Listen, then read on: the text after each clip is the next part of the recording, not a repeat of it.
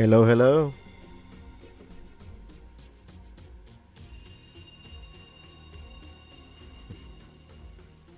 Welcome, noble ones.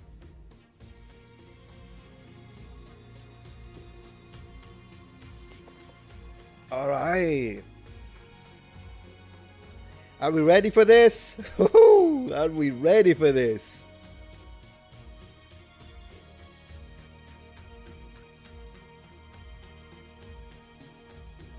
Hey, Jason. Wise.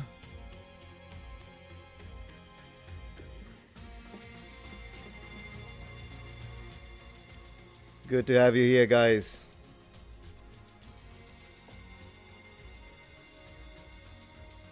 We got the frog mouth for the occasion.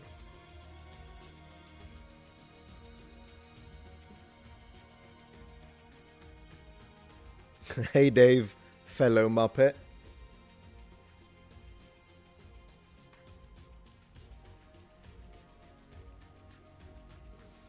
All right, all right. So let's get us started. Also, I do need to do one thing, guys. Let me see if I can do it. Yeah. Are you ready? Are you ready? Are you ready, guys? Dr. Zahi Hawass, I'm here for you. Are you telling the truth?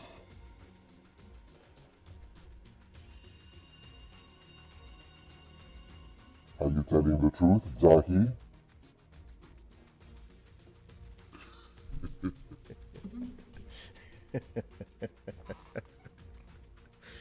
All right, guys. Let's go. Let's go.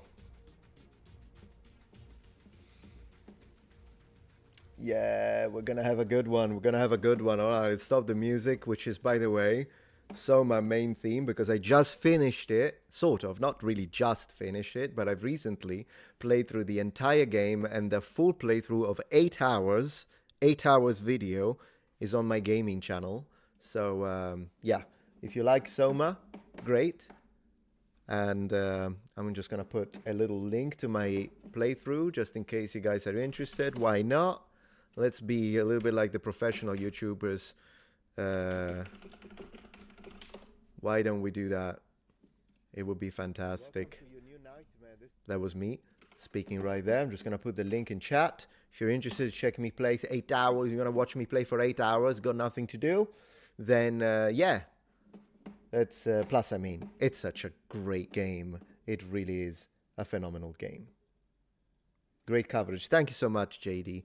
All right, so yeah, we've got a few things to talk about. So what I'm doing today during this live stream, as you know, I've just posted a video about this, you know that, and me reacting to the Joe Rogan experience, and I reacted for about an hour, we could say, of the content, and it was already, man, it was going ballistic. These two were like, da, da, da, da, da, da. It was like a versus round one fight. I was expecting Shoryuken, Hadouken. Could you imagine Zahi Hawass performing an actual Shoryuken? That would be fantastic. Regardless, it was good to watch. Now, some of you in chat are asking me, so are you doing now part two? And the answer is no, I'm doing it, but I'm not doing it live because unfortunately with the Joe Rogan experience, you always get copy claimed. You always get copy claimed.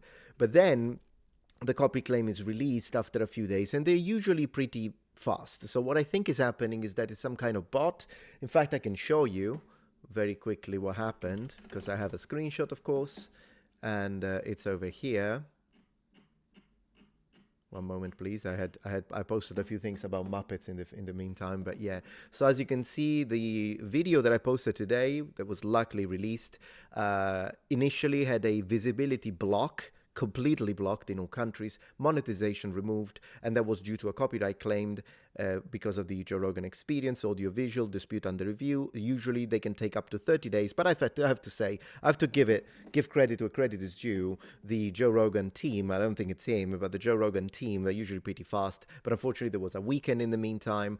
Luckily, the video was released. But what would happen, and I tell you this out of experience, what would happen is if I reacted to this live, to the rest of the Joe Rogan Experience, this live stream would be blocked. This has happened to me. Like, we are having the live stream, we would begin, and then at one point it would stop. You would get like the live stream has been blocked due to a copyright claim, and I wouldn't be able to continue the live. So I'm going to have to film the rest of the reaction to the rest of the interview, battleground, combat scenario offline. Then I'll edit it, upload it. It will get copy claimed. Then after a couple of days, hopefully they will be fast. Usually they are. The copy claim will be released. The video will be monetized. Everything will be normal.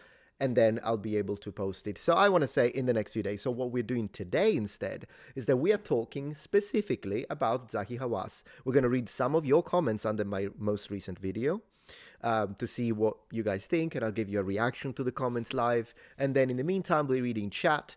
And we'll try to paint a picture, because I see that there are a lot of contrasting ideas when it comes to this gentleman. So it'd be interesting to see what you guys think.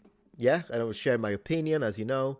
You love the voice change, insane. Yeah, it was kind of fun. We'll be using it today. I'll be messing around with it.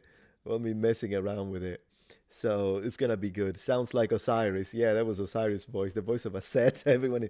Yeah, that's Vega from Street Fighter. Yeah, sometimes I put it on during live streams, or like on Twitch when I play. When I play games, including Street Fighter, like Vega runs. Vega is my favorite character. Second would be Ryu, probably.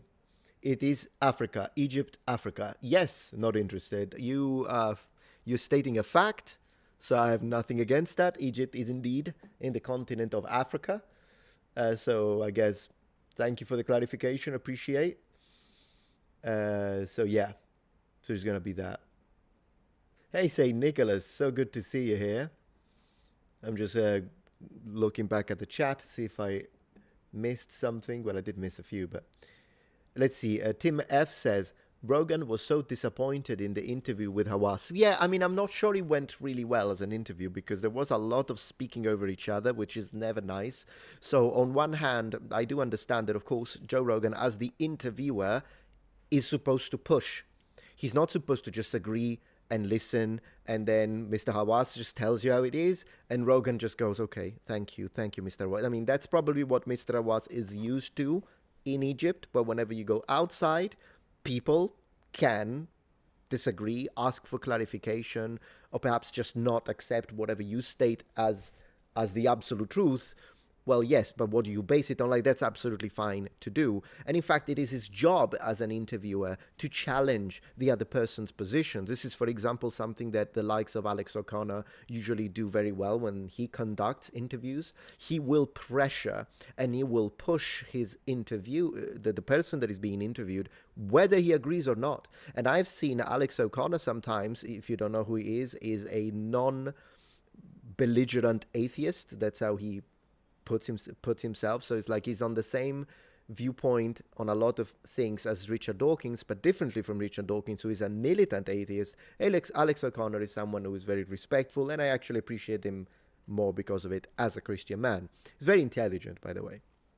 And one thing that he will do is sometimes I've seen him using Christian apologetics against his against the person he's interviewing, just to challenge the viewpoint. So what Joe Rogan did, for what I've seen so far, I've only watched the first hour, but I think it's fine that he's challenging the position. It's not, in this case, in fact, if anything, I think it was Mr. Hawass who was a little rude during that situation, trying to speak over Joe Rogan's questions, because, no, just wait for the interviewer to finish their questions, and then you present your answer. I think that's the way you do it.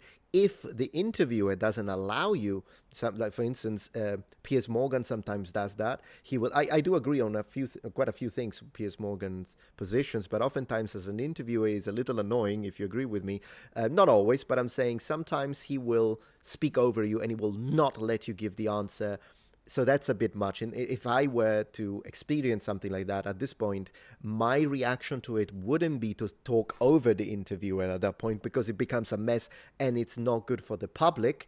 At that point, I would ask, can I please finish my point? Because if you ask that, the interviewer, generally speaking, will have to say yes. They can't say, no, no, I'm not going to let you respond, because, I mean, at that point, you won. You know what I mean? You won the public. So let's see what you guys say. So Darth Scorpio says, I've always found Dr. Hawass very arrogant. Yeah, he does give that vibe.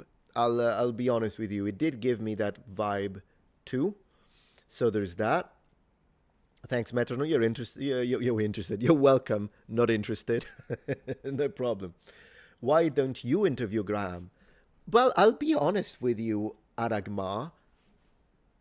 Why would a Graham come and speak to me? Like, I'm not this big shot. I understand I have a channel that is successful. I just don't put myself in the same level as huge content creators getting literally, like, they can literally, like, what would you say, materialize out of thin air famous people. So that's why it's not like I have anything against it. I would be more than happy to have Graham Hancock or anyone really on my channel during a live stream, so I can ask some question and we can discuss. I just don't see why they would. I'm not Lex Fridman or Joe Rogan, that's what I'm saying. They can summon the freaking president of the United States. So, yeah, I do have 1 million subscribers, you're right, developer. Yeah, I wouldn't have anything against it. So, the only reason why I never asked is because would they even accept such an invitation? If the answer is yes, then great. I would be more than happy to have Graham Hancock here, or anyone, really, to even have, I would be happy to mediate, to have, like, the opposite sides, and then have them discuss and that kind of live stream. I wouldn't mind that either. So we'll see. Hello, Bot the Boss. Boss the Boss. Good to see you here. Remember, you were here yesterday. So by the way, yesterday night, I was live on Twitch. I just did a brief live stream on Twitch, and I had so much fun with the community. I remember Boss was there, so he can tell you. Because I played this game about boba, literally boba tea, and it was so fun. It was a horror game for some reason, but in fact, I forgot it was a horror game for half of the experience, because I was there running a boba shop, and let me tell you, the Metatron is excellent at running a boba shop. We'll be playing it more tonight, probably, because it was a good game. Thank you so much, Jasper Owens, for gifting a Metatron membership. Very much appreciated. Thank you, thank you. And let's see. So we'll see you on Alex O'Connor. Once again, I'm happy to go anywhere. I was invited just the other day. I don't know if you guys saw it, but I was invited over at, what is it called? Antiquity. Gosh, I can never remember the name of the channel. Something Antiquity. Anyways, the channel run by Dr. Miano. If you remember, I've recently made a debunking video where I attacked his arguments, not him. And he invited me over for a live stream, and we talked about the pyramids. It was kind of unrelated. We didn't talk about the item of contention, which would be the ancient Romans. But yeah, he invited me, and I went split second. I was there. I was there. We did the whole live stream. It's still available, one of his VODs. And World of Antiquity. Thank you, Legetu.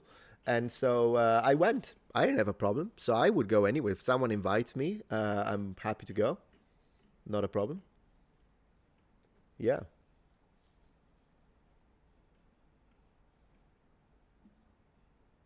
Let's see.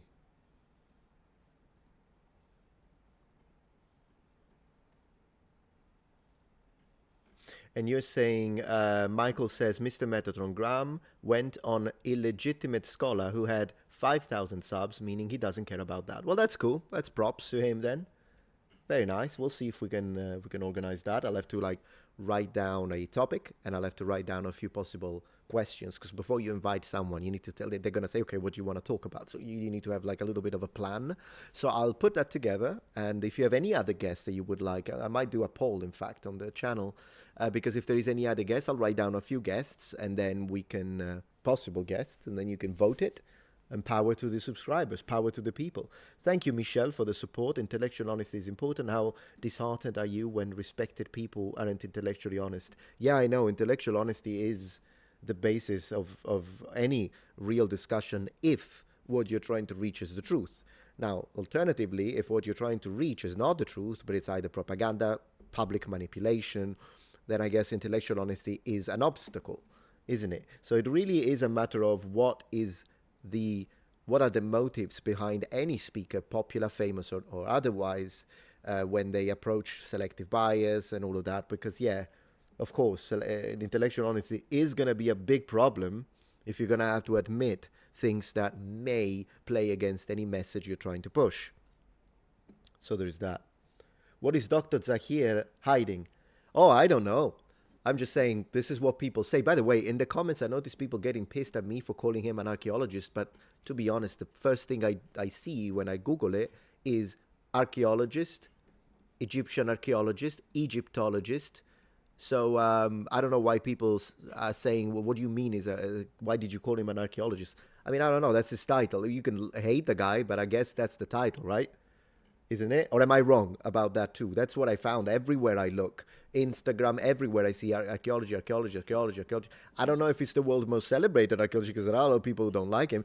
But yeah, I guess this is because he's trying to sell the book, whatever. But archaeologist, I thought, was the correct title for this man. What do you guys think?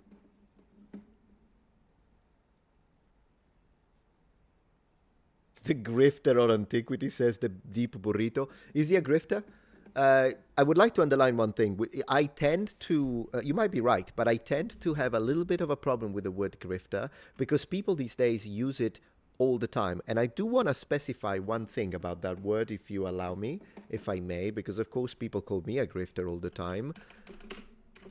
And I think we need to review the definition. All right? So just give me 1 second.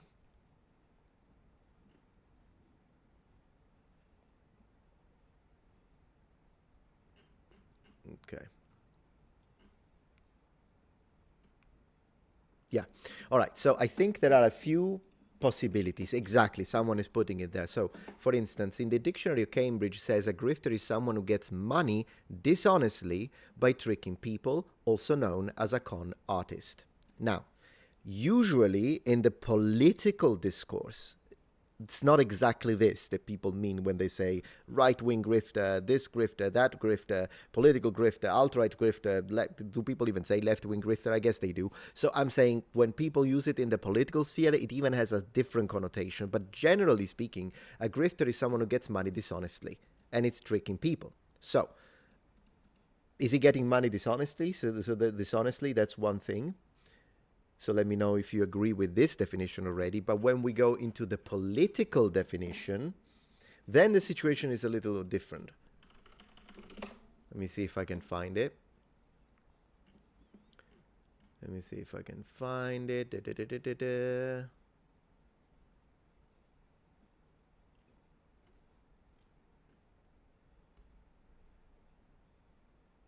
Yeah.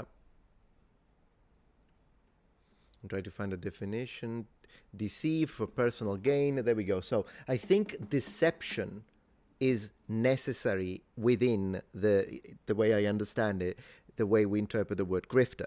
For instance, you could have someone who you may refer to him as a grifter because they push any political ideology and they make money off of it. But in my understanding, unless they are trying to deceive and specifically telling false information, knowing it's false, they're not grifters. So if they believe in it, if they truly believe in the message that they're pushing, even if the message is horrendous, I do not believe that the word grifter applies the way I understand it.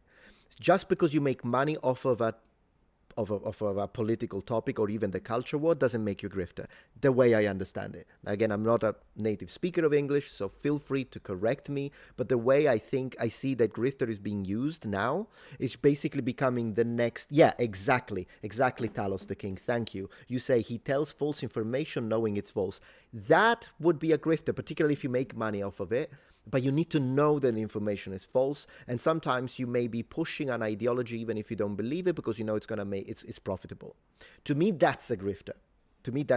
Which is why, obviously, I reject the nomenclature when it comes to me. Anything I've ever shared on this platform is something I truly believe, and if I'm proven wrong, I have publicly stated or retracted positions. automatically, in my opinion, that disqualifies me from being a grifter immediately. And the reality is that people call someone else a grifter simply because they make money off of a position that they do not hold. That is an incorrect application of the term grifter. That is an incorrect application of the term grifter.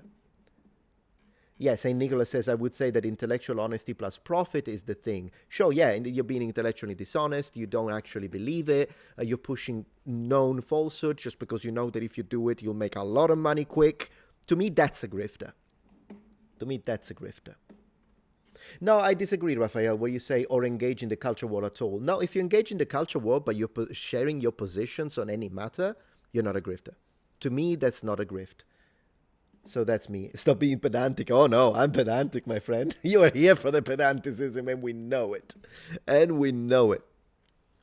That's true, Legato. Legato presents a good point on Twitch and says grifter is just a term used by opposite parties to dismiss another person's points. Yeah, it's in fact being used to kind of lower and attack the reputation of a speaker, because you see maybe someone is getting a lot of views, getting a lot of attention in the media, and they're pushing a position you hate, which is perfectly fine for you to hate it, by the way. And then you call them a grifter because they're making money off it, and you want to try and damage their reputation. So because now you label them as a grifter, and then other people might be inclined to not listen to their position. But I still think it's incorrect unless the person that you're talking about is actually a grifter. It's not easy to prove, though. It's not easy to prove. All right, so Epsilon Sama says, Dr. Hawass is very knowledgeable, but he's a bad communicator. He's way too arrogant. So, you know, this is interesting because having gone through 10 years of teaching in my experience, when I was teaching in several schools before I actually became a full-time YouTuber, that is something that I've seen even before, even when I was a student at university. And sometimes you have these university professors, they really know their subject extremely well, but they are terrible at communicating that knowledge and passing it on to other people. They are separate skills. You know, you could expect, well, this is a phenomenal mathematician. Yeah, but he's a horrible teacher. They have different skills. They are absolutely different. Just because you know something, it doesn't mean that you know how to convey that information in the easiest way possible to make sure that people not only learn it, but it's also fun at the same time, because a good educator in sometimes kind of needs to double down at least a little bit into the edutainment side of it, because if you make it fun, it's a lot more likely that that the information will connect to people. In fact, and as a proof of that, how many of you, please raise your hand in the chat, I guess, how many of you discovered a passion for the subject that we cover on this platform, whether it be civilization, ancient languages, translation, history, military history, all of that stuff, the Romans, medieval period? How many of you hated this at school, but discovered a passion later down the line in your life? And most likely the reason was that your teachers were terrible. They made you hate a subject. So you didn't have a problem with the subject, you had a problem with the way the teacher, because a lot of teachers, let's be honest about it, and I had colleagues like that, they just hate their job. Okay, there are teachers that do it because they have a passion, a calling. They love it, and they do it. And there are other teachers, they do it because that's how you make money, and that's that. I mean, that's the job they got. They hate it. They hate the students. They hate everything about it. I definitely wasn't one of those. I loved it. But I know that there are plenty of people that tell me that. I know that that happens. There we go. A lot of hands in the chat. I mean, it may not apply to everyone, but I know for a fact that that happens. So the fact that he may not be very good, and in his case, I think he is passionate about Egypt and Egyptology. I do think he is. But of course, there is a little bit of a situation where he is in a position of power and authority, right? Who knows what happens? I don't know anything about the Egyptian government, but who knows what the situation is, how you get the grants. Like, the situation might be very intricate. I'm not accusing of anything, but I'm just saying I don't know. And yeah, and another thing is indeed the fact that he seems to be a bit on the arrogant side, and that's, to me, that's a fact. He definitely comes off. I mean, people say that about me as well, but if I'm arrogant, this guy is like, you know, yeah. Yes, Win, grifter is overused, I agree. Let's see. He sees Egyptology from a nationalistic view, says Epsilon Sana. That's a good idea. That's a good way to put it. Yep. I can see that, because one thing that he did during the Joe Rogan experience, because again, I can't show any clips. However, what I can do, just for a little situation, Joe Rogan, Zahi Hawass, is that while I talk about it, I can at least have some images on screen. So I don't think I'm going to get copy claim with this, but then again, I don't know. But what I wanted to say is that one thing I noticed is that he definitely did dodge a lot of questions, in the sense that the feeling I got, and I don't know if I really expressed this well during the video, I tried to, but I think we can kind of expand on it and you can tell me kind of a back and forth and see if you agree. But one thing I noticed is that it felt like he had a prepared presentation in mind. Not that he memorized a script. I memorize scripts for videos oftentimes when they are a presentation. I don't think he went that far. But I'm saying I think he decided, I'm going to speak about this point, this point, this point, this point. Joe is going to listen. I'm just going to say it and everyone is going to agree. And fantastic. That's what he thought was going to happen. And when Joe Rogan pushed back, he went back to either come to Egypt, so which means, oh, you have never been to Egypt. If you need to speak about Egyptology, then you have to come to Egypt. So basically already disqualifying Joe Rogan, from in the at least trying to do that, trying to create a little bit of a red herring, if you will. Whereas, well, you've never been to Egypt, so you can't really speak about Egypt without having been to Egypt, which is a little silly. I mean, you can speak about Egypt, given, yeah, it would be nice to go and visit, absolutely, but that doesn't disqualify people from completely even questioning what you have to say. Then he spoke a lot about, I've been doing this for 50 odd years, which feels like an appeal to authority. That's another logical fallacy.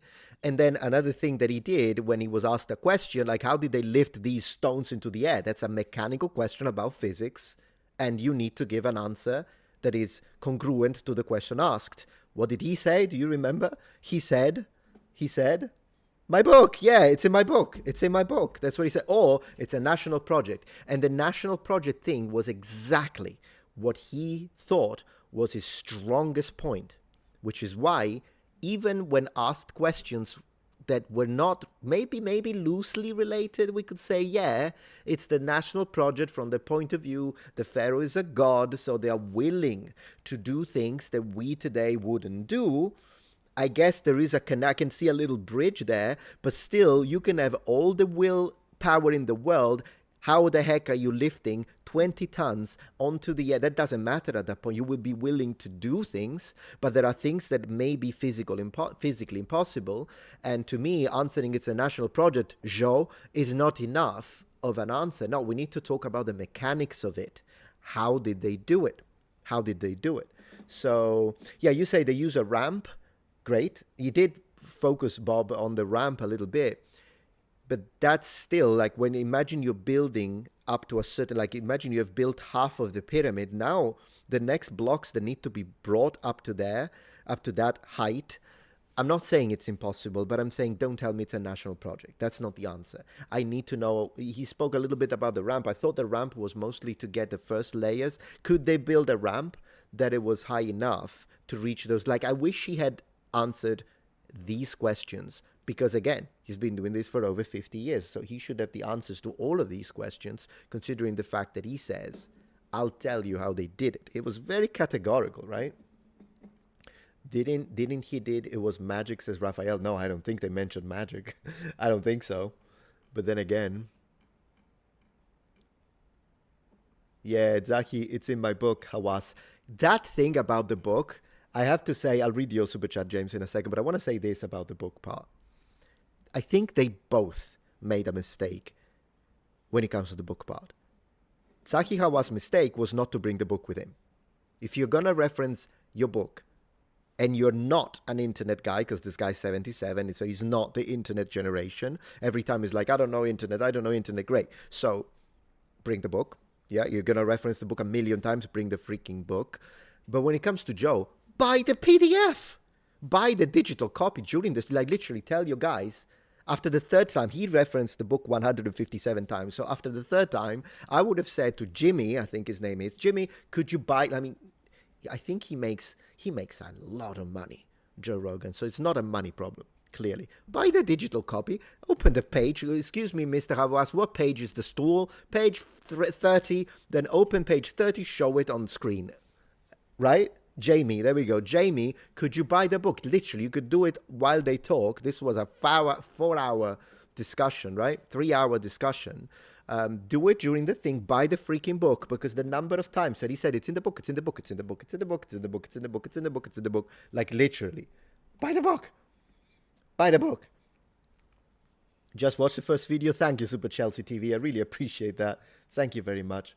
Why don't you talk to Flint Dibble? I'm cool. Yeah, I can talk to Flint Dibble. I can talk to anyone, guys. You could tell me, why don't you talk to Lucifer? I'll be like, yeah, Lucifer here. Let's have Lucifer here. And we have a debate between Lucifer and whoever you want. Michael, Archangel Michael. I would host it. Man, Metatron hosting a debate between Michael and Lucifer. How about that? How about that?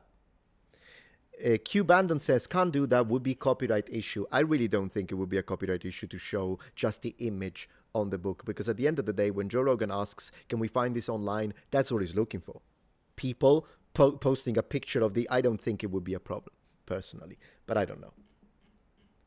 I don't know.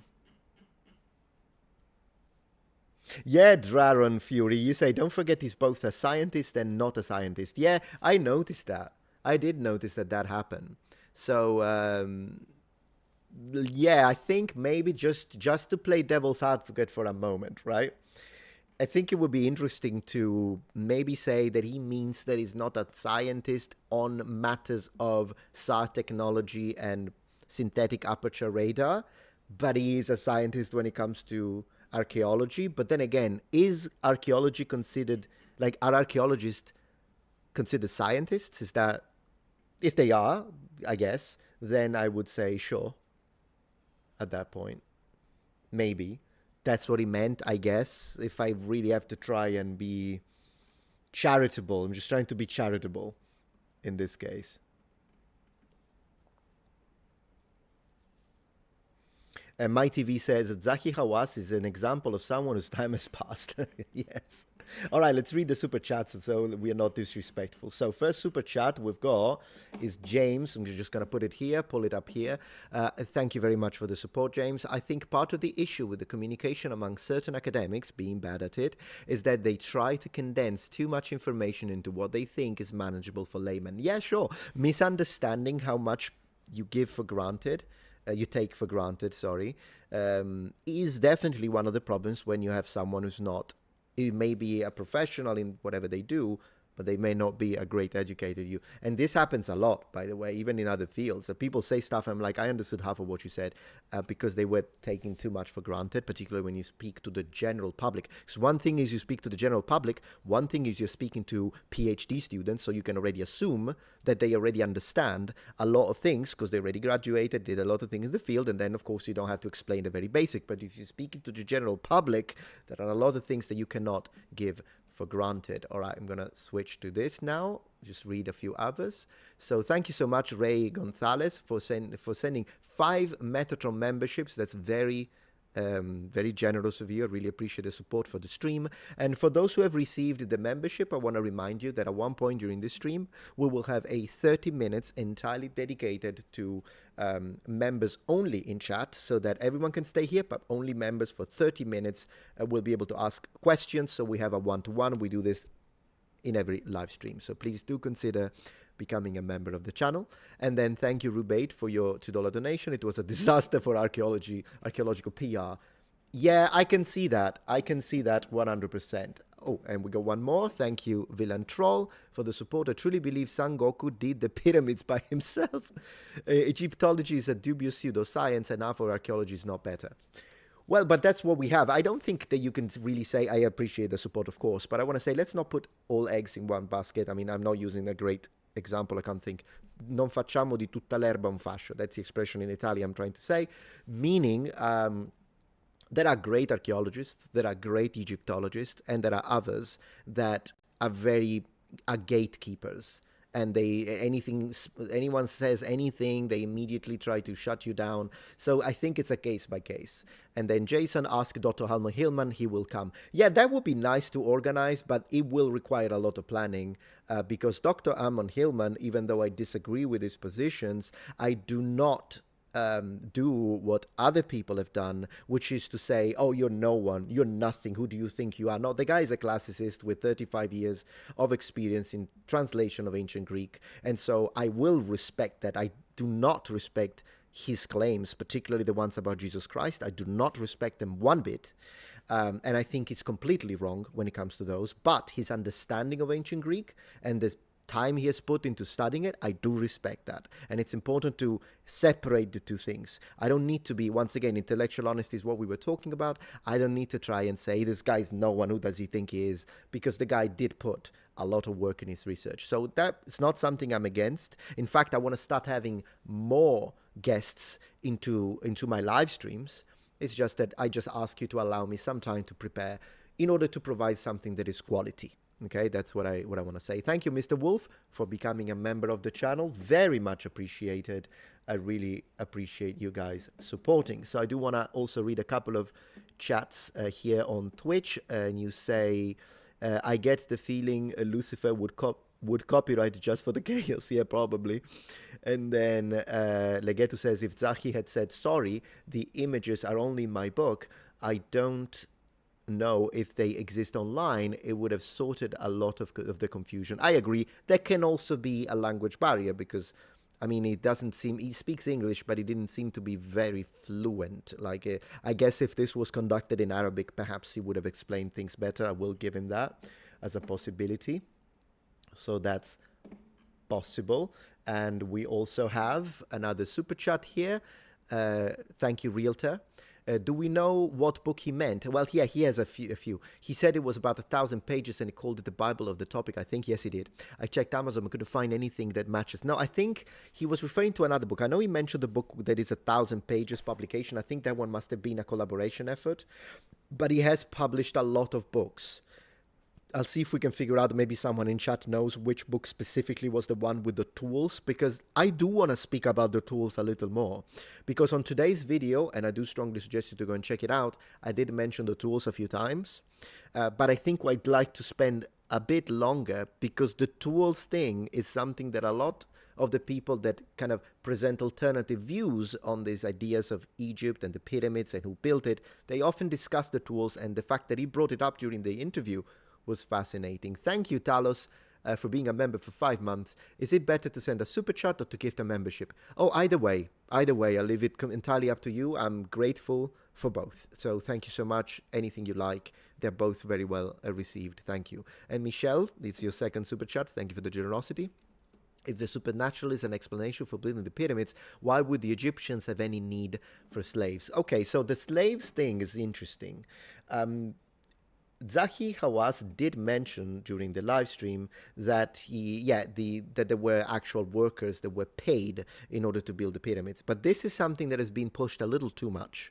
And let me kind of elaborate on this very quickly. So for what we understand now, and I've done some deeper research on this topic, we used to think that the pyramids were entirely built by slaves, possibly tens of thousands of slave force. The situation has changed due to the discovery of villagers for specialized workers, and now the most probable, and this is not just Dr. Hawass, there's multiple archaeologists now, and I've read quite a few, believe that specialized paid workmanship was definitely an important component, particularly when it comes to specialized craftsmen or people that were building, for example, the casing or smoothing of the pyramids. So a lot of technical work was paid. Then you also had voluntary applications in the sense that, so that's a second sector of the workforce that was implemented to build the pyramids. So you had the specialized people, you paid them, probably paid them very well, and they do specialized work. Then you had people that were voluntarily sending in a workforce. So imagine you have a family, you're Egyptian citizens, and then the pharaoh will say, you need to send someone. And so these people, it's not really voluntary, because I've read some papyri that say if you don't send them, they'll come and get you for... Yeah, but you're not a slave. That's what I'm saying. So it's something that every Egyptian, that's the national project section that he was correct about, in my opinion. And that's when people had to go, they work for a few months, and then they go back. You do this on a rotation with the population, you get a lot of workforce. But you also had slaves. Let's not forget, and that's the mistake that some people now are trying to debunk the myth that they were all slaves. The pendulum swings all the way to the other side, and now they tell you there were no slaves. No, there were slaves. There absolutely were slaves. And in my opinion, slaves were doing the non-specialized work. So, in the quarries, smacking the rock, that's what the slaves were doing. So, yeah, it's a multi-layered effort that they are doing in order to build the pyramids. Yeah. Chris says he lies for a living. The title he gives himself is irrelevant. I mean, sure, it's a strong accusation. It's possible. I'm not. That's why I put the title on my thumbnail. Is he lying? It's possible. I mean, he's very involved with the government, but the title is still there. That's what I'm saying. I'm still gonna say he's an archaeologist if that's a correct description, and then we can say, after a thorough analysis of his attitude and everything, then we could say, yeah, he's an archaeologist, and we think he lies, and we think he's a horrible person. We can say that. I don't know if that's my position just now. Just now I'm saying he's not a good educator. He seems to be quite arrogant, and that's the point. I don't know if he's lying, but I'm starting to look into this possibility as well. That's where I'm at right now. Okay, so let me read a few others. We got a very good stream, by the way. We got a lot of interaction, and wow, almost 1,000. That's why we got a lot of interaction, almost 1,000 people. I really appreciate that, by the way. It's great to have you here. All right, so let me see. I'm going to read a couple more. Thank you for gifting a subscription on Twitch, 777 Robson21. I really appreciate that. Thank you so much. I'm going to kind of jump between regular chats, super chats, memberships, and Twitch subscriptions. We're going to do that.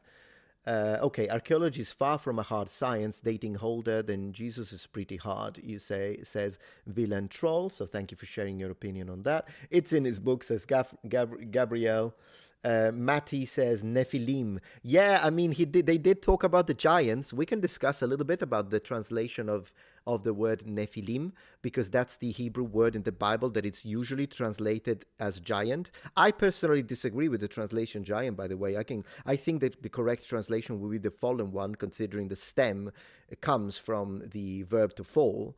But we can talk about it if you want a little more in details. All right, we've got a few more super chats. So I'm going to read those because I don't want to be disrespectful to people who are being generous in supporting the stream. And then we're going to get back to the regular chat.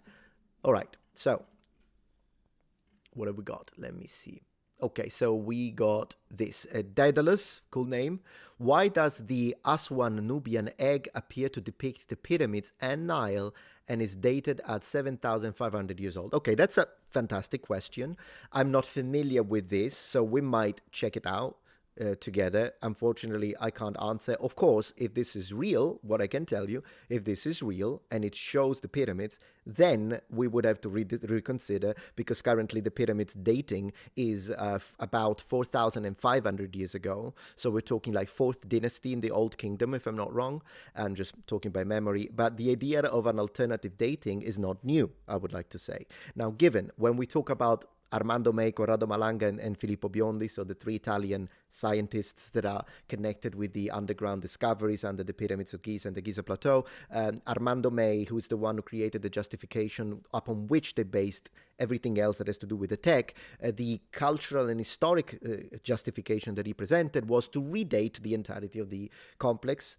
And he said that in the reality, it should not be dated to 4,500 years ago, but it should be dated to 36,400 years ago. That's his dating. However, he failed completely to justify that. I can go into the details of it if you're interested, because I've literally watched everything that has to do with those 3. So I'm happy to provide details on that. But as I was saying, this is not the first time that people say that we should reconsider the dating of the pyramids. And another person that did this was Robert Bovell. Now, are you familiar with the ideas behind Robert Bovell? If you're not, I'm going to open a page so I don't forget, and we can talk about it, because he is the one who talked about the correlation, the possible correlation between the pyramids of Giza and the constellation of Orion, specifically the belt. Okay, so I'm just going to write Robert Bovell, and we go into Wikipedia, because Wikipedia has a comprehensive study when it comes to this. Usually I don't like Wikipedia, but in this case I read the whole thing and I have to say it wasn't too bad. So I'm just gonna put it here and just to show my screen before I check the super chats again. So this is the person, okay, Robert Bovell, and he's the one who proposed the so-called Orion correlation theory, which is a fascinating theory, by the way. I think, and this is not new, we're talking 89 here. And he, in his theory, as the basis of this theory, he's saying, there you go, this is what he's saying. I'm just going to read this. The basis of this idea concerns the proposition that the relative position of three main ancient Egyptian pyramids on the Giza Plateau was by design correlated with the relative position of the three stars in the constellation of Orion, which make up Orion's belt, as these stars appeared 10,000 BC, which means he is already proposing in the late 80s, if I'm right, with the dating, he's already proposing that the pyramids should be dated further back. So this would connect to what you are positioning. And I'm open to the idea of rediscovering and redating the situation if we have good evidence for it. I'm not against it. However, of course, the claim is pretty strong, right? Because particularly Armando May, 36,400 years ago, new dating of the Giza complex. What that would imply is not just that the pyramids were more ancient than we think. It would imply that the pyramids have nothing whatsoever to do with the Egyptian civilization at all. In fact, it would mean that there was a civilization at the end of the Upper Paleolithic and the early Mesolithic. This is what we're talking about with that dating. It is a monumental change in the way we understand the civilizations that worked around the delta. Okay, and to me it is fascinating, but it is a massively bold claim, and so there is that. Thank you for the super chat. Tom says, can't see a leader in their right mind making a habit of burning through that much manpower so many times just to build something like that to die in. Yeah, I mean, we don't know. Of course, the basic idea is that it was a tomb. Still, whether I don't believe it was just a tomb, by the way, because a tomb is something that you only use after you're dead. To be honest, one thing that the pyramids could absolutely do, and let's remove the power plants, okay? Let's remove they're used so that the aliens can park their spaceships. Let's remove stuff that we can't prove. These are unfalsifiable yet fascinating statements. Let's talk about something that we know someone like the pharaoh could have done, and it's the impact on the masses of monumental architecture. Because the way we look at the pyramids now, the way we see them, is not how they looked in period. And to show you what I'm talking about before we jump into the other super chats, thank you for your donations, by the way, and support. But I do want to show you this because if you have never seen this, it's going to blow your mind. Pyramids as they appeared in period is completely different. Here we go. Are you ready? In 3, 2, 1. All right. So the pyramids were like this. So they were completely covered in white. You can still see it. A little bit of the casing is remaining. So the pyramids did not look like these big yellowish triangles. No, sir. They were completely covered in smooth white surface of extraordinary craftsmanship. And then topped with this brass gilded golden cap. And one thing that would have happened, considering the powerful sun of Northern Africa, is that for anyone, whether you would come from a faraway land or whether you were a subject of the pharaohs, is that you would be amazed by the way the sun would glitter on these. They would appear, in fact, divine, magical. And this is something that, in my opinion, could be worth all of this work. Because at the end of the day, the Romans did monumental architecture and they spent a lot of money into it and a lot of workforce given. A lot of that money they took from the people they subjugated as they expanded, because that happened. But yeah, I mean, something like this would speak to the power of your majesty as a pharaoh, because do remember that differently from other, and maybe sometimes even in another point of commonality, is that the pharaoh considered himself to be a god, oftentimes after his death, but some of them actually claim to be at least son of the divine, or there would be a divine lineage, similarly to the Romans. I mean, there some Roman emperors did say that after their death they would become gods and they would be divine. So this is a powerful tool of control of the masses. And to me, yeah, I can see them trying to do that. Now, the fact that they did it all white, if this means that the pharaoh and ancient Egyptians were white supremacists, I don't know. You'll tell me.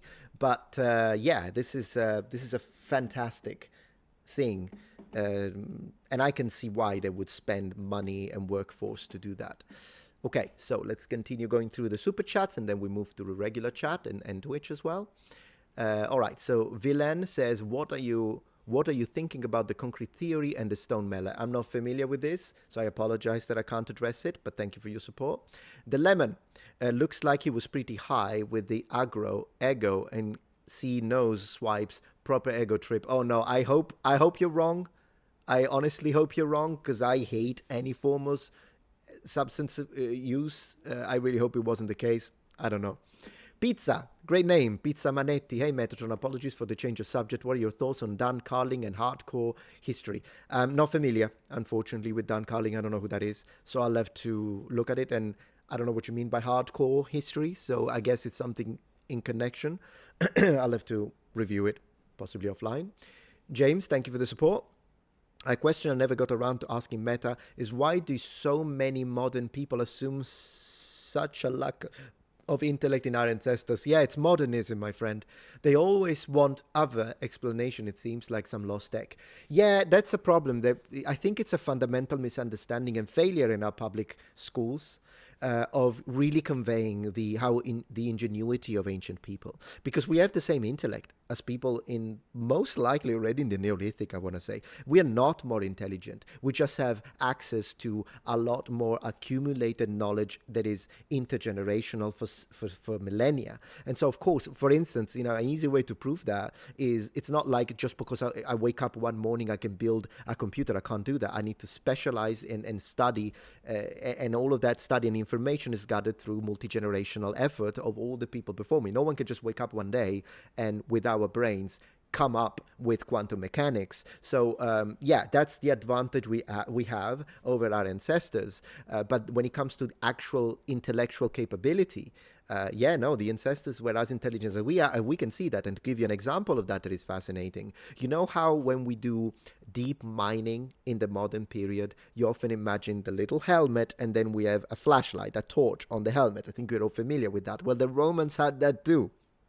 It's going to blow your mind, but it's in the sources. It's mentioned in definitely Pliny. I think Marshall may mention it as well. I'll have to double check, but Pliny the Elder, 100% he mentions it. And so what the Romans did is that they would have some cover for the head, and then they would be wearing, on their forehead, they would be wearing these little terracotta plates with a wick that they would turn on in order to create basically the same thing. So yeah, they didn't have the flashlight, but they had intelligence to find solutions. And the Romans had ways to deal with lack of quality of air in deep mining, because already when you go 200 meters under the ground, you have to deal with water problems. They had a way to do it, which was mechanical relocation of underground rivers. They could do that. Something that they learned from the Greeks, and the Greeks learned from the Egyptians. That's an interesting connection right there.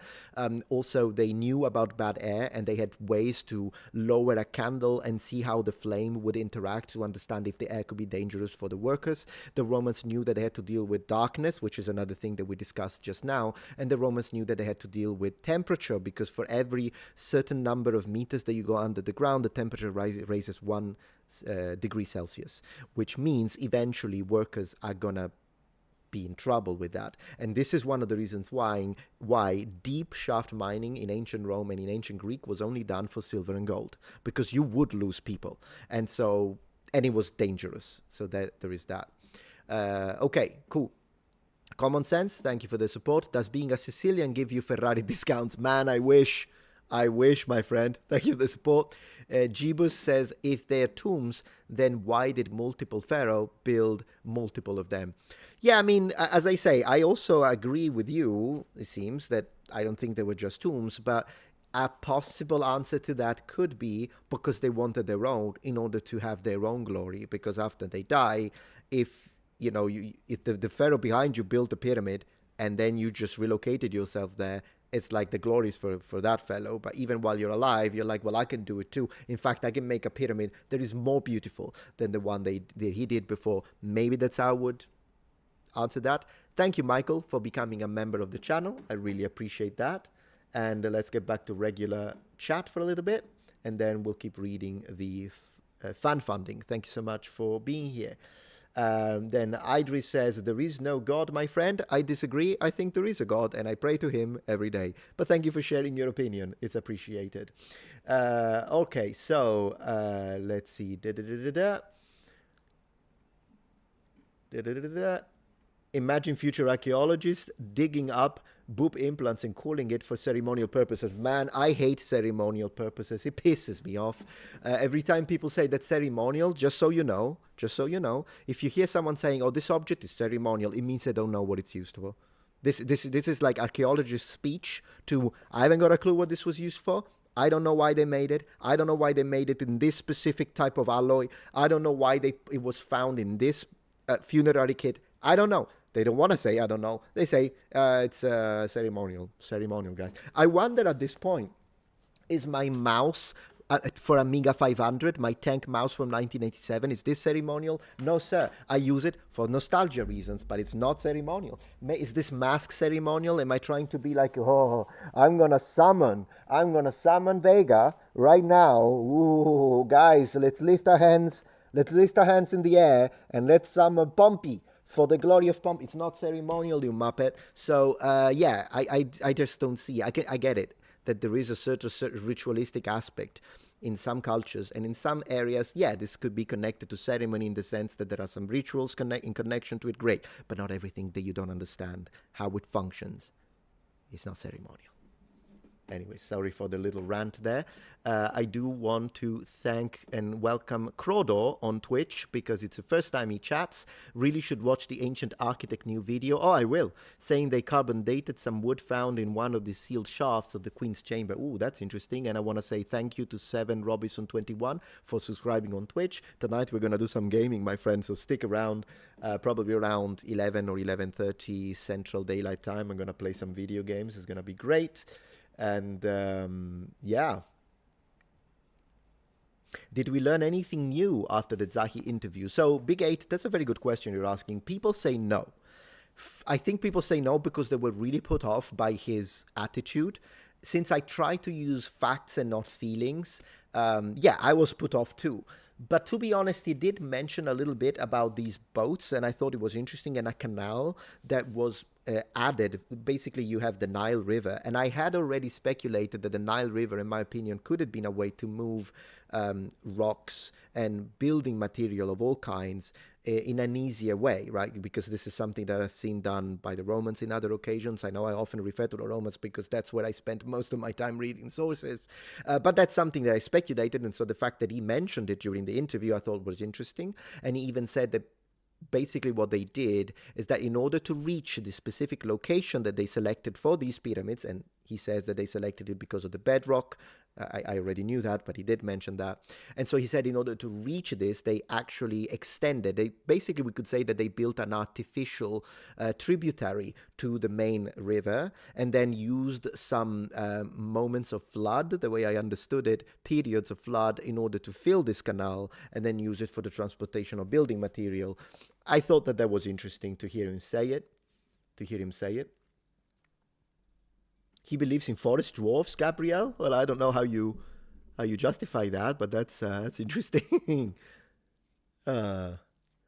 You say, ain't for nostalgia reason basically the same as ceremonial for a common day? No, I don't think so, Vane, because in order to be ceremonial, I would have to, like, every morning, I turn on my Amiga 500, I click this 2 times, and then I right-click 1 time, and then I say, thank you to the cosmos for allowing me to still have an intact Amiga 500 right next to me, and a whole range of computers. In fact, I'm going to show you, then it would become ceremonial. You could say that getting coffee at Starbucks every morning may be considered a little ceremonial, but then again, this could be, is it though? I mean, let's not fuse the idea of having habits to the idea of being ceremonial in the sense that there is a ritual that has been written down and established as a civilization. That's the way I understand ceremonial. Maybe I may be a little pedantic about it, and I will make a t-shirt one day. Let me be a little pedantic. That's going to be my t-shirt. Anyways, I do want to show you what's on my left, by the way, because I can't turn the camera, but I can do this. So there we go. This is what's right next to me. It's a whole range of old school computers from the early 80s. They're just there. They all work. And I love occasionally turn them on, have a good time. So yeah, it's in my book, guys. It's all in my book. If you want to know about these computers and why I have this and why I have a Sega controller Genesis, yeah, it's in my book. Nerd. Oh yeah, 100% I'm a nerd. 100% I'm a nerd. Idris says, I speak 4 languages. I even learned some Arabic. That's very cool, my friend. I love it. Yeah, I love languages. It's good fun, isn't it? It's good fun. Let me see. On Twitch, Just says, Meta, have you ever done a tier list of your favorite ancient civilization? Not a tier list, no. I could try it. I just don't know if those work anymore. I used to have an Amiga 500 with this exact mouse as Coragol. Yeah, that was the first iteration mouse. Then they built one that's kind of more similar to the ones we have today. Thank you, DocTorg. Just want to show we got a few more fun funding here, so I'm going to show it on screen again. I think that's something we're going to do from now on, just to give you visibility and your opinions and positions. I do want to thank DocTorg for becoming a member. Once again, stay until the end. We're going to have a 30 minutes discussion between members and me. And Tom Flanders, thank you for the support. I personally have many years of research into quantum geometric technology. Man, that's great. And I've even validated the concept with Perplexity, and it all effectively proves the pyramid generator concept I'd love to chat and share sometimes. So when you say the generator concept, and again, thank you for sharing your expertise and thank you for the support. Are you talking about the pyramids being a power plant?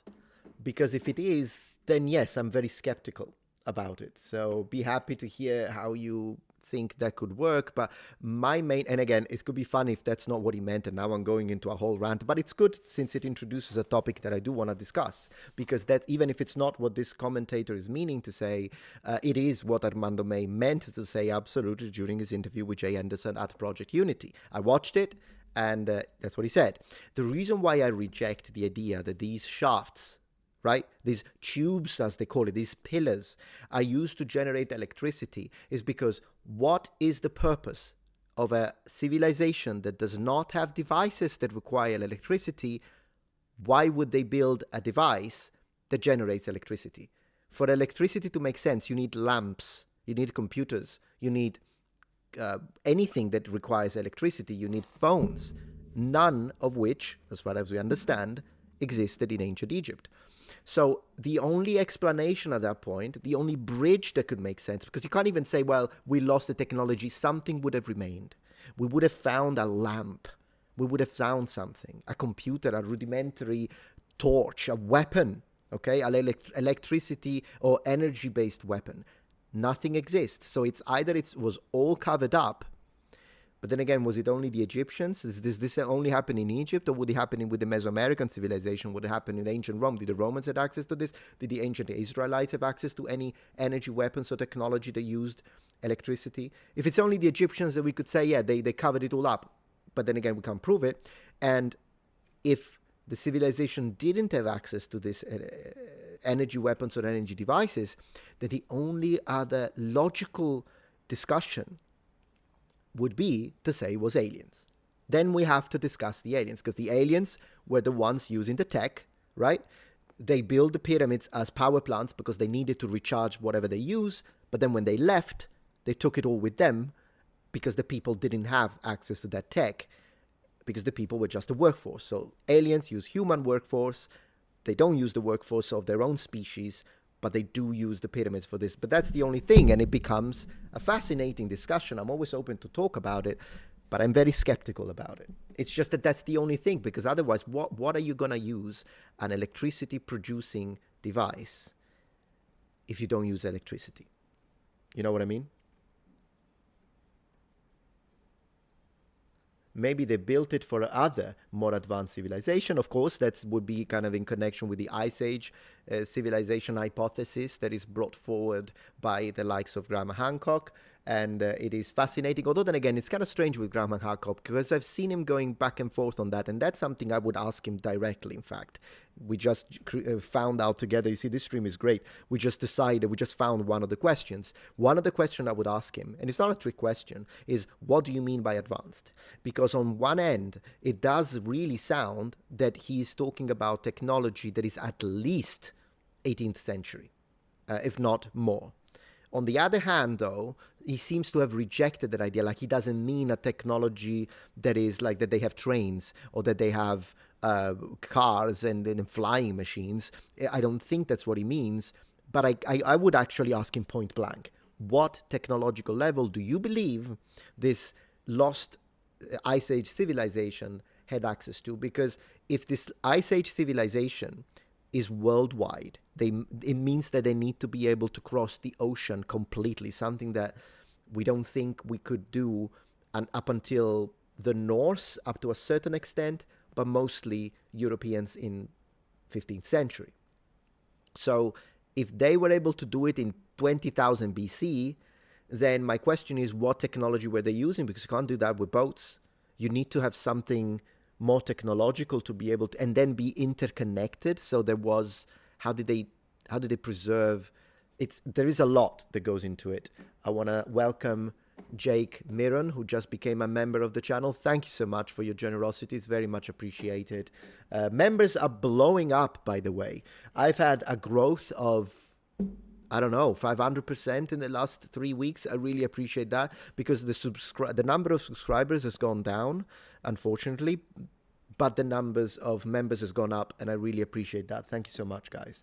I really appreciate it. We're kind of fighting the new update to the algorithm. And I have something to show you, by the way, about YouTube, because the first thing, this is going to be a very dense live stream today. So do stick until the end, because this is I'm not just trying to be manipulative in psychology and whatever. No, I'm not doing that. I really mean it. And you'll see that I mean it, because in this first section of the stream, we're talking about all of this. We're going to read the comments. We're going to engage with you. We're going to build a profile of both Joe Rogan and mostly Zahi Hawass.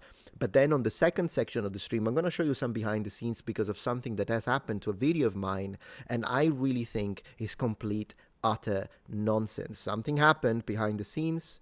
I didn't talk about it, but I think on this live stream, I do want to share it, and because it's insane. To me, it feels like censorship and a word of power. I cannot use the A word. I'll have to apologize for that.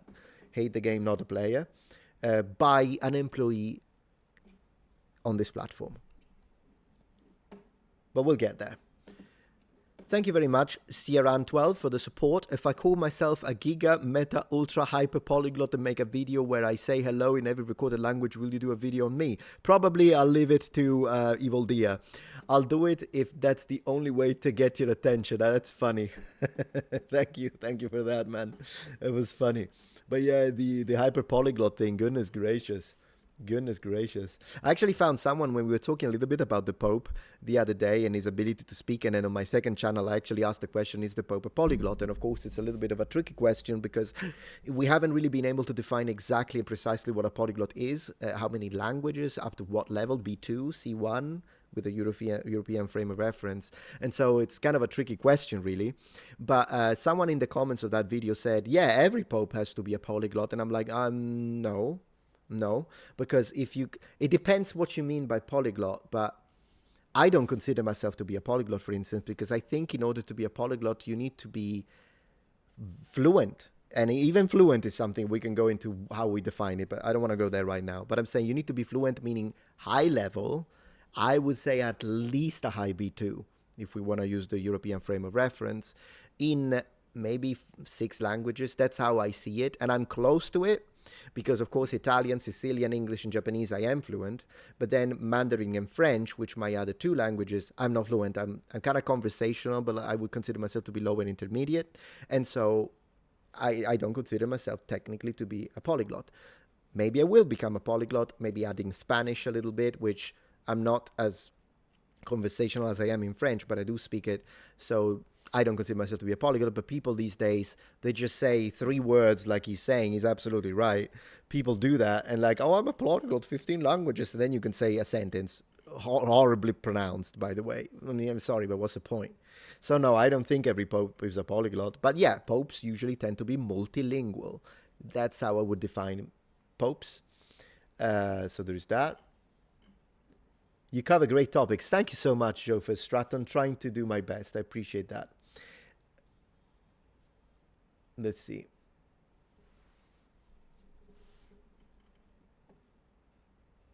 Metatron is fluent in Italian. Remember, it's likely snail paste. Man, that's a horrible mental image, though. But yeah, no. Of course, and when I speak Sicilian, I'm reading from a script. That's what I've been accused of. Man, the stuff I didn't think we could get crazier than the usual insults and accusations. But yeah, it's getting worse, and I love it. I'm all for it. I'm actually collecting it. It's a personal collection of mine. You know, I've got computers, I've got helmets and armor. And by the way, for both members and Patreons, we got a new helmet just arrived today. I'm gonna post a video in the next couple of days, an unboxing on Patreon, and then we'll do a little bit of a comparison video with other helmets on members. We'll do these videos. It's gonna be great. So stay tuned. Yeah, Brandon says, I heard from some guy Metatron is an American and only knows English. Yeah, I know. That's so funny to hear that. That was insane. But yeah. Okay, let's talk a little bit about the tools, shall we? Because this was one of the major items of discussion. And in fact, if you have watched the video just posted today, the very first thing that Zahi Hawass says is, oh, I know how the pyramids were built. And then Joe Rogan says, do you? And he says, yeah, I know what they did. And he says, I can show you. Come to Egypt, he says, because he says that there is this technique where a skilled workman will, I guess, go on top of one of these blocks, these rocks that are used, these stones. Then he will draw with a pencil exact line of the middle in the weak spots of the block. And then Zahi Hawass said he will use an iron nail and a specialized hammer, and then he will hit it, and the stone will cut in two. Now, I have seen this. I have seen this happen. I found videos for it. We'll see if we can find it, in fact, during the live stream. And it's true. That's something that skilled people can do. Skilled workmen and stonemasons can do. To me, though, it was important to say that the nail was iron, because it doesn't matter if we date the pyramids to 5,000 years ago, to 10,000 years ago, or to 30,000 years ago. In either of these cases, was there iron? No. No iron. So iron should be out the question. If you're talking about how the pyramids were built, don't mention iron because it's pointless. What would they have had even if we dated 5,000 years ago? Because if we go to the dating of 10,000, 30,000, particularly 30,000, we are in the Paleolithic, so the only thing they would have had is not even metal. Not even metal. Because remember, you have Bronze Age, Iron Age. Before the Bronze Age, you have the Chalcolithic, which is the Copper Age, right? Copper was discovered before bronze, which was discovered before iron. Technically, well, actually, okay, let me be technical so I don't miseducate. Iron was known even before the Iron Age, because iron initially was harvested from meteorites, which I think is phenomenal. It's fantastic. You know, when you read Conan, whether it be the game Conan Exile or in general, you have star metal. Iron, for the ancients, was exactly a metal coming from the sky, the cosmos indeed, because these were situations which they found it first before they could even take it from actual ore, but the ability to melt it and work it, those type of furnaces that could reach those temperatures only occurred in the Iron Age. But they knew about iron, and they had found it already. It's just that they couldn't work with it the same way they do once we reach the technology, they meaning mankind. But yeah, Chalcolithic is the Copper Age. So yeah, if the pyramids go back 30,000 years ago, they only have access to stone. Only have access to stone. Flint and whatnot. If it happened 5,000 years ago, as we think, then yeah, they would have had copper tools. But can you use a copper nail to achieve the same thing is what I would want to discuss, is what I would have asked him if I was the interviewer. Because yeah, you're mentioning that. And then later on, I kind of doubt it because copper is quite soft. I think it's going to bend. But that's just me. I haven't tested it. I'm just speculating. I don't know what you guys think. If any of you is a smith or someone who's used to working with metals, that do let me know if that's what you think as well. And then later on, he speaks about tools that were of stone, but this stone, he says, and I think this was a language barrier, the stone in question was very sharp. This is why it could have been used to cut the stone that is used to build as a building material or a resource. Did he mean sharp, though? Because sharp, to me, equals brittle. So if a stone is sharp, it can break, right? So maybe he meant hard. So because if you think about it, that's what we did for the entirety of prehistory.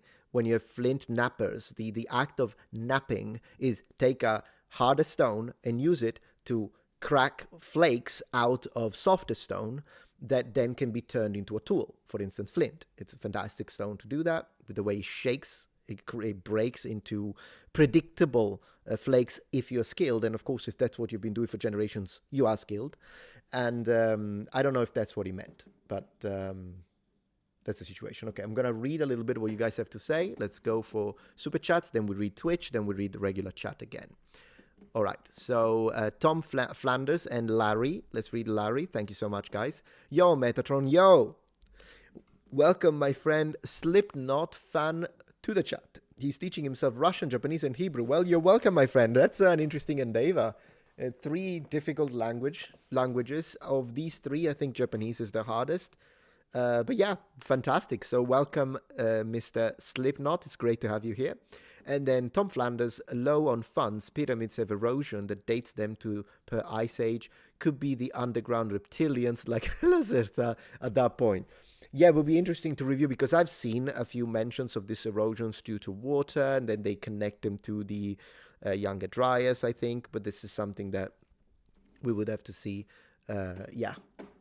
So there is that. Back to live chat. So Maramane says they can use copper to cut stone. I think that the current accepted method is that they use wires and a hard sand like material like we use diamonds today. So that's an interesting theory. I wish that they would replicate it because I want to see it. How long would it take? How much? Because the time component as well has to be considered. Thank you for sharing that. Appreciate it. Hello, everyone. Copper, bronze, brass. Yeah. Did you know that I collect bronze, brass? I got little ingots. I collect them. That's something I love. Occasionally show them on my videos. I haven't shown them in a while though. I should bring them back up. I think they're probably downstairs right now. New house and all, so I'm trying to locate things still. Okay, so slight topics. I kind of want to share this because this is interesting. The orange. I work with copper almost every day. I believe it's impossible. Okay, that's interesting. That's interesting. So we'll have to see if this wire technique works because, again, as we see, I do think that if you're trying to use a nail, it's going to bend. But then again, that's something that would have to be tested before. Because I know sometimes we think something is impossible and then maybe it's not, depending on the technique used. But I agree. I don't think that you could use copper tools that way. The wire idea, that could be interesting to see.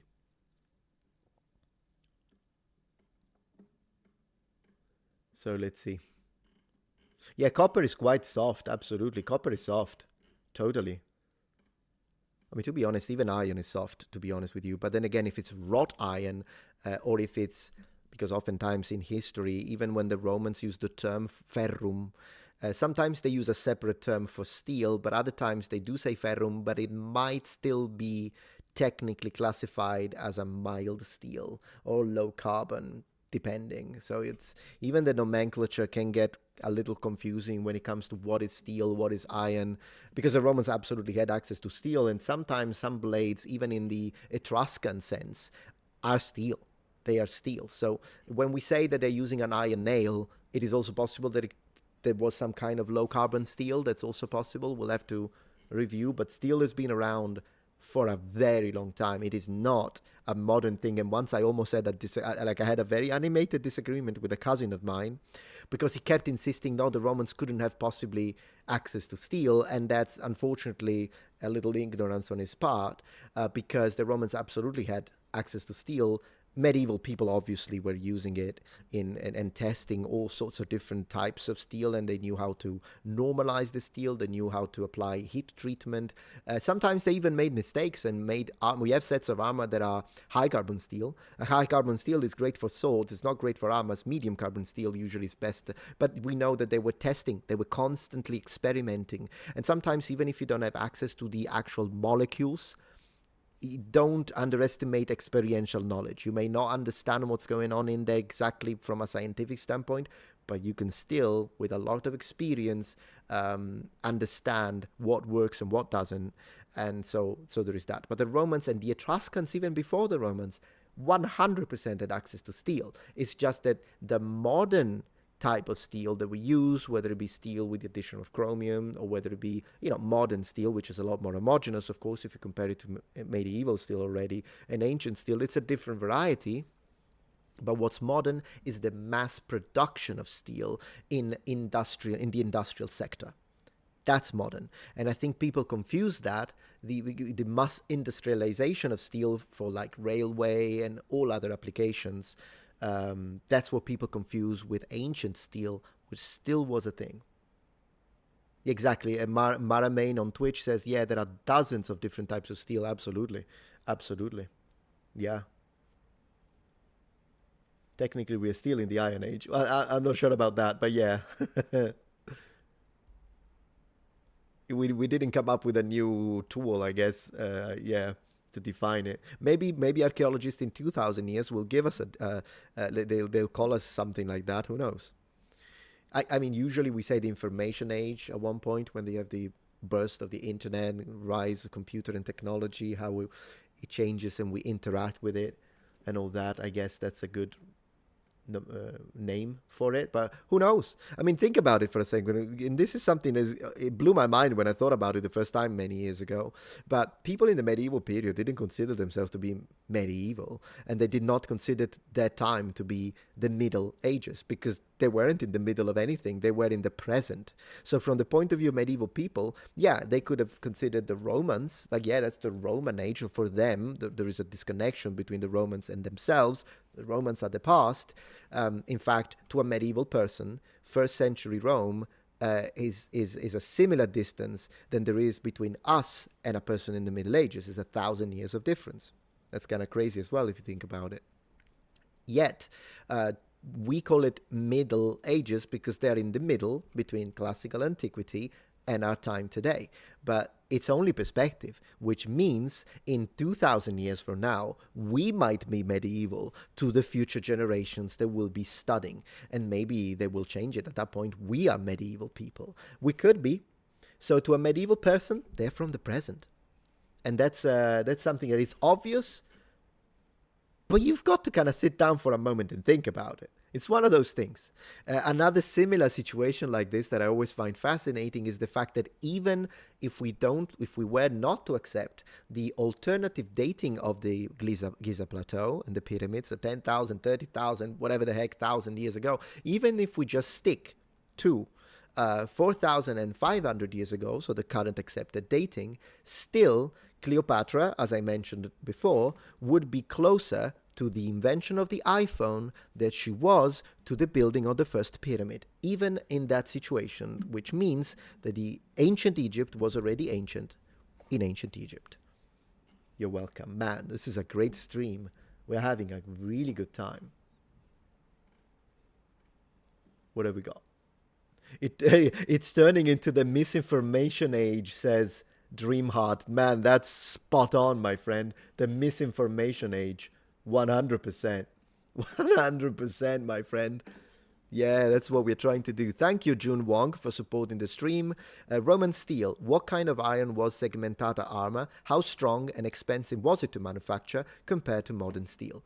Well, first of all, it varies. We don't have a lot of segmentata, unfortunately, for reference, but the ones we have, sometimes, it's not always the case, but sometimes the girth hoops, the segments, which the Romans refer to as laminae, that's how they call them, they are sandwiched between a layer of soft iron and a layer of steel.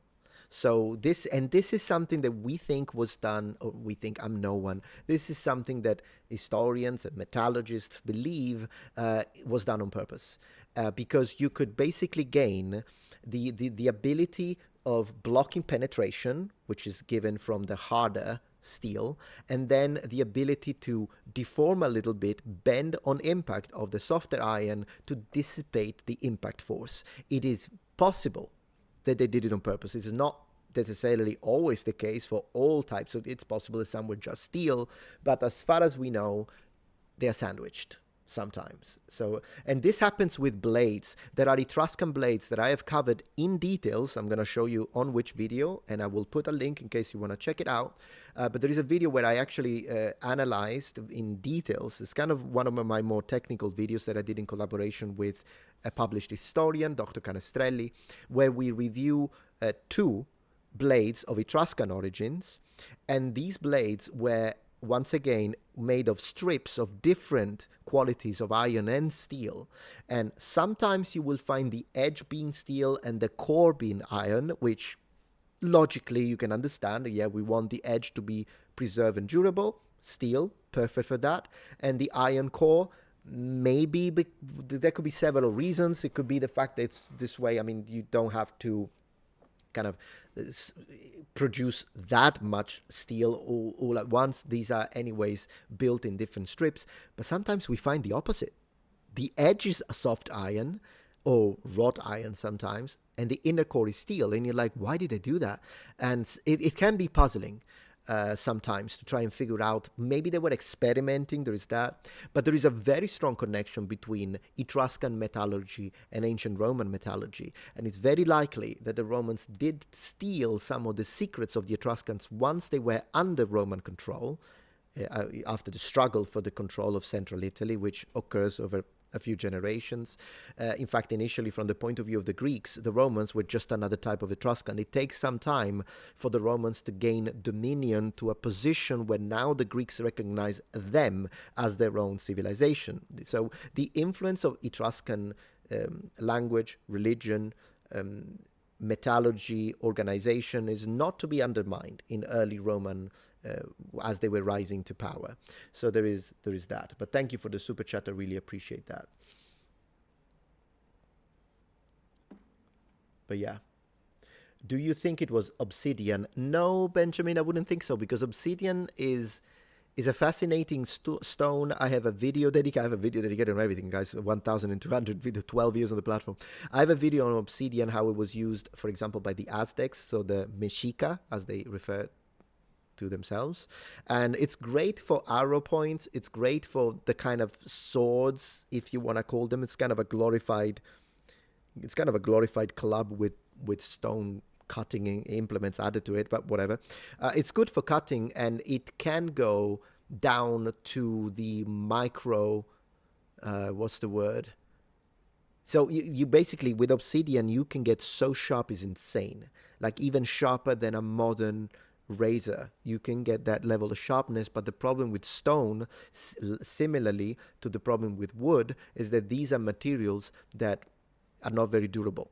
So if you cut multiple times, every time the friction, the impact will chip, and eventually it will be unusable, and you'll have to repair it, substitute sections. So I don't know if they use obsidian because of how sharp it is. It's good at cutting through human tissue or animal muscle tissue, but it's not great for smacking it against a rock because it's going to get broken.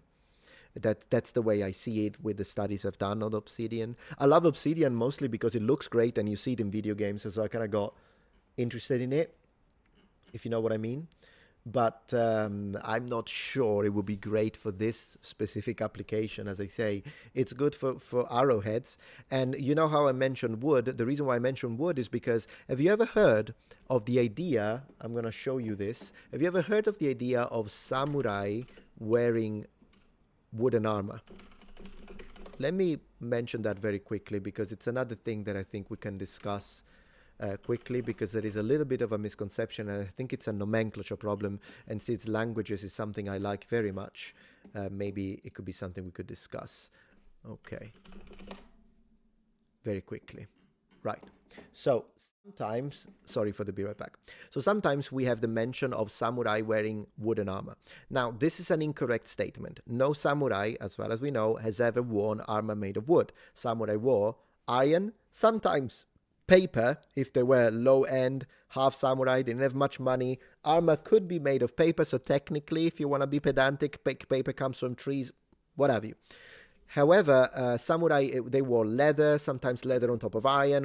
All sorts of materials were used to produce samurai armor, iron being the most common, together with low-carbon steel. But wooden armor was never used, as far as we understand, by the samurai class. However, it was used by pre-samurai warriors. So this exists. This is real.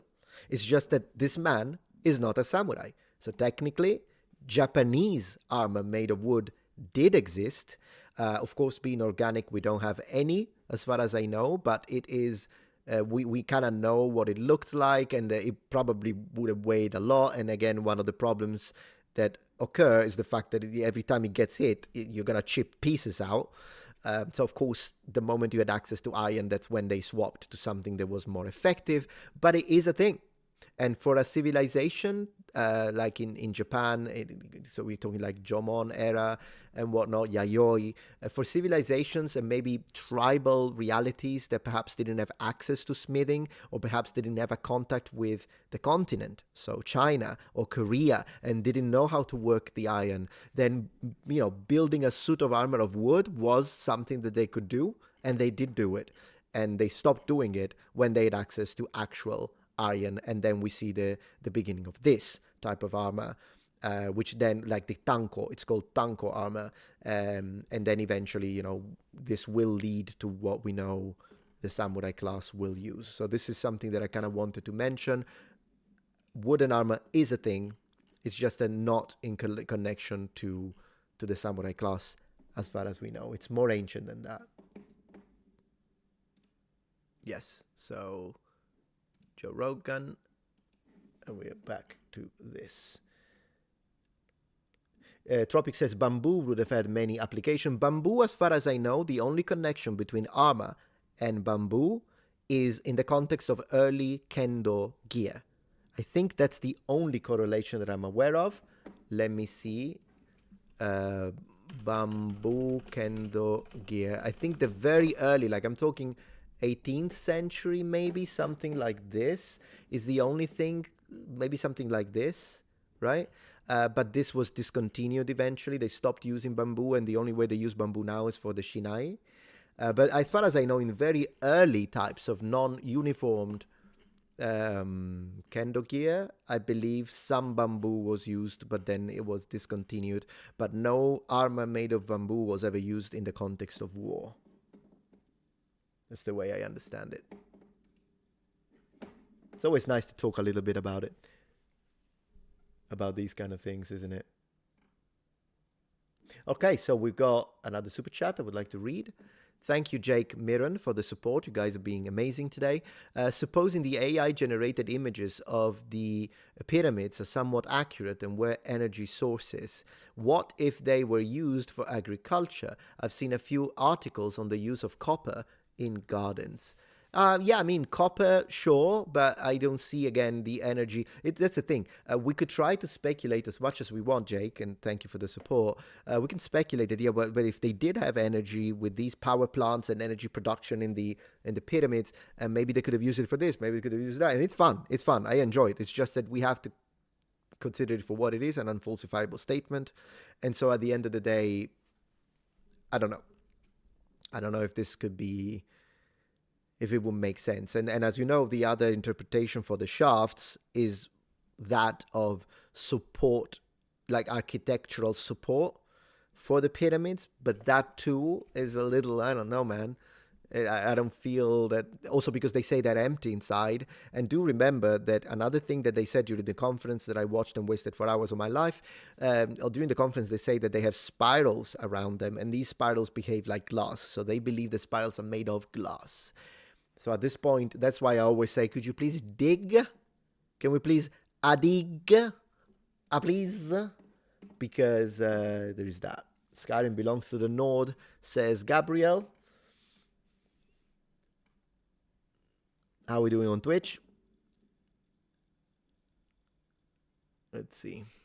Metatron, my sources says obsidian can get down to 10 molecules thick. Yeah. Exactly, Sondre. I didn't remember the exact thickness, but I do know that it's insane. I do know it's insane.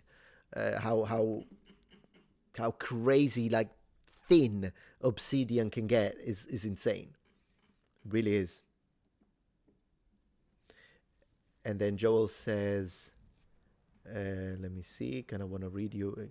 Japanese, how low resource of iron. Yeah, of course, iron sometimes is not easy to find, as easy as it was in Europe, I guess.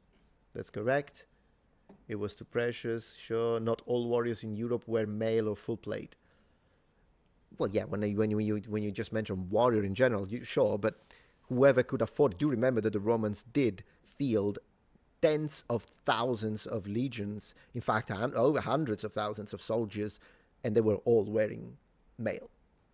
And sometimes segmentata, but they were all armored. This is that's what really made the Roman army so effective. It's a multitude of things. It's not a single reason, but definitely the economic backbone and the access to resources due to the expansion, because it's an empire, so it feeds itself as a system on new territories and military expansion. It's just how empires work.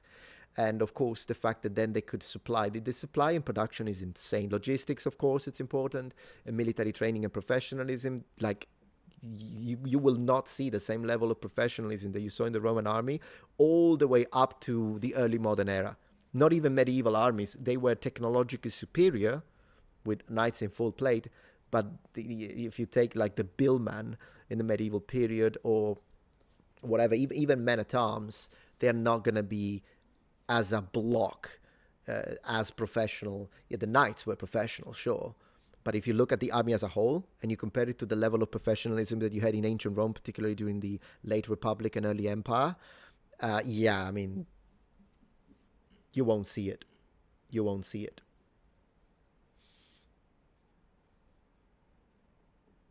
Yeah, Boethius says, it was diversity. Didn't you learn? Oh, yeah, the video that I debunked. Yeah. No digging, says Carlo. The Italian team needs to let others confirm the method. No, it's fine. Although then again, I don't see any problem with digging. There is a lot of digging in that area. They literally, the Osiris shaft, you've got the Temple of the Valley, you've got a lot of digging already. It's not like you're gonna, since the claim is quite specific, personally, even if it's only to shut them up, okay, if you think that they're completely wrong, and I don't believe them, okay, I keep a little window of skepticism only due to Filippo Biondi, who appears to be a professional, but the other two, so basically that's what I did. And it's not even a window. My skepticism is here. My window of belief could have been like this, but it's like this because of the other two, okay? So I'm not saying there is nothing. I'm saying I'm not sure about their ability to interpret the data correctly, considering the way they explain to us how they interpret it. That's my problem. But I'm just saying so I'm not categorically stating they are 100% wrong, because I don't know that. But I'm saying even if it was just to shut the public up, can we see it? To shut me up, because I will say it. Dig it. I want to see it. It'd be great. It would be great to see it. But anyways, I do agree with you. The three scientists, crying out loud, the three people that are claiming that they have seen these scans, that they're correct, that they did it, the technology works and all that, they need to use it on something similar, and then it needs to be replicated by a external third party. I think if we have that, then we should dig, though. Am I right? At that point, we should dig. It needs to be replicable. The technology needs to be applicable, and they need to. And I know that they did it on the laboratories of the Gran Sasso d'Italia in the Abruzzo region of Italy. Great. But that's different. It's not below ground zero. You didn't have to deal with water. You didn't have to deal with, it's a different situation. I would like them to apply it on the Labyrinth of Paris. Literally, they go down to 200 meters. They're already partially mapped a little bit. So it would be good, because if it works, then you can map the rest, which isn't mapped.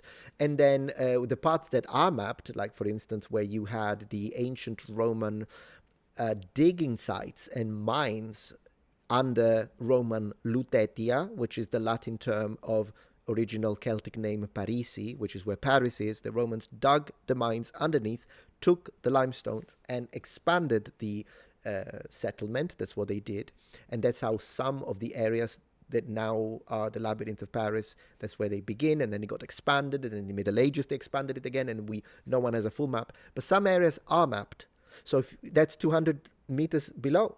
So it should be a joke compared to 648 meters. So why don't you apply it to that?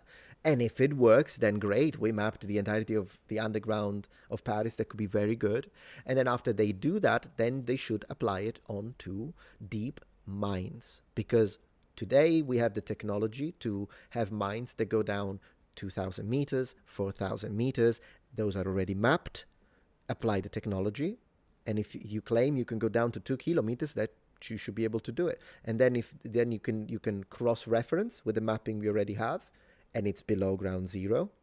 So there might be rivers, right? And all the rest of the stuff that can give us problems with the data analysis. And boom, if that matches, then I'm like, okay, now you're talking. Present all the data to other scientists, tell them replicate. Once you replicate, go back to Mr. Hawass and say, come on, dig. Now you dig. Now you dig. Am I right? That or the aliens control Egypt, says Vote. It's funny. And at this point, if the aliens are here, they control the world, not just Egypt. I mean, let's give them some credit. They went from where? The other side of the galaxy, and maybe even further away. I think they would control the whole planet at this point. Just as a matter of deductive logic. Yeah. Hello, Noble One. I'm late. What did I miss? Hey, Steve. Well, the VOD is going to stay up because you did miss quite a bit, but we still have a lot of good topics on this live stream. I'm just getting started. So good to have you here. Thank you so much. And then you can rewatch the VOD if you want. In fact, I do appreciate anyone who does it. Anyone play chess occasionally, JT? Good to see you, by the way.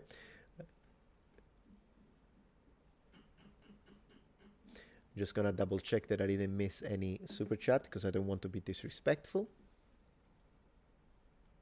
Oh, yeah, there we go. Super chat right now. Thank you.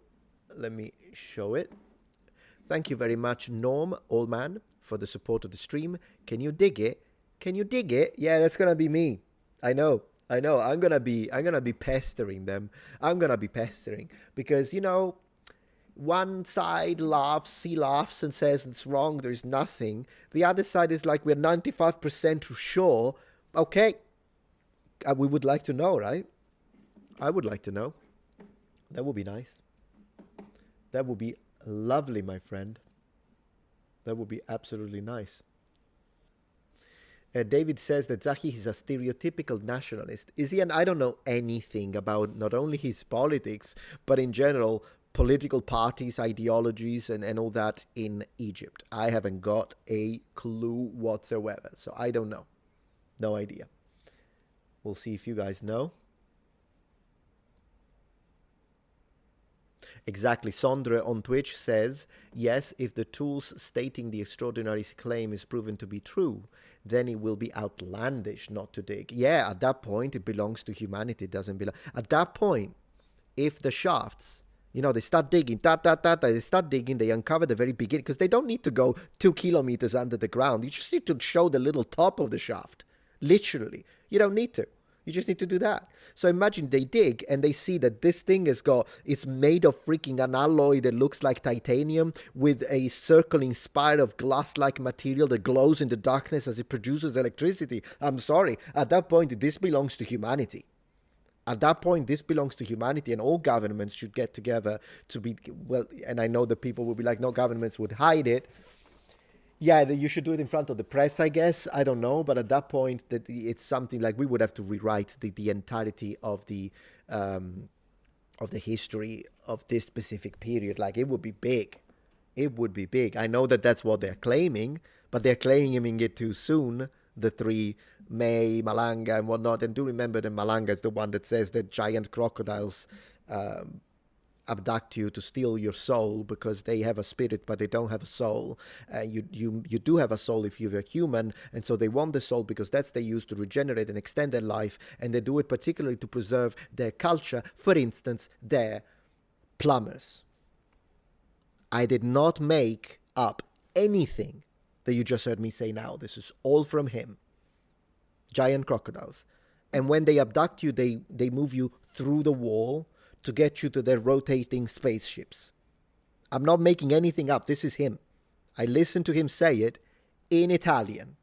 Clear Italian, in fact. I heard him say so. Plumbers, yeah, I don't know why. I guess the point he was trying to draw was they have got like these people, and they want them to die, and they want to preserve their civilization, their culture, their knowledge, and so in order to extend their lives, they harvest human souls, and they've been doing it for the last 500,000 years. Once again, verbatim. And then the only example that he could come up with is, for example, there is this alien who is a plumber. Now, I've got nothing against plumbers, and I love plumbers, Mario, Luigi, and whatnot. Of course, if you're a plumber, and I've got a problem, I can't fix my plumbing. I need you, so I respect you. But then again, I would expect them to try and preserve a geneticist or an engineer, but then again, who knows? Maybe for the aliens, plumbers are really important. If you think about it, the movie Signs did show us that a glass of water destroys the whole vanguard of the invading alien force. So perhaps that's why they need to get the plumbing right, so that they don't annihilate the entire civilization. What the heck am I on about? Ancient Egyptian Luigi. There we go, Andrew Lopez. What seems like the aliens want to preserve you. I don't know if you should be proud of it or afraid in case they abduct you. I don't know. I hope not. But if you see a giant crocodile followed by little guys, that's what he said. I guess they are the Greys. Run. Run, my friend. Run.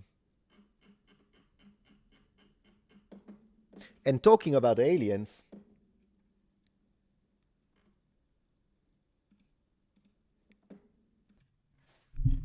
I'm an alien, and I am here to steal your soul.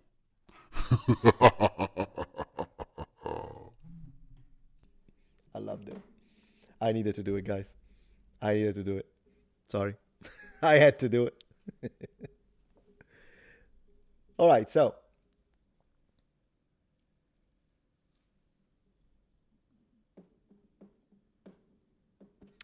Well, at the end of the day, I don't know why would you be surprised if I'm an alien? I mean, I've already chosen the specific nationality to give you the hint. I'm an Italian. That's me. That's me.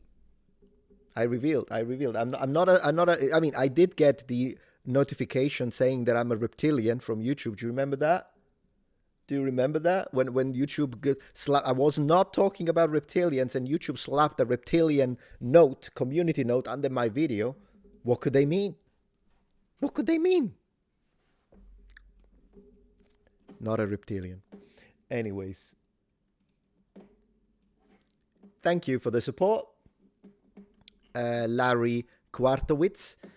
Did you know the Japanese word for idiot, baka? Yeah, it's horse and deer.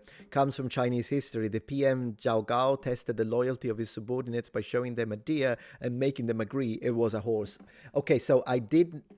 Yes, I do know that that's the kanji and that's where it comes from. I did not know. Of course, I knew that it was connected to something Chinese, but I did not remember that that's where it comes from. That's funny. That is funny. Thank you for sharing it. It is sad to see our reptilian overlords outing their own people, says Sandra on Twitch. I agree, my friend. Back to live chat. Okay, wait. Kronos says, it has a Mormon wives note under this stream. Mormon wives? Oh, for crying out loud. Seriously? You're joking with me. You're pulling my leg. Oh, that's so funny. Oh my gosh. Mormon wives, guys. Hey, what can I say? Am I racist against reptilians? Yeah, maybe a little bit. I'll have to do some inner soul searching, I guess. Because I might be, guys. And maybe I didn't even notice it. So thank you for helping me out with that. I really appreciate. Thank you, Larry, for the support. Shout out again to Slipknot fan who taught me that. Thank you. So yeah, he taught you. That's so cool. This guy is awesome. Good to have him in the stream, and you. And Talos the King. What's your opinion on the Smithsonian article that said the Romans breathed in enough lead to lower their IQ, causing the empire to fall?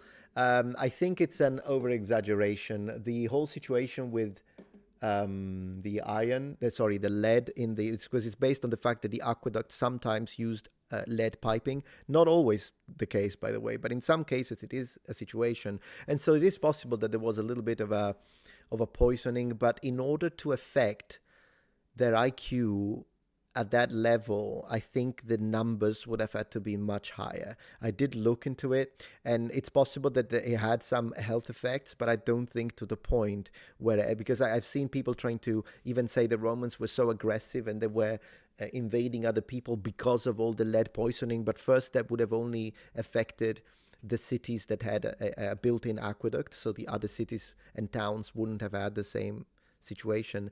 And then, I mean, the British Empire was quite similarly aggressive and expansionistic, and I don't think that they had that. So I think that there is a problem with the correlation, the causal link. So yeah, I've read a whole series of articles that discuss the possible health implications of the lead. I'll have to reread them because it's been a while. So yeah. So there is that. Thank you, Evil Black, for supporting the stream. I'm late because I had to watch the Zahi Hawass video to know what you're talking about here. I appreciate that. And of course, the VOD is going to stay up. So you can always rewatch the sections that you missed. I'm not going to put these private or anything. So good to have you here, man. Good to have you here. All right. Let me check very quickly the connections and performance of the stream right now. Still doing great. Still 1,000 people watching. I really appreciate that, guys. It's good to have you here today. Very successful stream. I'm glad, and we still have a lot of things to talk about. Would you accept an invitation from Joe Rogan to show up on his podcast, asks me Samuel27. Well, of course. I just don't think I'm relevant enough. I think there are other people that should be invited before me. But if it ever did happen and he wanted to talk about, I mean, what would he talk about with me? Maybe the idea of searching the truth, or the idea of how to try to be as unbiased as possible. There are a lot of topics that we could discuss, I guess. I just don't think I could offer as much as other guests that have been invited. And likewise, I personally don't think that I'm that famous. Yeah, I've got a channel, a following, but anyways, anyone who invites me, I'd go. Anyone. I don't have a problem with that. Totally. That could be fun. Discuss Oblivion, says Thunderwing. No, I don't think Oblivion today is going to be one of the topics of discussion, but if you have a question about it, feel free to ask. I have spoken about it quite a bit, and I have recently posted a video on my gaming channel, and I will continue to do that on the gaming channel. When are you going to stream Oblivion again, asks Pill. One of these nights. I think I got a little break from it because I've already streamed like 15 hours of gameplay, so I took a little break from it. I will get back to it. Yesterday night, though, I had a great night with that horror game set in a boba shop. I loved it. So it's possible that tonight I'm going to stream a little more of that. Possible. Because it was just too fun. I'm having fun with some short and sweet horror experiences and other shorter games like a little Heroes of Might and Magic here and there, a little Civilization. I love doing those. And then jumping back into games that otherwise take like the entire stream, bunch of hours, if you know what I mean. But I will. And I will always wind up talking about pasta, as Evil Black has correctly pointed out.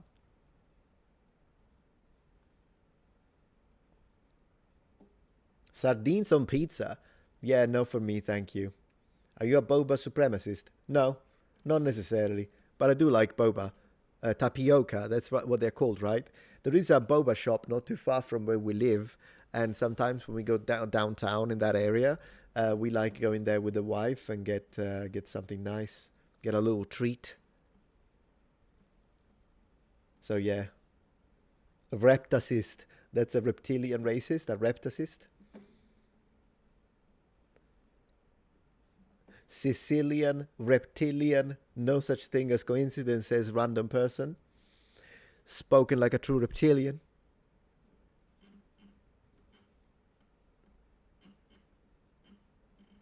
I'm happy to review, though, that Smithsonian article on lead poisoning. I am actually taking down a little note. One moment, please. Because that could be good for a video to reconsider this again, because I've spoken about it in the past, but it was in a different format.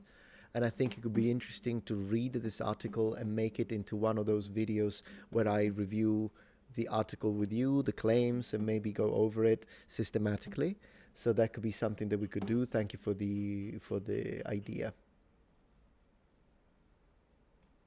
Who would win, lead or microplastics? Oh gosh, I don't know. Both sound pretty bad. Have you ever done a review of the 13th Warrior? No. Is it the one where the guy picks up the language spoken, like he picks up whatever language it is that they're speaking, like Arabic, in 3 days just by listening to them? Is that the one? And then there are these like warriors that they think they're monsters, but then they're not. Is that the one? If it is, I watched it like many years ago. Yes, okay, that's the one. Man, I watched it so long ago. It'd be nice, but the problem with reviewing movies is that if you show any clips, you get copy claimed. So the only way I could do it is with screenshots, but it's not as entertaining as an experience. So there is that.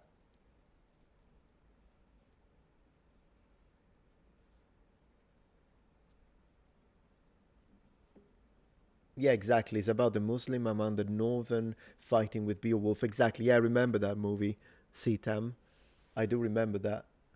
Antonio Banderas. That's right. That's right. I had his face when I was talking about it. I could see his face, but I didn't remember the name. Doesn't Banderas mean flags?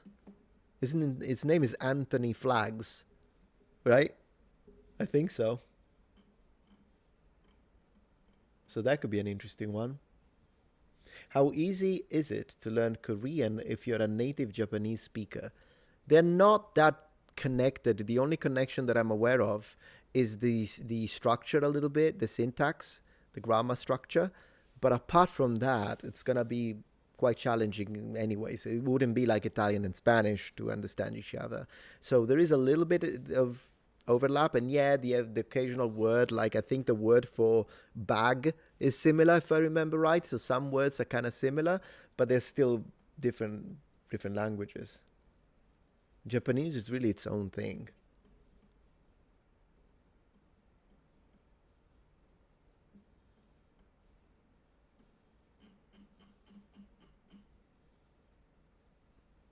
Vidal says, say the N-word. No, I'm a polite individual, so I don't use any form of slur.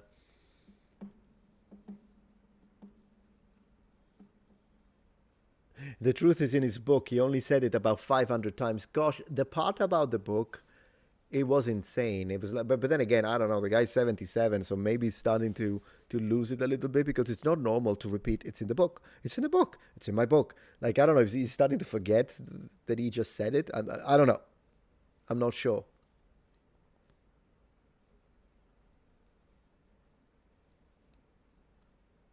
Yeah.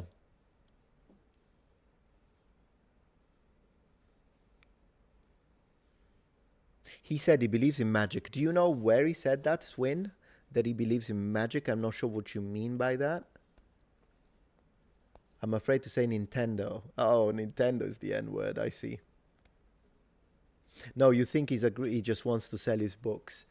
Maybe, but to be honest, if I'll be fair, and again, I didn't like him the way he performed during this interview, but when he was continuously mentioning his book, to me, it wasn't necessarily, maybe a little bit was the idea of maybe the public will sell it. He knows that the video will get millions of views, but I think he's already quite rich. It's not like he's like a rising YouTuber that wants to make as much money as possible as quickly as possible.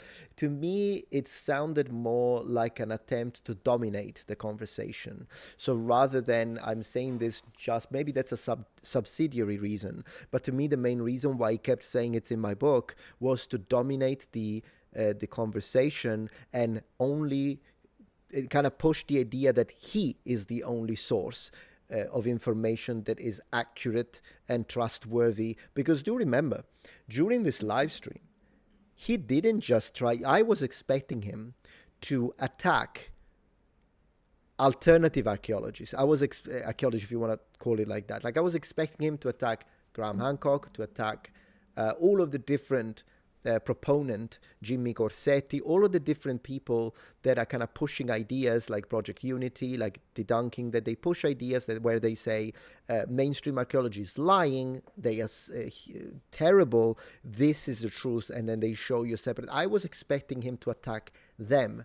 No, sir. He didn't just attack, he didn't even mention them. He mostly attacked two things, if you remember the Joe Rogan experience. One, he attacked people that push the idea of aliens, but that doesn't represent all the people that have an issue with the positions that he pushes, right? Yeah, there are some people that think it was aliens or ancient civilizations, but there are also people that don't believe that it was aliens or ancient civilizations, but also at the same time don't think that his positions are exhaustive enough and are saying, yes, but what about this archaeological finding? What about this interpretation? What about this dating? Well, these people shouldn't be put in the same bracket as the people that say it was the reptilians, or if it's not the reptilians, the people that push the idea of the ancient astronaut theory, which I find it fascinating, but they're separate groups. Am I being fair? So that's one thing. And the other group that he attacked is every other archaeologist on the planet. He did that. He said he's the only one. He said other archaeologists, they are all wrong. He said this, and that was insane to see. This is the first thing that kind of tilted my experience a little bit, because I'm like, is he for real? Is he really saying he's the only one that gets it right when it comes to the past of ancient Egypt civilization and the pyramids and how they were built? I mean, there have been phenomenal archaeologists and historians that have given us so much research and so much interpretation of ancient Egypt. It's insane that he actually attacked every other archaeologist. And Legato says, that's Zahi. He's always been like that. Yeah. And so when you say everyone is wrong, he speaks in categorical statements. And I'm not saying that categorical statements are always unjustified. I can make the categorical statement of saying the ancient Romans existed. You might think that's redundant. It's not, because if you remember, there was a TikToker who tried to debunk me and said that the ancient Roman Empire didn't exist and it was Disneyland. That's what she said. And so, yeah, I mean, but yeah, I can be categorical about that. But then again, when you go into the minutiae of things that happened thousands of years ago, then being categorical sounds more like you're pushing propaganda and you're establishing a message and trying to be authoritative about it, rather than being honest about it. Because you should say, according to my studies, this is my interpretation. But to say everyone else is wrong, it doesn't feel like I'm listening to an educator at that point. It feels like I'm listening to a propaganda department. And the reason why I say that is because I have studied, for example, the propaganda department of both Soviet Russia and Nazi Germany. The fact that I have to spell it annoys me to a level that I'm probably reaching Tower of Babel height in the atmosphere. But here we are.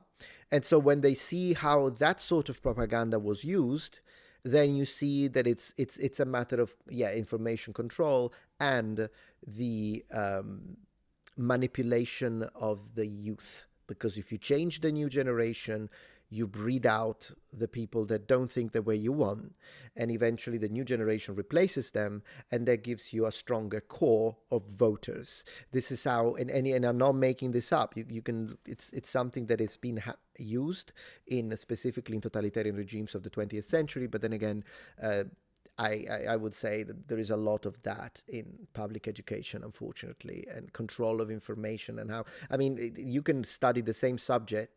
And even if it's history, unfortunately, depending on which nation you're studying it, the information will be different. And that tells you a lot. That tells you a lot.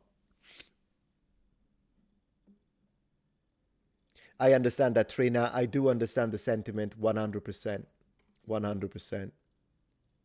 It's in his book, guys.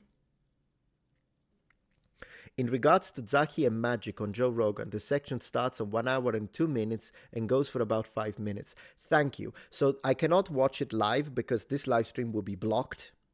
And you will get a copy claim saying, for a copyright infringement, the live stream has been suspended. I can't do it, but I will cover it on my second episode. And so look forward to that, because if that's what happens, oh, it's gonna be great. You wait for my reaction. We're gonna go into comical.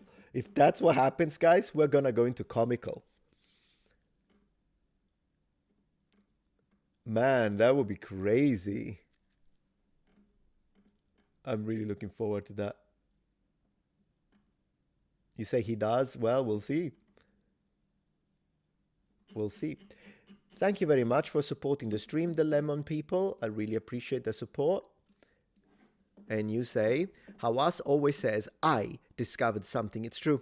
He didn't. The archaeological people on the ground did. He just takes credit and controls information release. He's a narcissist. I understand. Yeah, I did notice that. I discovered. Even the way he speaks. Did you notice that? When he went, I discovered. And then he has these pauses, which really makes it sound like a press release of a governing body. That's exactly how they speak. In fact, it makes it sound a little vintage, right? That's how they used to speak. Yeah, that's so true. That is so true. Edward Bernays, absolutely. I got the book. It's right here. I've got the book right here, guys. I love reading. Like when I talk about propaganda and all these things, here it is. Like literally, I have it right next to me. Propaganda by Edward Bernays, nephew of Freud. Excellent book, by the way, when it comes to the idea of controlling the masses. In fact, one thing that I might want to do, since we are talking about this, let me see it, because the beginning extract, it's something that I always found fascinating. And let me see.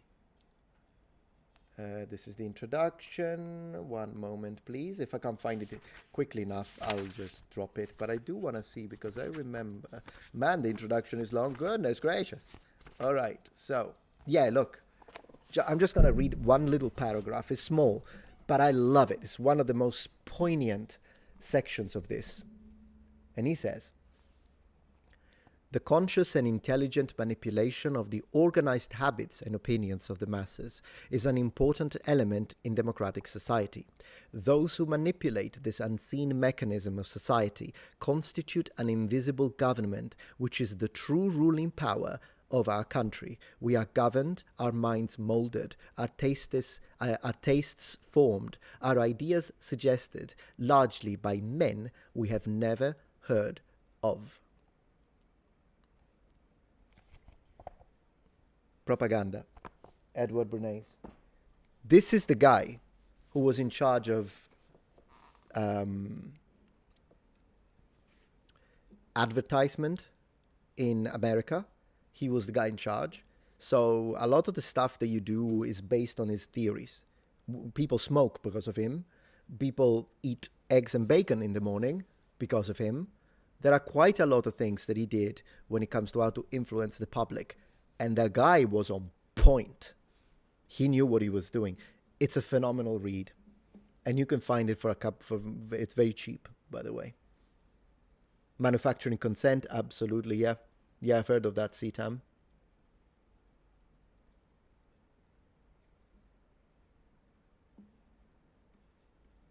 Yeah.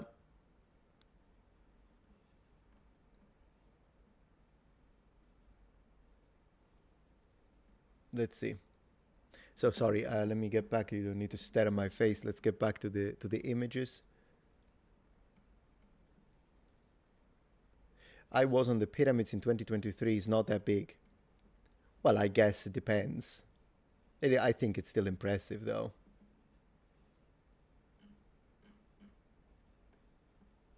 So many languages as Latin as the roots. True. Oh yeah, I have another super chat that I didn't read, so I do want to read that very quickly. There we go. And Buck, thank you for the support. He's a egomaniac. He did give me that impression, I'll be honest. I try always not to be rude, but then again, if you bring it up, I will say what I think. I think it's pronounced Freud, David, but yeah. There is a documentary about Bernays on YouTube. Yeah, I think it's called The Century of the Self. Ooh, that's a cool title. Sound has been good for me. No cut so far, says Legato. Good. Isn't it just that the sound gets cut for a section, says Maramain? I don't know. Do you guys get that, or is my audio fine? Because if my audio is fine for everyone else, then I imagine it's just a problem on your end, Maramain.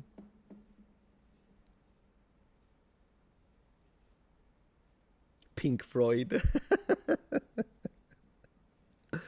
Oh my gosh, Pink Floyd. Is she Pink Floyd? Maybe she's Pink Floyd. Audio's fine, then I think it's on your end, mate. Sorry. You'll have to, maybe you can try and refresh and see if it's a connection problem. Audio's good? Okay, that's good. We've had a very good chat so far, absolutely. All right, guys, so I promised that I was going to tell you about something that happened behind the scene, and this is really incredible. So we can go back and talk about this, but this is something that I feel like I want to bring your attention towards because it really has annoyed me, and I kind of wanted to share it with you just to see where we're going and what we're working with. So I've recently made a video. I'm going to go into my channel now very quickly. So we get a little behind the scenes. This is my channel. The video I've just posted, as you can see, everything works normally. It used to be blocked because of, you know, the copyright claim, but it was removed quickly. They acted fast in the Rogan team. I appreciate that. However, if we scroll down, this happened.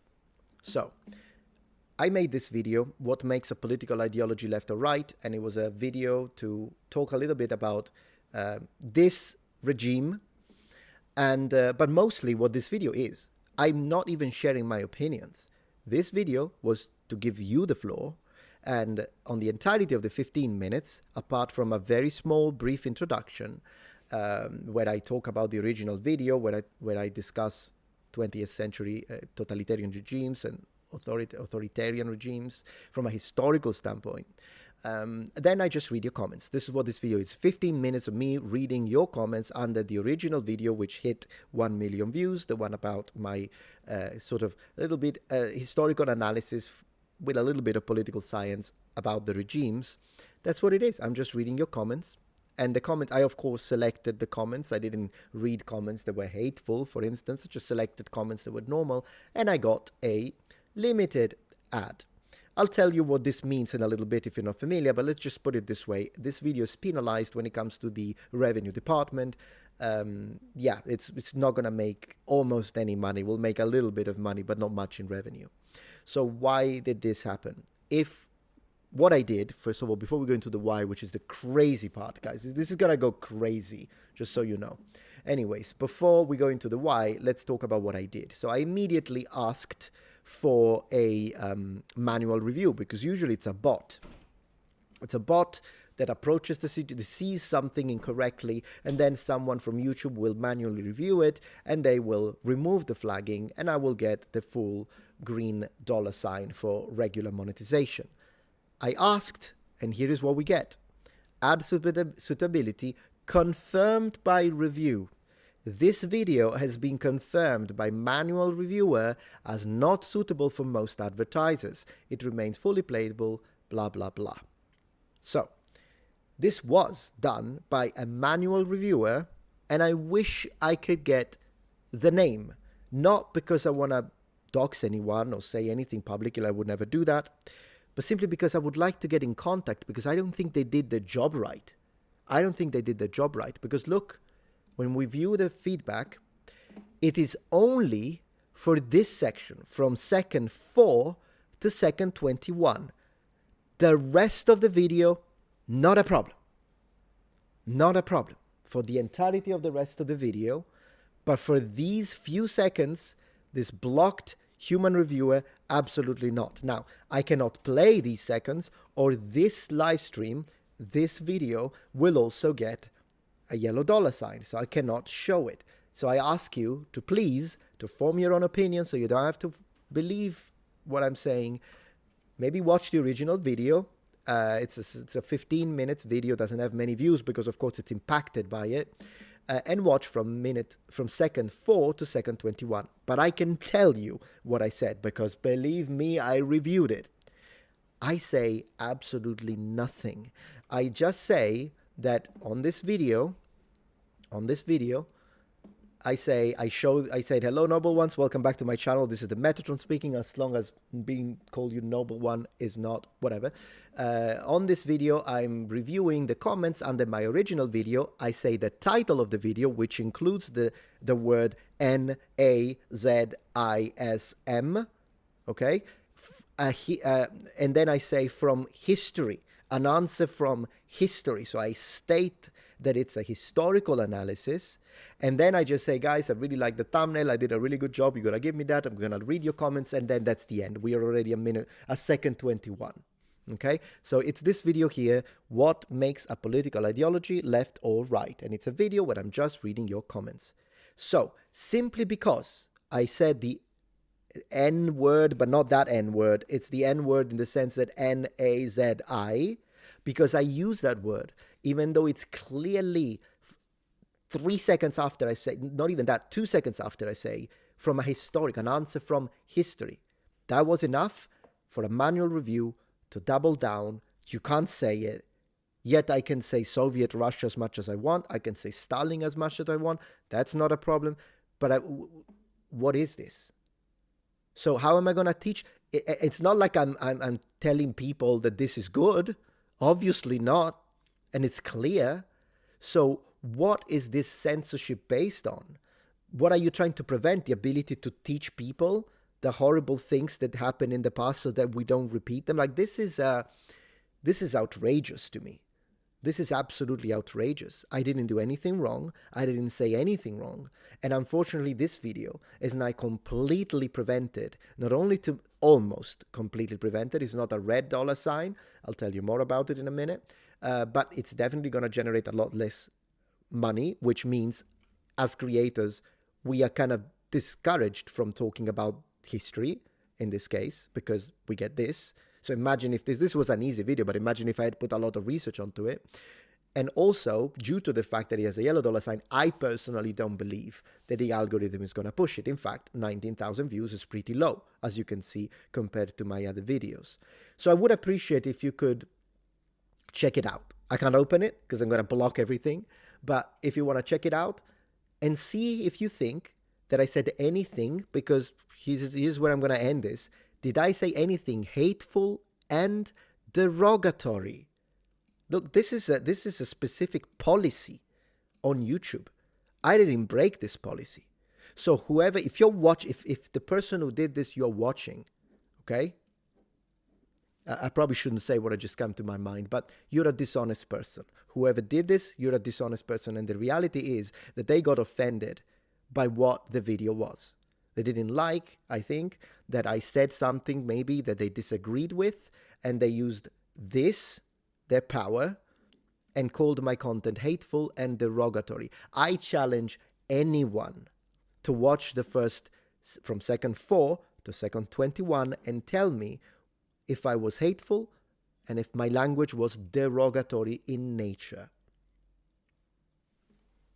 This is where we are, guys. This is where we are. Outrageous. Absolutely outrageous. There's nothing I can do about it. Well, I guess I can repost it. I could repost it on another platform. I could post it on, I don't know where. I could post it on Patreon. I could post it on some other platform. But that happened, my friends. That happened. I think my wife was trying to tell me something. So let me just tell her. Let me make sure. Because if I open, you know what? Let me use my phone. I have a rule on this channel that I never open Facebook while I'm live, because sometimes on Facebook, oh, there you are, come in. Hello. come in We're having a great stream. See? Yeah, we have like oh yeah, I saw that you had loads of people yeah, loads of people here. We're looking at a lot of nice things. We have a lot of super chats. In fact, I'm gonna read the super chats, guys, in a second. Hello everybody, how are you doing? I brought you this. We got cheese, guys. We got cheese. The cheese bringer. I am the cheeseburger. I don't want to stay too long because I know you're on a roll tonight. Yeah, tonight is really good, and we're about to do the members section as well. It's gonna be great. I'm gonna have the cheese though. I'm gonna have the cheese, guys. Frog, did you show them No, because that one is they know it arrived, but I'm gonna have to first make the Patreon and members Yeah. video, and then I'll show the new helmet. Hi, everybody. Hi, Twitch. Hi, YouTube. Hello. I had to go out and get my strawberries Oh. before I got some that were ready before it started raining, because it was already raining, but I had to go out and get them so they didn't like get too much water. Mm-hmm. Because we didn't want them to like rot or anything. But I've been doing my Lego Mm-hmm. Rivendell. Anyways, I know you're on a roll. I don't want to. I want people to stay. Wife trying to compete with the long hair, yeah. But his is still longer. I win.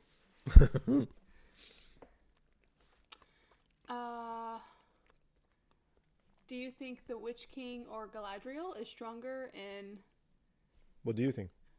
ROTK? I don't know. What's ROTK?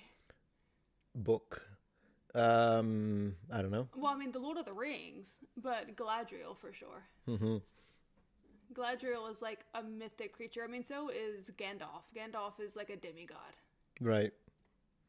All right, we've got a few super chats. Let's read them. So I'm gonna go back to this because I've been showing the super chats on screen this time. Oh, It's a new thing. I Yeah, love it's a new that. thing. Yeah, it's fun to give. Just be sure that people don't. Like, Oh no, I someone- know.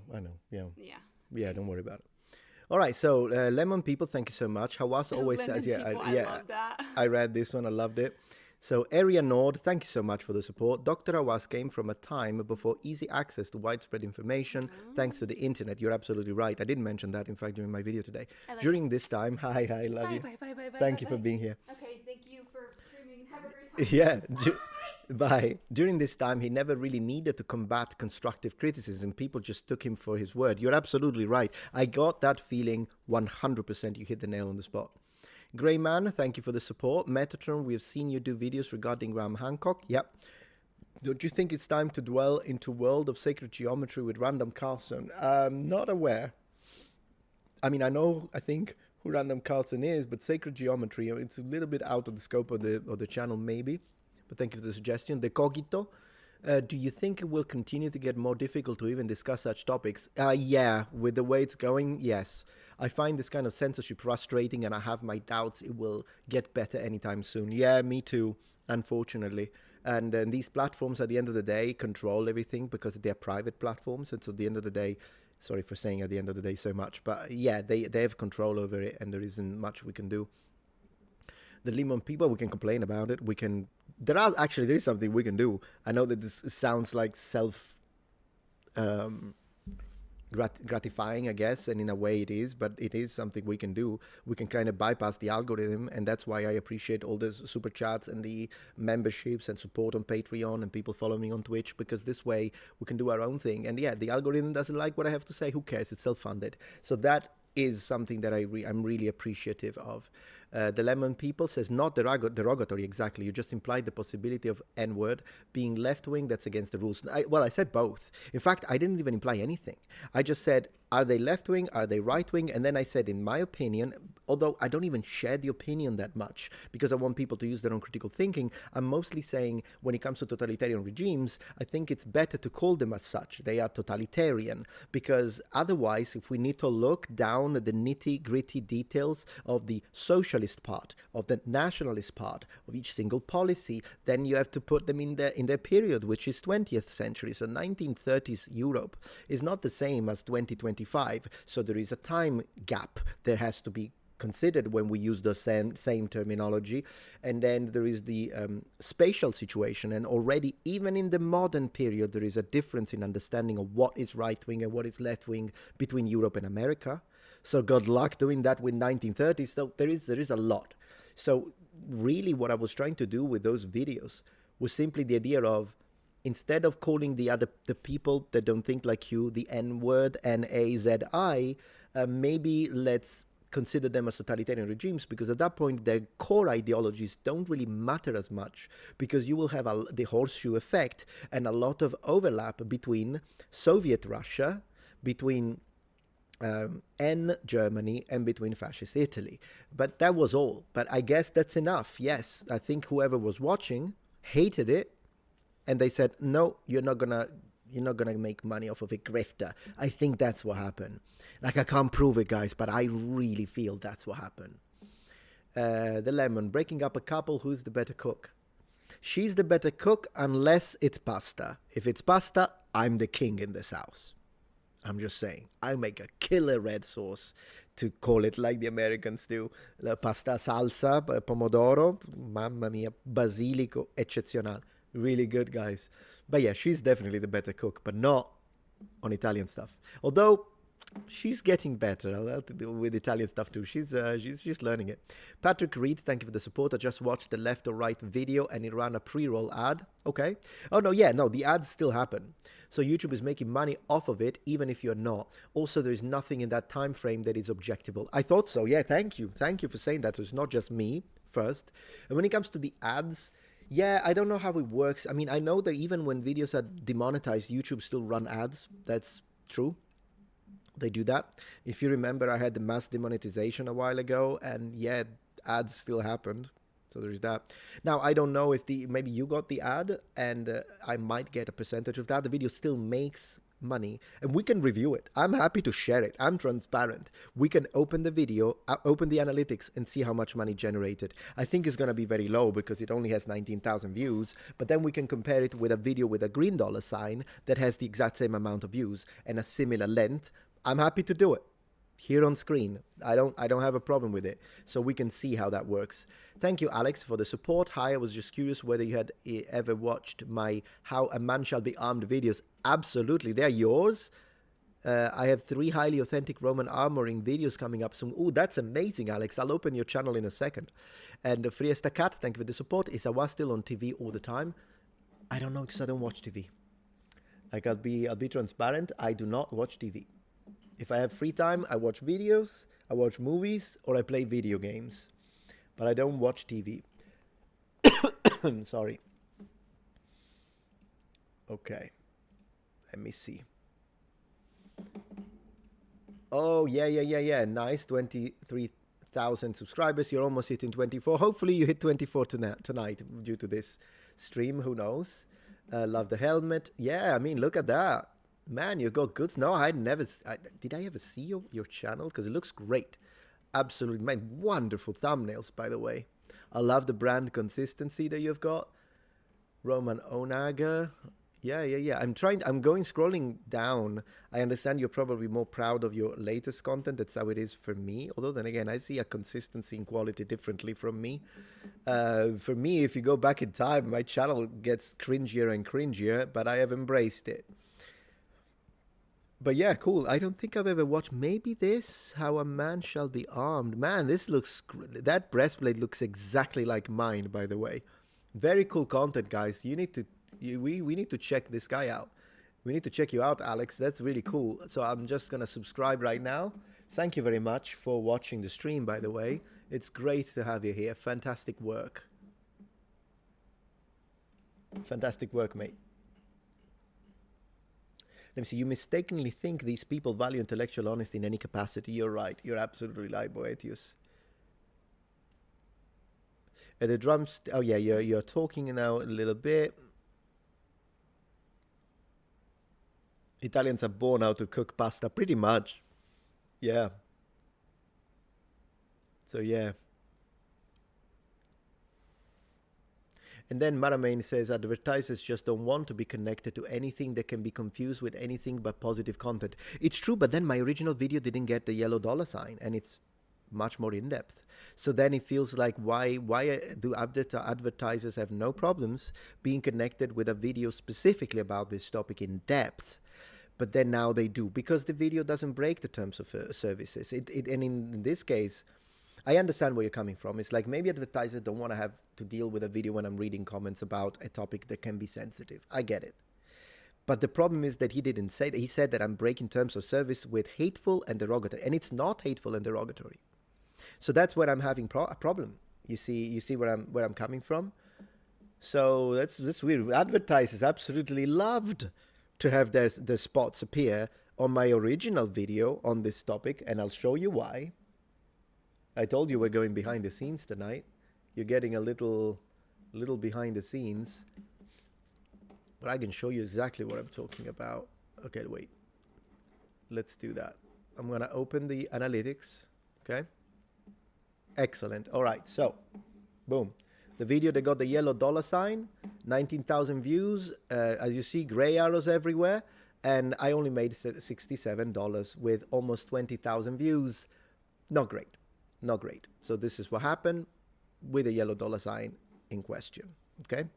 Now let's move to something else. Now, if advertisers have a problem with that, okay, then if we go to the analytics of the original video where I discussed these topics, where advertisers absolutely loved this video because it generated for me almost $4,000 because it has 1 million views.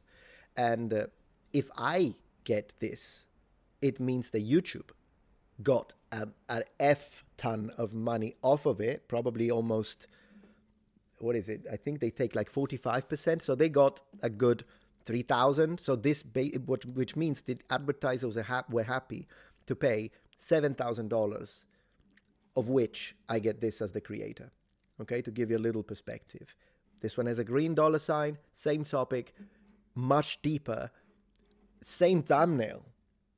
Yeah, YouTube takes a 45% cut. Absolutely, yeah, they do. Of the money that we get, like what we see here, it's always after cut. So even YouTubers that make monumental amounts of money, that's still after YouTube took its cut, because it is what it is. It's their platform. It's fine. I mean, I don't know. It's how it works, I suppose. If I remember correctly, it's 45. I'll Google it to make sure, because I haven't looked into this for many years. It's just become something that happens now. Given this may not be the perfect example now to compare, because we need a video that kind of had similar views and see how much that one made. Let's see if we can do that. And we can find something similar with a green dollar sign. Let me see. Of course, there are other factors. No, that one is 44,000. I gotta find a video that has similar views. Let's see. Maybe this one. Let me see. Although the views were different. Wait, Graham, my video on Graham got 100,000, so that one doesn't count. Yeah, it's kind of difficult to find a video to give you an idea. But in general, you make less money with the yellow dollar sign. I think I don't need to prove that. It's just a core mechanic. Let's just put it this way. It's a core mechanic of how YouTube works. So, yeah. Did I just... Oh, yeah, okay. No, for a moment I thought, well, if I find one, I'll find it. But here we are. And there is also the fact that I do believe that this may have to do with, you know, when there is a yellow dollar sign, is this the algorithm going to push it?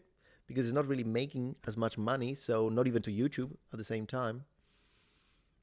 So yeah, it is what it is.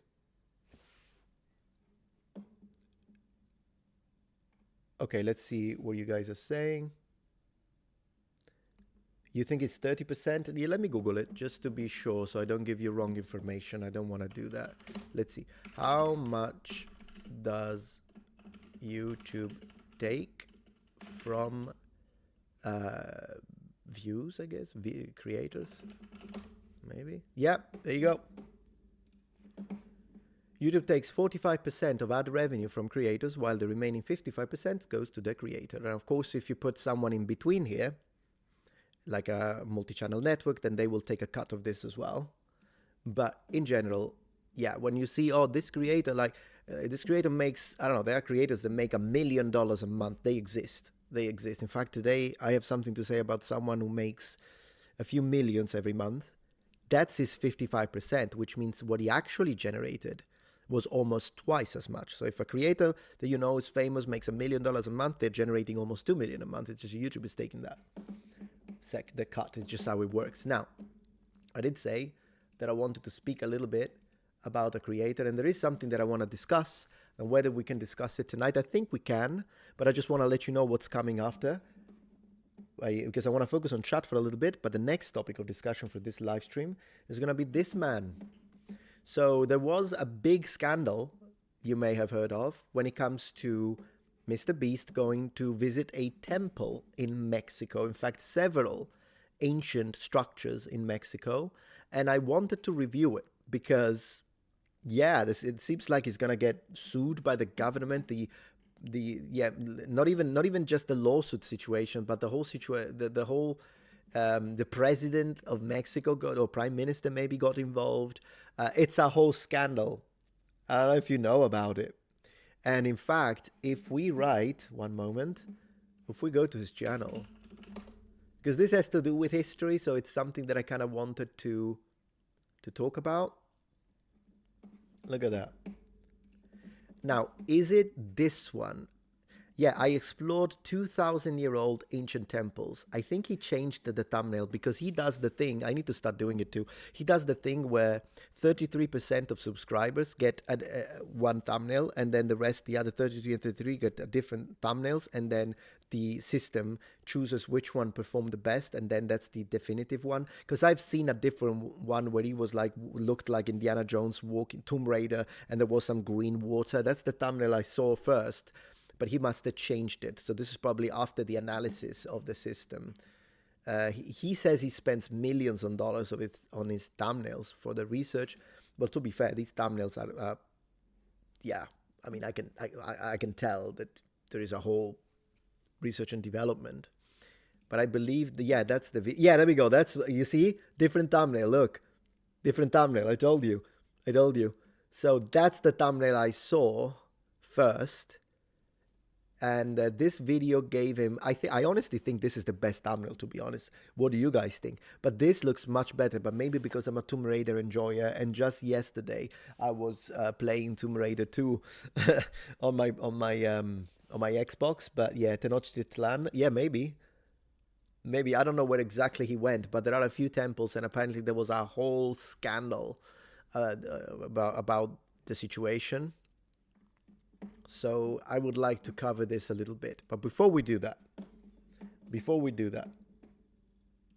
what I'm going to do now is that, as we always do during these live streams, first of all, I want to thank everyone who is here. I'm going to switch to members chat for a little bit so that we give some time to members, people who just subscribed to the channel and have not subscribed but became members of the channel. I want to give time to you guys to shine in the comments, and we can talk one-on-one, because sometimes you type your comment, but unfortunately I don't read it because there are a lot of comments. So we're going to give some space to the members, but I will turn the chat back to everyone as well in a little bit. And then we'll jump into this discussion. Still, people who are not members, do consider becoming members. I would really appreciate that, because I do this every live stream, and then every Friday you will have a dedicated live stream just for members, where the chat stays for the majority of the time locked for members, and then sometimes I open it. It's kind of reversed. During regular live streams, I sometimes lock it so that members have a moment, and then I unlock it. And so let's do that. I'm gonna jump to that section of the live stream now. But the live stream is still watchable by everyone, of course. And another thing that happens usually during these sections is that people get gifted memberships. So these memberships are gifted randomly among the people watching. So if you stay watching, you might get a free membership as well. This does happen. Now we play a game, as always. Let's see who is going to be the last non-member comment that is able to slip in before I clicked. How about that? In 5, 4, 3, 2, 1, go. It was Oscar. Oscar is the winner, and he typed nice. I'm going to show it. One moment, please, because Oscar deserves the glory. We're going to do the same when I'm about to turn back on comments for everyone. But dear members, this is your time to shine. If you have questions, feel free to ask. And at the same time, people on Twitch, I'm still going to read your comments, of course, but I do give priority to members. I'm sure you understand why. Also because Twitch, usually at night, I do full gaming sessions with you as well. So I kind of want to give attention to people everywhere. But yeah, that's that. All right, so what have we got? Nicholas, good to see you, man. I'm sorry I did not give you the list. Do you want it now? What list? What list, mate? I'm not sure what list that is.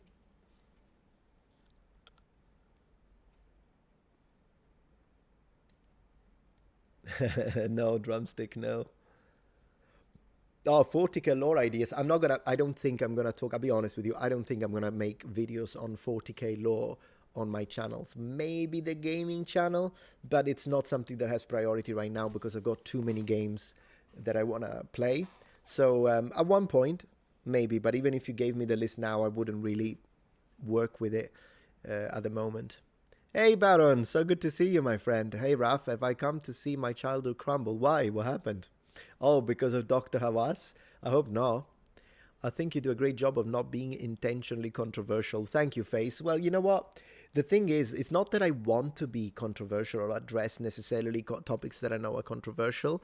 It's that I do not want to be a milk toast creator. You can tell me anything. Even my haters should be honest enough to recognize they could say Metatron is obnoxious, but it's not milk toast.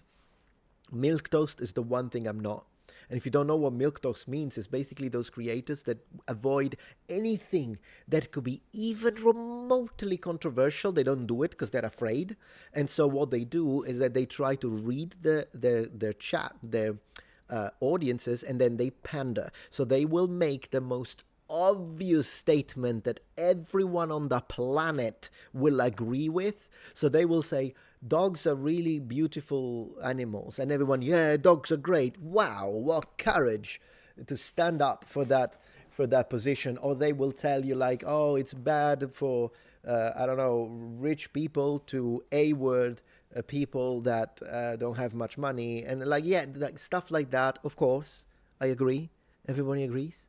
So I think it's addressing those topics that you know you might get some backlash, but you're still gonna do it because, I mean, that's the research. That's what you, or maybe you were asked, and there's nothing wrong with asking the question.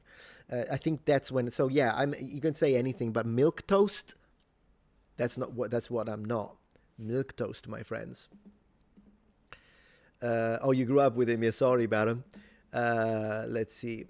But just so you have ideas, you want to learn the law. I appreciate, Nicholas. I'm just being honest with you. If you give me a list, I won't read it. So I'll read the list now. I just won't read it. So I know that I won't. So I don't want to tell you, yes, please do it. I'll read it, and then I don't. I know I won't for now. We'll see in the future. Maybe we can readdress it. Here's the reason why I love ancient Egypt, Baron is saying, and there would need to be so many copper processing industry. The most Egypt would be smelters and smelters. Okay, that's a good point, Apron.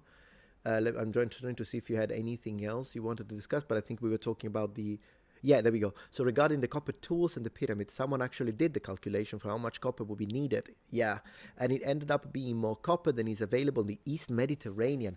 Man, I would love to look that study up. So that could be interesting to review, actually. Very interesting. Objectivity is like poison to the senses. You're absolutely right.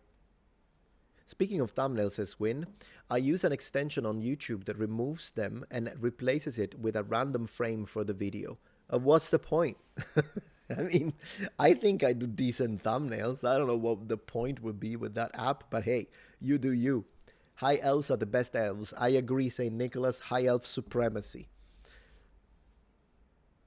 Milk toast tend to be purely left. I wonder, I think I wouldn't even consider that, to be honest. Maybe it happens, but in my opinion, milk toast, it's even beyond politics. They don't even, because a milk toast creator that starts pushing like hardcore leftist ideas, for instance, would be attacked by the right and they would be called woke. Usually milk toast creators do not say anything.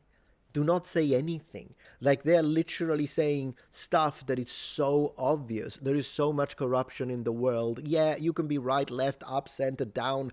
You could be a radical centrist, for crying out loud, and agree with that. So usually, in my opinion, that's what milquetoast is. That's what milquetoast is, in my opinion, at least. In the moment you have a position, it doesn't even have to be something that, like, you're a full-on lefty, you're a full-on right-wing conservative, whatever. You might be just a case where you're like, oh no, I actually think this way. So maybe you agree on one thing. You're already not milquetoast if you're doing that. Milquetoast people try to avoid it so much. And to me, it's their platform. They can do whatever they want. All I'm saying is that I don't want to do that because I want to be able to say what I think. Not just for me, but for my children in the future.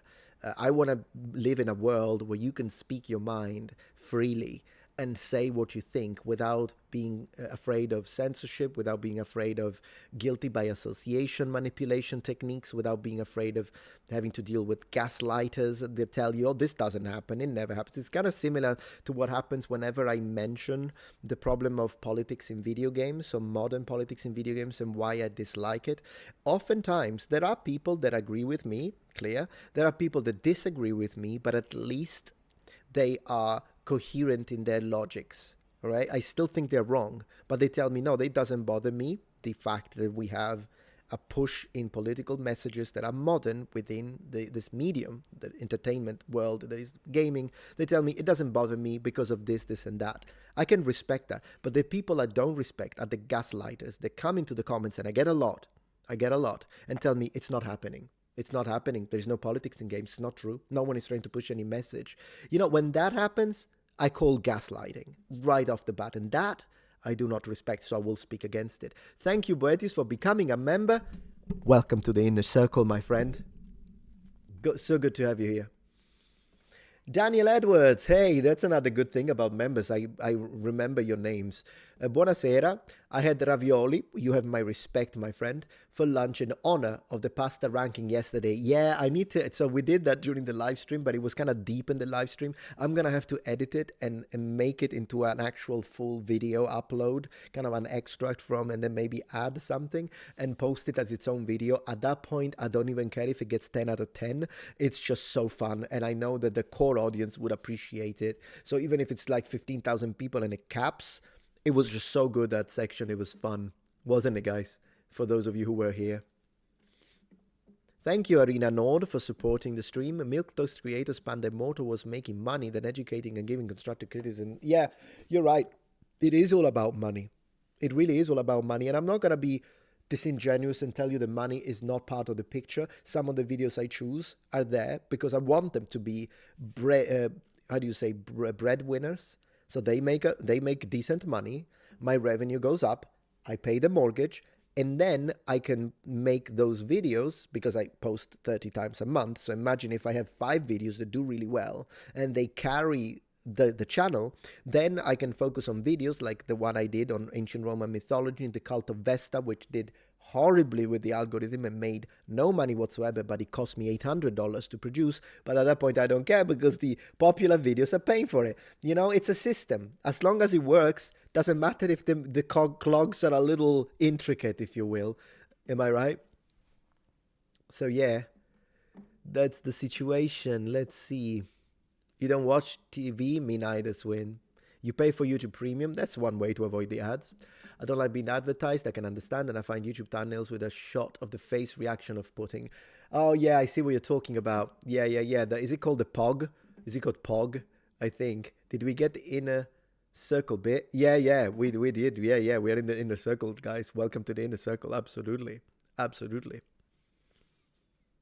So thank you so much for gifting a membership, Daniel. So Oscar Zuniga, you're now in the inner circle, and you can now speak your mind freely here in the member section. It's great to have you here. By the way, let me check the time so that at one point we switch back to regular chat, of course. Thank you, Arena Nord, for the support. I appreciate you are at least about it. I think you mean to say honest about it. So I think I'm reading in between the lines, not trying to put words in your mouth, but I think that's what you're saying. So thank you so much. Yeah, I'm going to be transparent about it. Money is important. You know, money is part of this. Otherwise, why would I post 30 times a month on this channel? Plus, I went live 80 hours of live streams between multi-streaming on Twitch and here, and I post on Patreon, and I post on the gaming channel, and I post on the language channel. So yeah, of course, I'm trying to accumulate wealth for my children. I want to support my wife, trad wife, traditional husband. So as far as I'm concerned, if she doesn't want to work for the rest of her life, she doesn't need to, because I'm going to provide for her because we are traditional that way. I'm not saying that you need to be traditional, by the way. I'm just saying this is the way we live our lives. I'm a provider. I'm old school. She chose me. She said yes to the marriage. She'll be provided for the rest of my life. Doesn't matter if I need to do 3 jobs. She doesn't need to if she doesn't want to. I'd rather do 3 jobs and tell my wife you don't need to work. than having her to go and work. Now, she wants to. She knows she's free. I'm not against that. If you have a career, you want to do it, great. But she doesn't, because she loves being a trad wife. And so we are the perfect couple when it comes to that. We are happy about it. And so that's how it is. But yeah, this is what I do, right? This is what I do. And that's the same. I want my kids to be able to afford university studies and all of that. For me, my parents helped, but we weren't a wealthy family we weren't. And so the first year my parents could pay it, but they couldn't pay second, third year and fourth year of university. Luckily, I studied hard and I got 3 scholarships at university. I'm not trying to flex, but I'm giving you a little bit of lived experience. And so basically my university tuition was free. We only had to pay for the first year, but my mother had to make sacrifices for that. I would rather make the sacrifices now, work when I have the energy, also because I love doing this, by the way. It's a fantastic job. And then my children will be able to do whatever they want. That's what I want to do. It's okay to flex, says Nicholas, you got Strive. That's funny. From Metatron. Yeah, thank you. Yeah, honest about it. Thank you. You didn't have to super chat again, but I appreciate the clarification. Thank you so much. So yeah. Let's see. I can't imagine people like that being popular. No, there are a few milquetoast creators that are very popular, my friend. Because again, the mass agrees with them and they amass large audiences because it's easy for the audience to agree.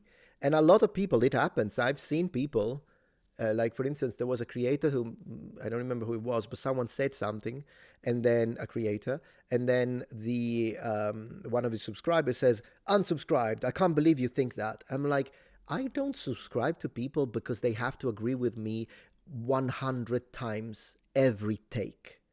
Like, could you imagine if that were the case? I couldn't subscribe to anyone.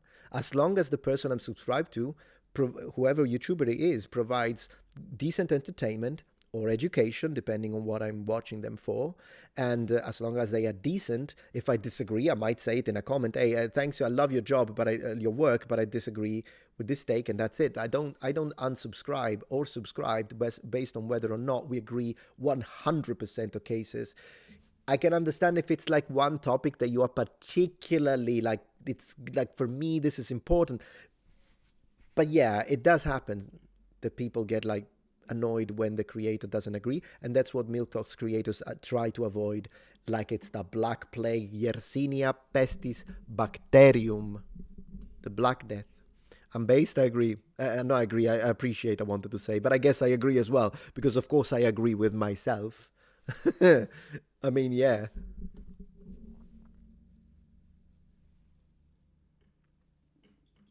Chivalry is not dead. Chivalry is not dead, my friend. Absolutely. Absolutely. True, Boetius, you're really right. Yeah, virtually anything worth saying risks offending someone. You're absolutely right. If I only subscribe to people exactly like me, I'd have nothing to watch. Yeah, I mean, exactly on point is going to be difficult. Chivalry is not dead, +2. Virtually anything worth seeing. I read that one.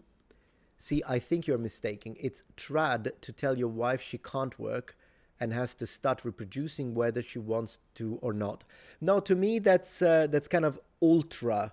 That would be something like on the yeah, and I disagree with that. To me, traditional is, yeah, the traditional family values and the traditional family. That's traditional to me. But I'm not going to tell, yeah.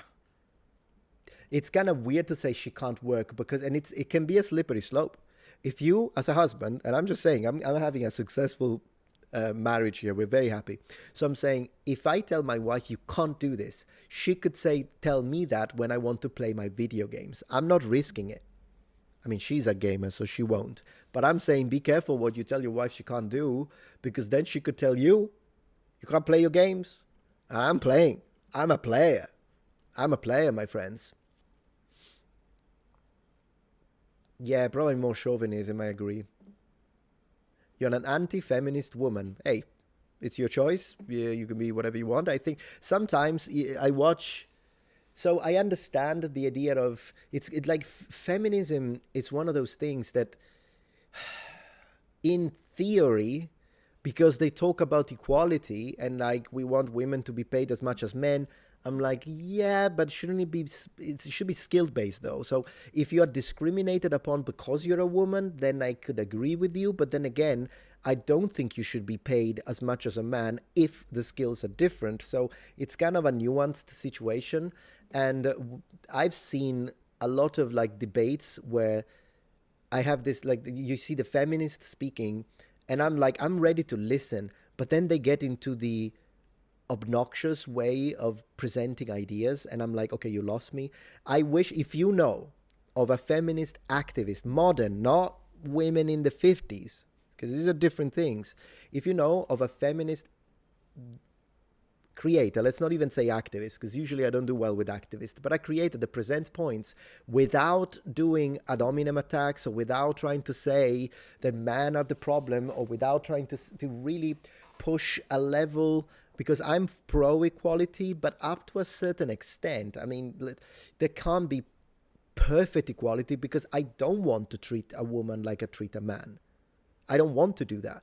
If I want to open the door for a woman, I don't need to open the door for a man, just to tell you that that's a silly example. But if there is a job that requires physical strength, let's not pretend that there is the exact same level of strength within the sexes, at least when it comes to averages. So, it's one of those situations that I really need to understand, what are you talking about exactly? Because, yeah, if a feminist says, I don't want to be told by a man that I cannot work, then I can agree with that. I think people, because I'm a freedom guy, right? So I think you should choose what you want. I will still, though, push the idea, think that traditional marriage is the best fundamental core for reality, for society. I still believe that. That's my belief. But at the end of but then again, that also connects to my faith, to the fact that I'm a Christian. So I do believe these things. But if you disagree, I don't have a problem with that. You can live your life however you want, because I do believe in freedom of speech, but also freedom of your ability to choose how you want to live your life. I don't have a problem with that. Thank you so much, Real Serious, for becoming a guardian. I actually watched a debate between a feminist and Andrew Wilson. And my gosh, that debate was a mess. That debate was a mess. It was a mess, guys. Right, so you're woke. Yeah, I guess, according to some people, maybe. I don't know. I know I'm not, but it is what it is. I think I can upset extremes regardless of what I say, but people that are reasonable will understand where I'm coming from. That's not what equality has ever meant. Yeah, exactly. So like, equality doesn't mean that we are the exact same, because we're not. Female and males are not the same. This is basic biological reality. Female and male are not the same. Okay, we excel at different things. There are differences when it comes to averages in strength. And so there is that. But yeah, Egyptian vases, that could be nice to review. That could be nice to review. Glory to Pompey. Hey, glory to Pompey, my friends. Always glory to Pompey. Absolutely. Absolutely. Mark, what you're saying here, I noticed that in this specific case, when I watched that debate, yeah, the woman in question seemed to have a lot of misunderstanding of studies. And that really was strange, because if I were to debate at any point, I'm not a debater though, although I'm considering for the future, but I would have to like spend a year training the skills, okay? But if I were to debate a very skilled debater, regardless of their position, so whether I'm debating Destiny or I'm debating Andrew Wilson, man, I would get my preparation right. I can tell you that much. I would not go to a debate without having my data ultra checked, because, and then again, as you say, I'm not a debater. So if you tried it on Twitch, tried what? Skeptical Luigi, I love the name. Hello, what do you think about the lasagna soup? I don't know what a lasagna soup is. Is it a soup inspired on lasagna? So like with mozzarella and, well, not necessarily mozzarella, but like cheese and ricotta, a little tomato. That sounds good, if that's what it is. The helmet is so freaking cool. Thank you so much, Doder on Twitch. Yeah, it's a frog mouth, and we got a new helmet today in the mail. I'll be showing it to members and Patreon first, but then I'll also start showing it on the channel, and then, yeah, we'll have a good time. We'll have a good time.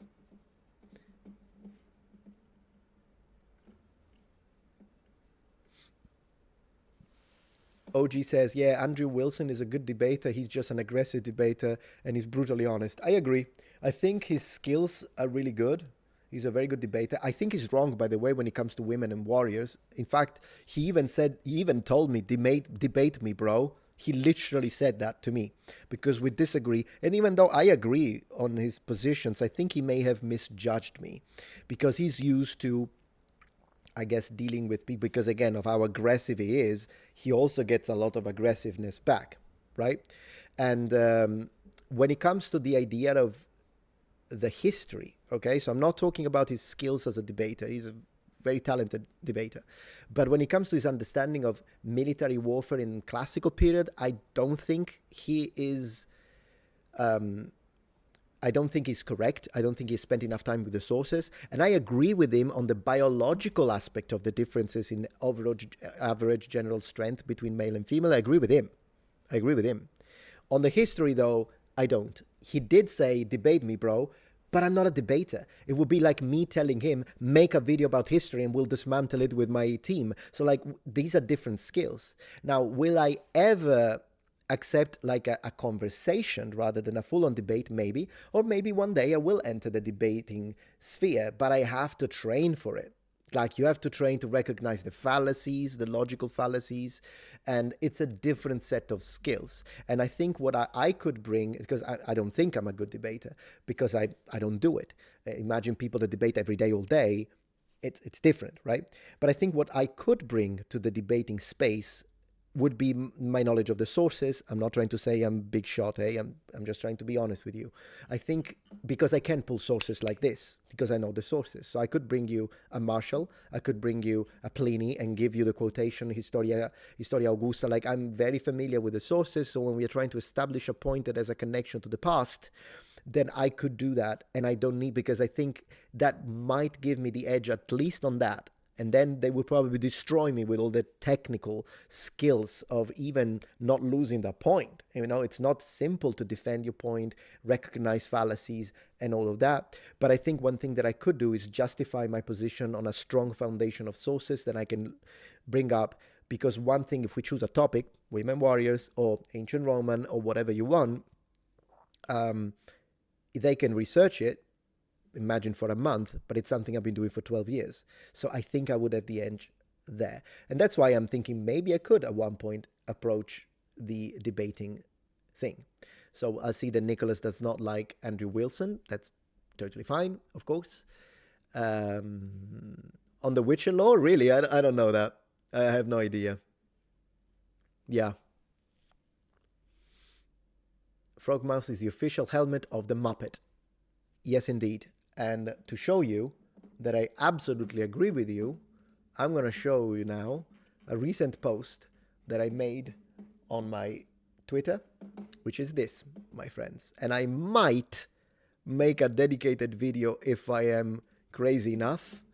But ladies and gentlemen, how can you tell me that this gentleman is not a helmet? He's a helmet. He absolutely is a helmet. Kermit, the Muppet helmet. I love it. You might see this at the thumbnail one of these days on my channel. Make sure to click it. Yeah, Baron is a great username. You're absolutely see it. Can't unsee it. I know. And you know what happened? We were talking a little bit in the comments, and then someone asked me, I dare you to put giant googly eyes on yours, and boom, because the Metatron, if we are talking Muppets, I'm not messing around. I'm not messing around, guys. So there is that. I didn't know that this was going to happen during the live stream. But hey, that's what's beautiful about these live streams. Daniel says, love it. Yeah, I know. It's Kermit is great. Kermit is fantastic. What would be the equivalent of a philosopher be these days? Scientists, professors? Yeah, I guess some professors, absolutely. Professors that in fact teach philosophy could be considered a bit like a philosopher or any kind of thinker, I imagine. Not really a scientist, though. Well, I would consider scientists more on the lines of someone like Archimedes. Archimedes, I don't know how to pronounce it in English. That would be a scientist of the classical period. Yeah? So, yeah, probably. Sure, yeah, there are absolutely philosophical people today. You're absolutely right.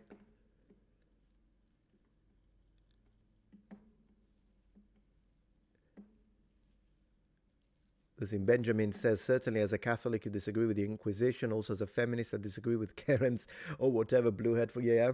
But a feminist, I'll stay. No, sure, yeah, you could totally, yeah, you can be a feminist, I understand, but you're probably, if you disagree with the Karens, then it means that you're a feminist, but you're not one of those that basically end up being activists that throw away reason and logics and turn into ideologues.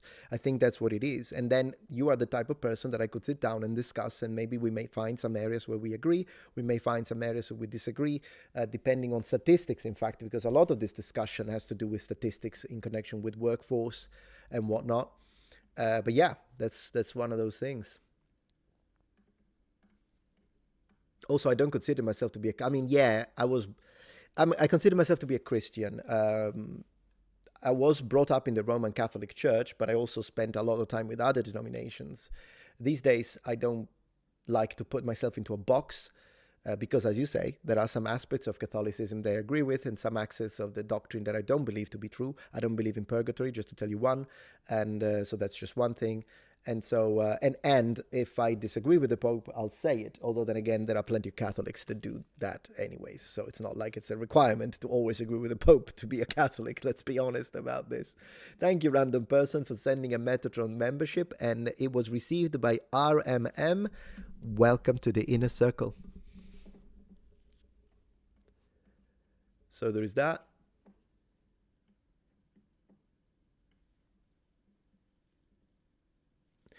Jordan R. Peterson, for example, I would consider him a philosopher.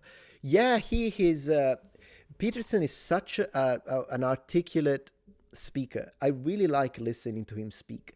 There have been situations in which his being so articulate sent to nothing and it became a word salad. And at that point, particularly when it happens during that, I think he's better with monologues than he is with dialogues and debates. It's just my opinion. And I don't agree with a few of his positions, but I do strongly resent the fact that he lost his license just because he didn't conform with the political positions of, I guess, the Canadian government. I think they are the ones to removed, and because of language situation, because Canada is really strong on those things, and that's something that I think is very dangerous. So I sympathize with that. And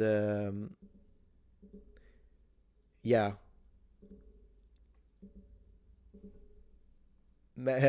Real serious. Metatron, do you believe dogs go to heaven? How about good atheists?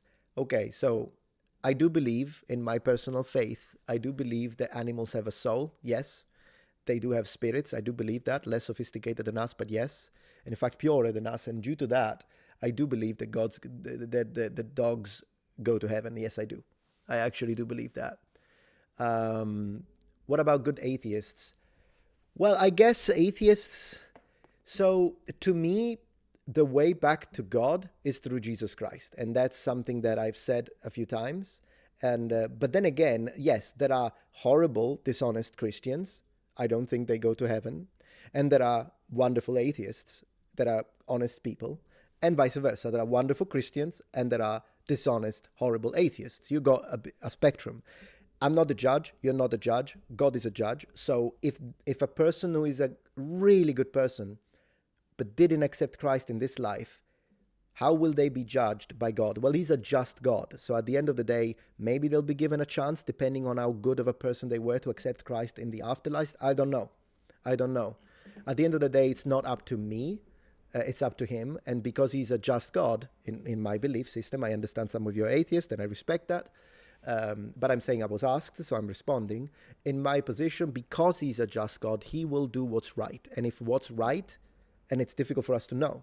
But if what's right is to give a very good person a chance in the afterlife, then that's what's happening. If that's not right, then it won't happen, and it's up to him. I have no idea at that point. Oh, there is a movie, Dogs Go to Heaven. I didn't know that. That's cool. But yeah, no, I do think sometimes particularly when I look at my dogs, I do see that animals, in my opinion, have such a purity. There we go, the milk dog steak. But yeah, that I don't really think that they can sin. But that's just me. I mean, I usually don't talk about doctrine, so I'm just going to leave it at that. Sure, OG, exactly. I like that idea, Evil Black, for sure. For sure.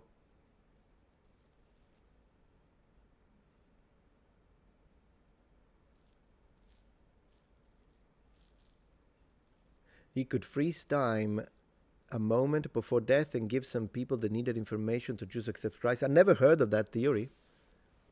So no idea, never heard of it. I don't think it's based on scripture though, because I mean I've read everything when it comes to the scriptures. I've read Gospel, Old Testament, whatever. So who knows? Metatron, you're already in members only mode. Yeah, no.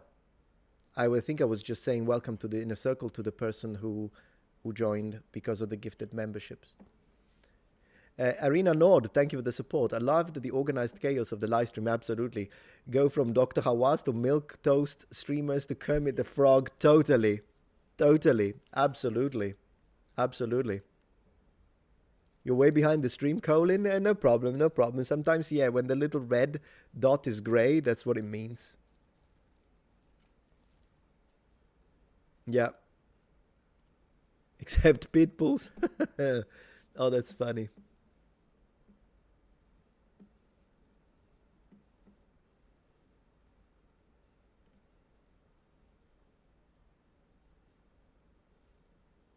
Your heaven will be full of dogs. I can see that, Random, absolutely. You forgot pasta. We always say something about food and pasta. You're right, we always do. Like every stream, we've got to talk about the pasta a little bit, don't we? That's how it is, all the time. Any love for Peep the Frog? I'm not familiar, unfortunately. And Benjamin says using feminist and woke as an insult comes from the same place as fake news, and those aren't the facts I agree with. This is a backlash against equality. Yeah, to me, I think at this point, the words like that used to have a meaning, whether it be racist, fascist, Nazi, or whether it be woke, or whether it be, yeah, all of these words had a meaning, but now they've been diluted by extreme usage. There are situations in which I will see something, and I know I get backlash from it, and it is what it is. And I will see something like, for instance, Dragon Age Veilguard, and to me, that is woke. You don't hear me say it much, though, because I know that this word has been applied to literally the girl put on jeans. That's woke now. And no, it's not, so there are, and again, I was called woke simply because I spoke about something that had to do with the bronze armor that was worn by the Sarmatian women. That makes me woke. So at the point, yeah, there are things that to me are woke in the sense that they are pushed by, in this case, a very far left position that is trying to present a message or a certain worldview. So I think it would be correctly defined as woke.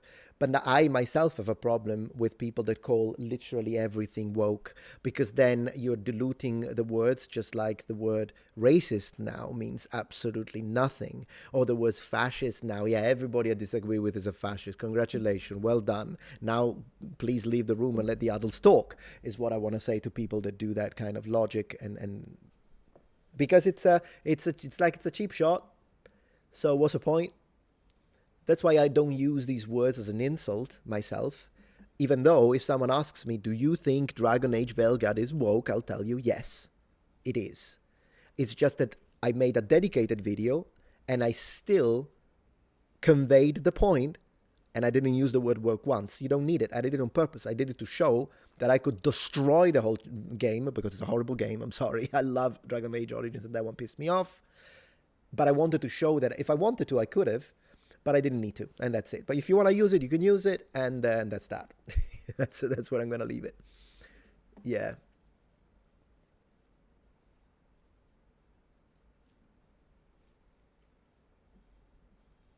Leave the room, adults are talking. Yeah, precisely. Hey, don't worry, Raphael, not a problem. It's fun. If you mistype a little bit, a little typo, it becomes a little challenge. I need to figure it out. It's fun. It's like a puzzle, not a problem. Not a problem.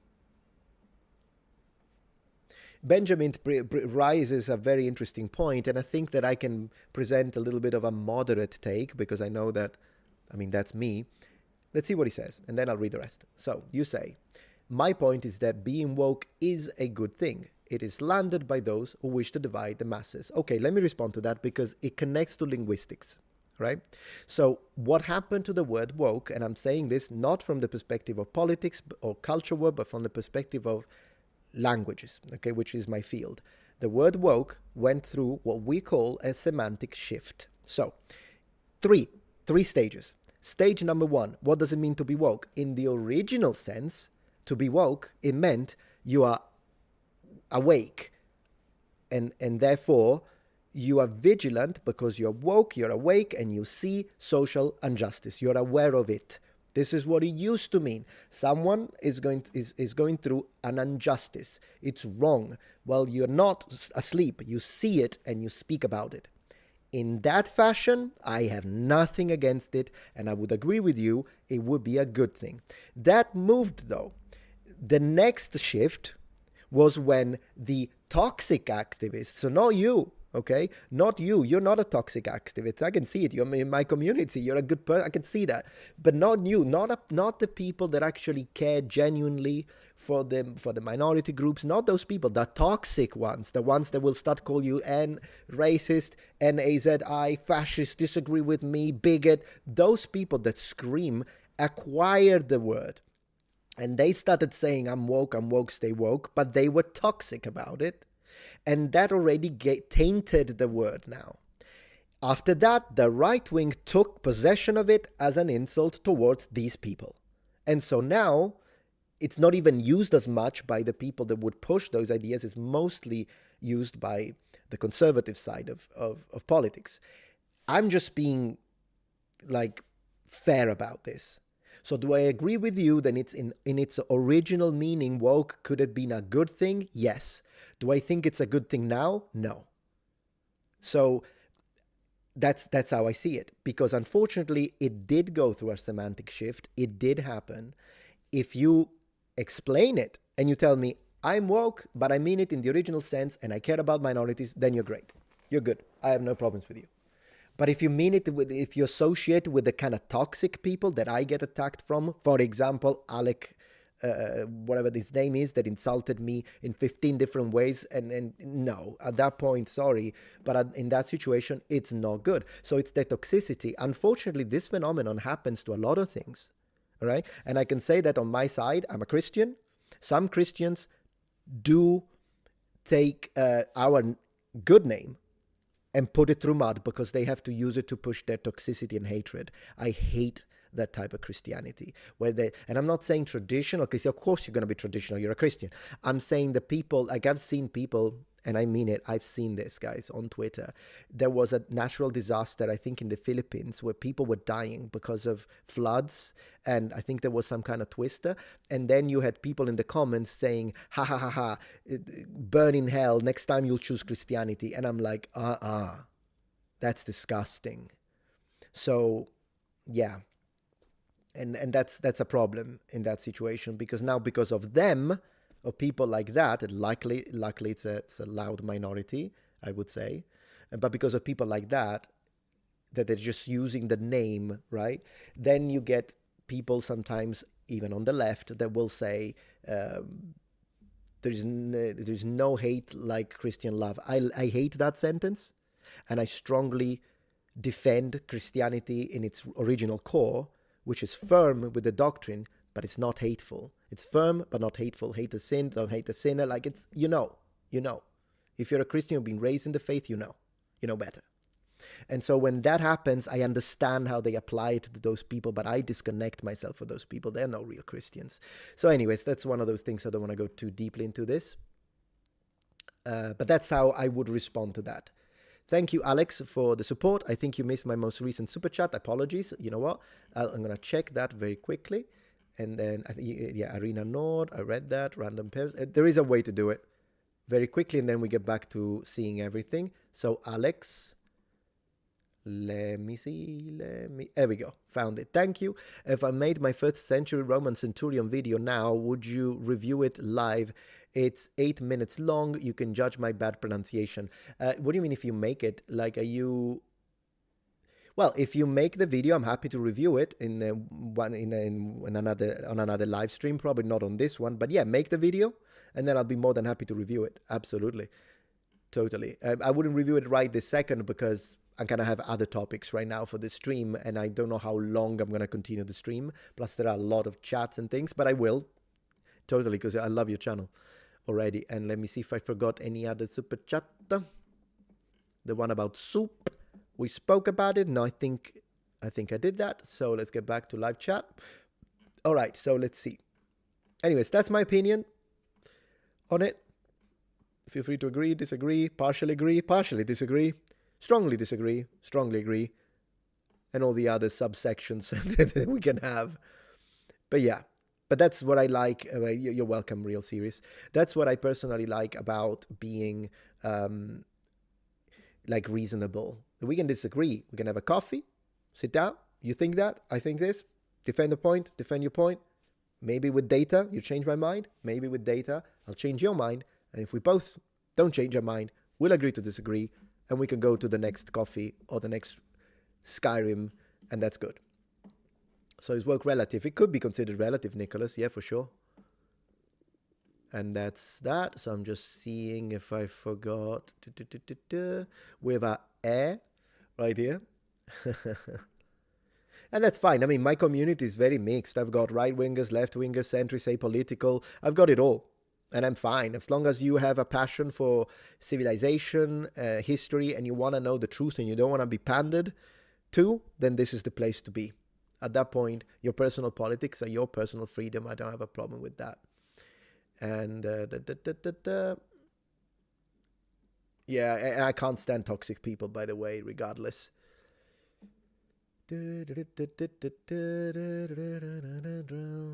Age the fail god. That's how I use that joke too. I think it's well deserved, but that's just me. And yeah, I see you're disagreeing politely. That's good. That's nice. You're a chicken winger.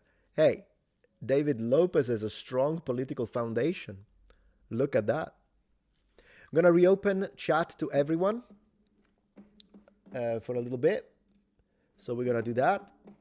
But as I say, guys, for members of the channel, do remember that Friday, it's entirely for you, the live stream, to thank you for your support. And we're going to open chat. Let's see who's going to be the first comment, guys. Who's going to be the first person to slip in a grey comment in 5, 4, 3, 2, 1. I'm going to share my screen. 1 second. There we go. Boom. So first grey was Thunderwing. GG. Well, of course we got we got you, but you want to say it. Thank you so much, Thunderwing, and welcome back, everyone, to the live chat. And I think this is the part of the stream where I would like to kind of focus a little bit on whatever the heck happened with Mr. Beast, guys. I'm kind of interested to see this scandal in this temple. What did he do? Did he steal an artifact? What does he need to steal it for? He could buy the temple, probably, with the kind of money that guy makes. But welcome, everyone. Thank you so much for everyone becoming members or the gifted memberships. That's very much appreciated. And let's go. Rewatch oversimplified First Punic War and react to the whole video this time. Oh yeah, maybe I did it. First Punic War, I could finish the second. I wouldn't rewatch the whole thing, but maybe I could finish it with the second part. It's just that it's been a while now, but I might do it. So what I'm going to do, the Llama 90, is that I'll watch the rest of the video that I haven't watched. And if I think there is enough areas, topics that I could add onto in order to make it into enough of a transformative work to make an episode about it, then I'll do it. How about that? So that could be good. All right, let's check this Mr. Beast situation. I'm really curious about it, so let's see what the heck is going on. Mr. Beast, subscribe for a cookie. That's 396 million cookies, and he should be giving out those cookies now. Where are the cookies? Or maybe not, considering he had some problem with the food that he was making, Lunchables, and maybe not. Maybe let's not do the cookies. All right, so this is the video. I don't want to watch his video necessarily. I'm not interested, but I do want to watch people covering it. Do you know of anyone who's explained the whole situation well? Maybe let's just watch the beginning. What is it about? Can't hear anything. 1 second.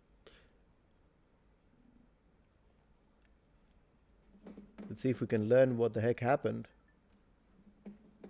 You hate the change of the meaning in words. Unfortunately, it does happen. It's like something that happens, and usually happens organically. When it doesn't happen organically, it's more annoying, but it is something that does happen. So we just got dropped off this 2,000-year-old ancient temple. All right.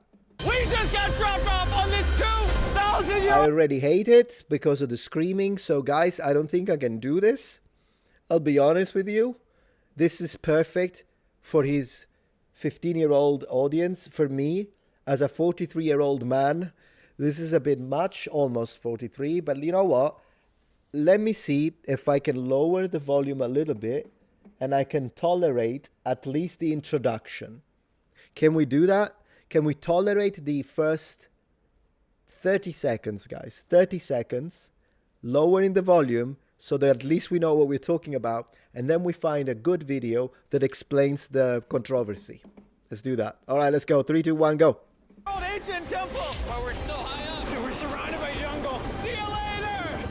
Let's go see what we can find! In this video, we're going to be exploring dozens of ancient temples. Dozens. All of which hide ancient Mayan secrets from the world deep underground. Everything you guys are seeing now, the Mayans didn't want us to see. Nobody gets to go where we're going. Oh my gosh, I feel like it's TikTok. The stimuli overload is insane. It like they change. There is there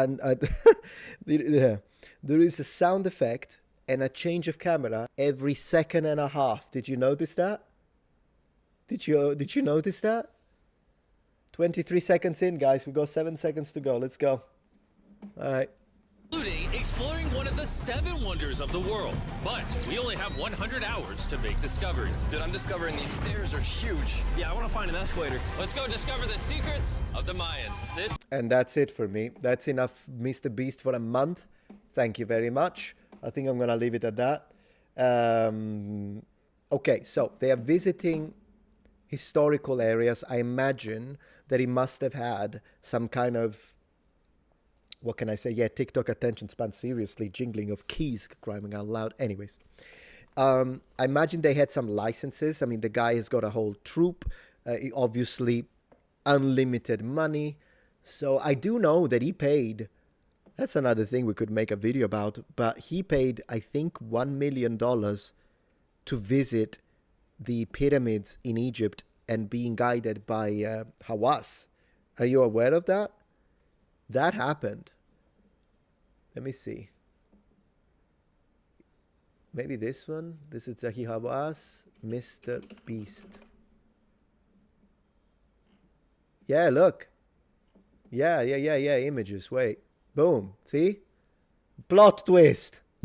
Plot twist of the Metatron. Man, this is like the most entertaining stream I've ever made in my life. Yeah. That's what happened.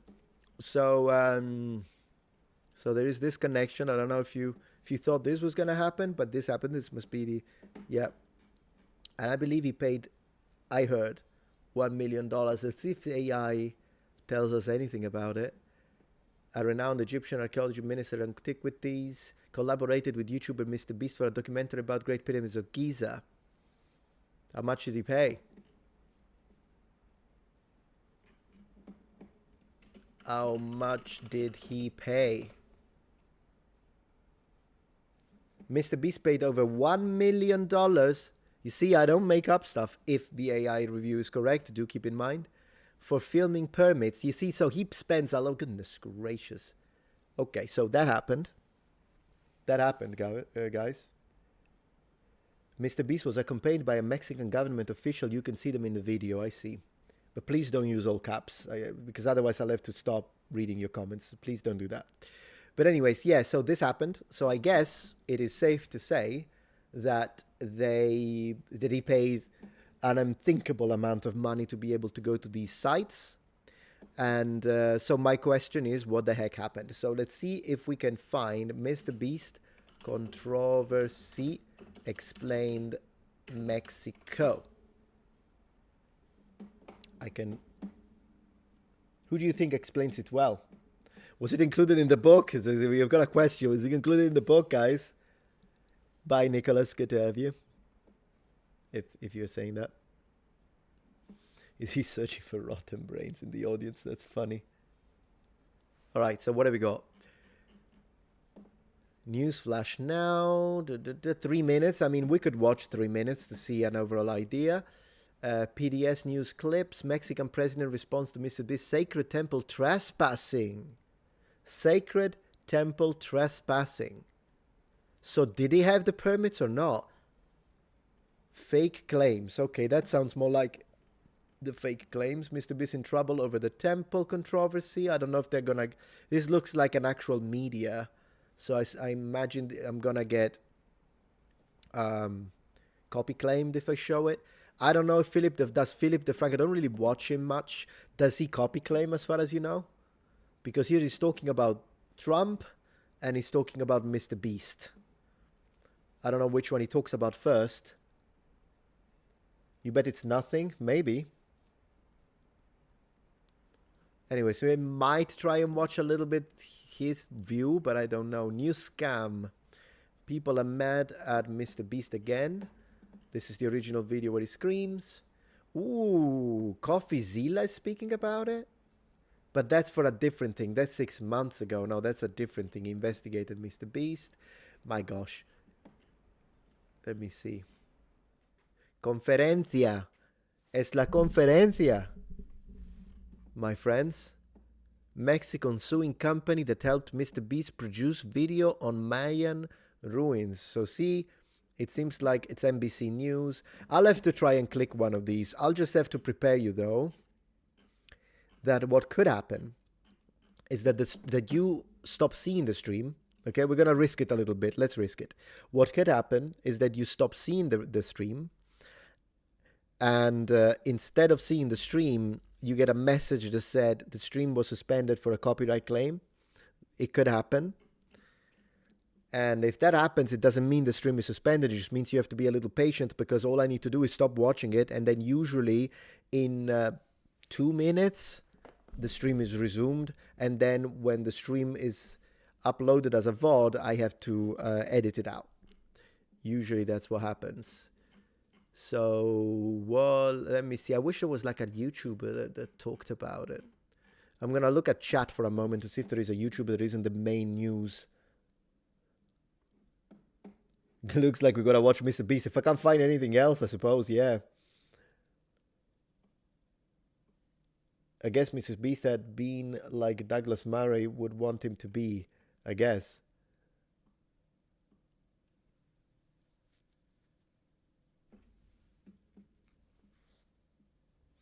Let me see.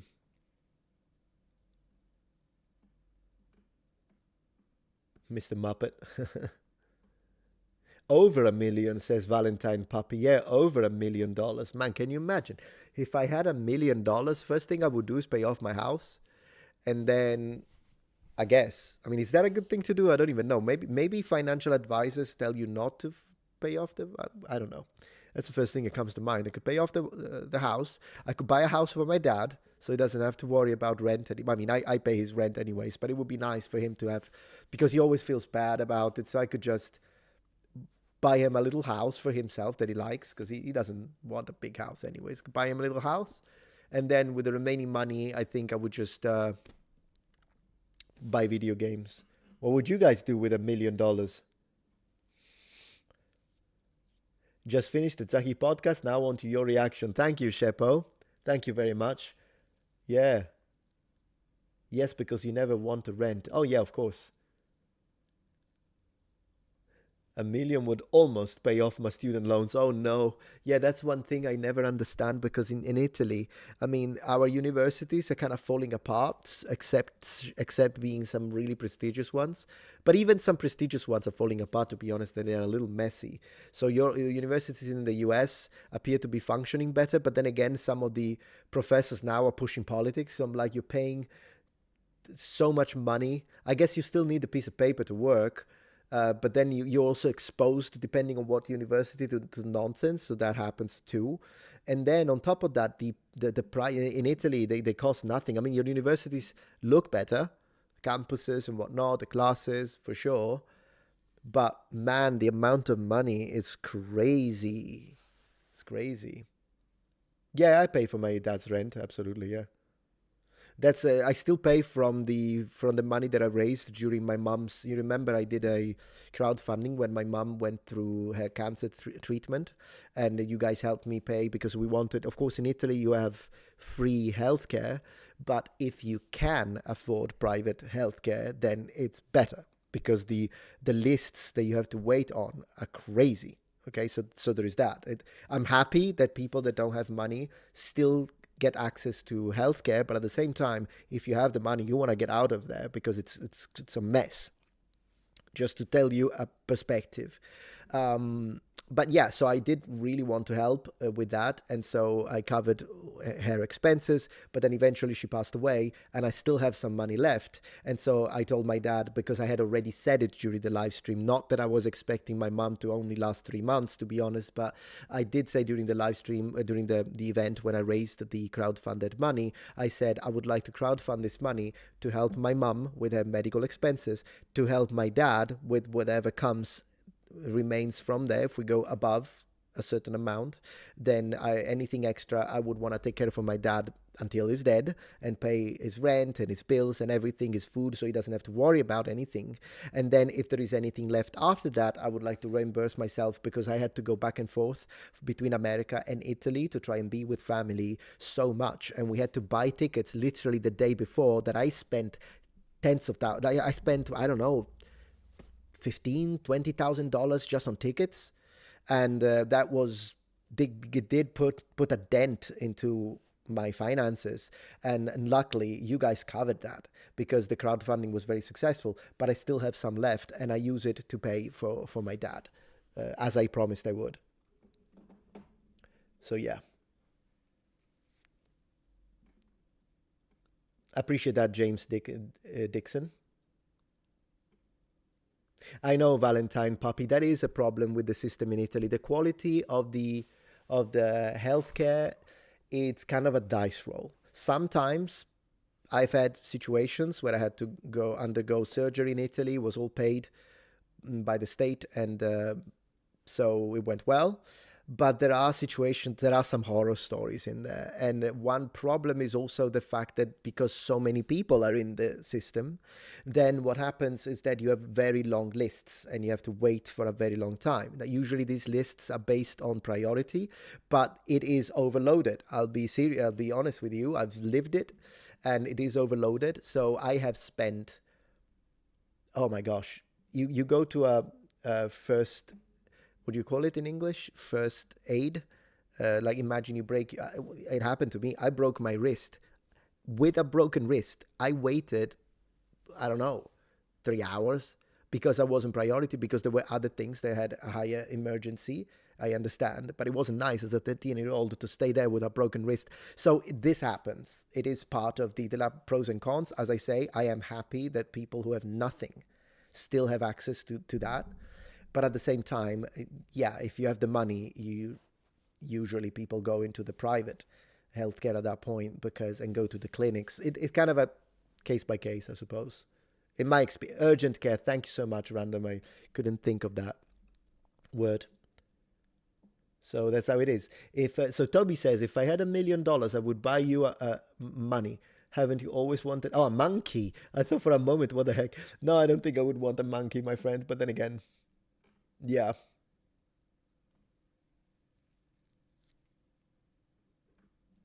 So there's that.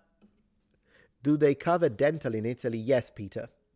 Now, a lot of people will pay. Like, for instance, my uncle, my mom at the time, they went through a reconstruction of their teeth, and they did it through private, both of them. So my uncle ended up spending like 3,000 or 4,000 euros. My mom spent less because she didn't have, like, she couldn't afford at that time. It was before this whole situation. She couldn't really afford the tippy top quality thing, so she had like a removable thing, which still cost a pretty penny. It was like 1,500.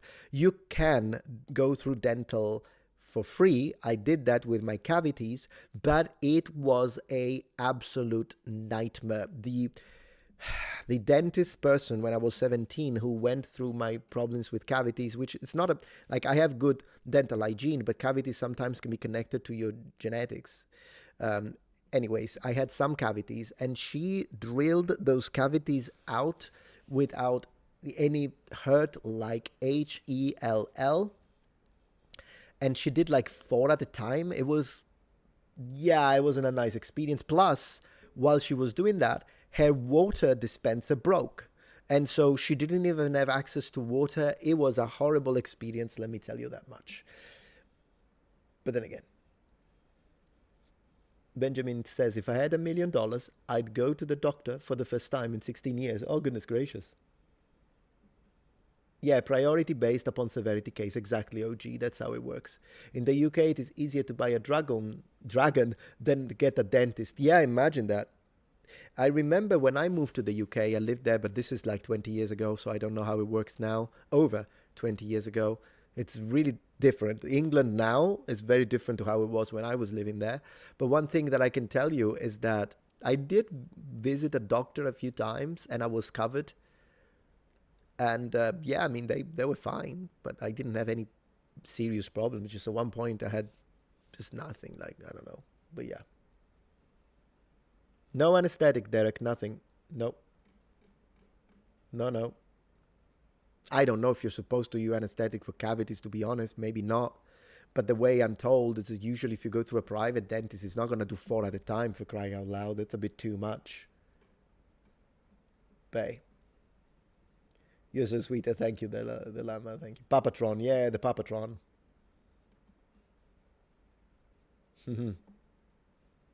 Wolf Blitzer asks, where is Colombia in South America? I guess. Buy lots of swords and armor, says Daniel Edwards, and I absolutely agree. OG says he paid over 1 million for a tour guide. No, I guess it's also the permits to be able to visit sections, I guess, of these. Who knows? Maybe they even, used it on purpose to make money from the whale, I guess. Who knows what the heck happened in there?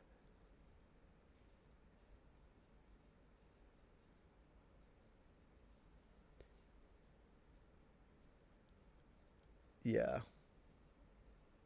It's one of those situations, I guess. What's a dentist? Said Thunderwing. Yeah, I need to go to one, actually, because I haven't been to one in the US. And I should go. I should probably go, I think, because we pay, of course, for healthcare insurance, both me and my wife. My payment is, in fact, relatively larger compared to that of my wife. And I think it's because I'm older, of course. But I don't know if the fact that I'm not an American citizen, if that has any say into it, because I mean I have a very good medical history, so I don't know. I haven't got a clue. Anyways, I pay more than her. Whatever. We even have insurance for our dogs. With it, like my little Pomeranian, little Pomeranian's got a little insurance. Yeah, so there's that. But it's just one of those things. I'm glad that I can afford it. I'll put it this way. So since we do have dental coverage, I was thinking of going, and maybe they can do a nice whitening, because man, Americans, you got the best teeth on the planet. Japanese have got good teeth, usually, depends, unless it's like an old smoker. In England, teeth quality, average teeth quality is pretty bad. I don't know if it has changed, though, for what I've seen up to the last time I went. But Americans, man, you've got incredible teeth. Yeah, dog insurance. No, seriously, we took our Maltese Bichon once because she was having some problems. And so we took her to the vet, and just to see her, it was $350. I can almost buy a PlayStation 5 with that money. So that's just to see her. And then she was like, if you want to, no, she's fine, she's okay. Because at first we thought she had a heart murmur, but that was something that can happen when they're very young puppies. But unless, like, it didn't develop, so it wasn't a problem. This happened 5 years ago. Everything was fine. But then the nurse said, if you want, we can do more tests on other things and complete check and whatnot. And we asked, how much would that be? And she's like, oh, it would be like $1,950. And we're like, thanks, but no thanks, appreciate. And then since then, we have had our puppies on insurance, because if we need to take them, we want to take them, because to us, they're family. But I also don't want to pay $350 every single time we step foot into a vet. And if anyone is watching from Europe, I know you're going to think of back home in Italy, you're going to think that's insane amount of money, but that's how it is. Yeah, Daniel says, my family has 6 cats. Vet bills are rough. I understand that 100%. 100%.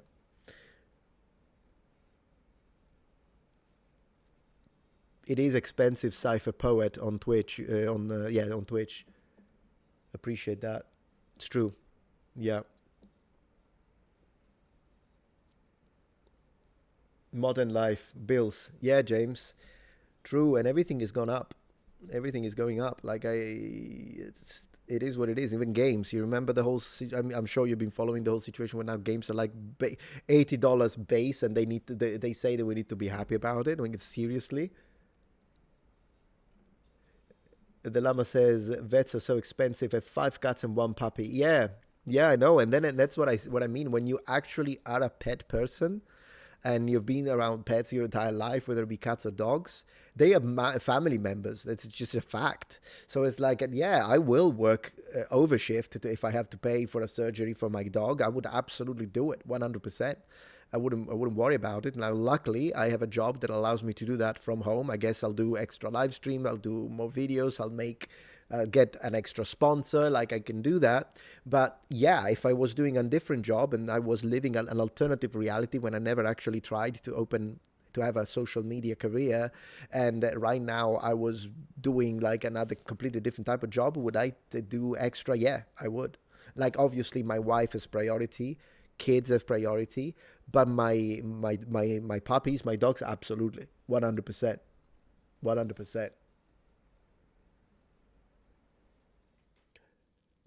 Yeah.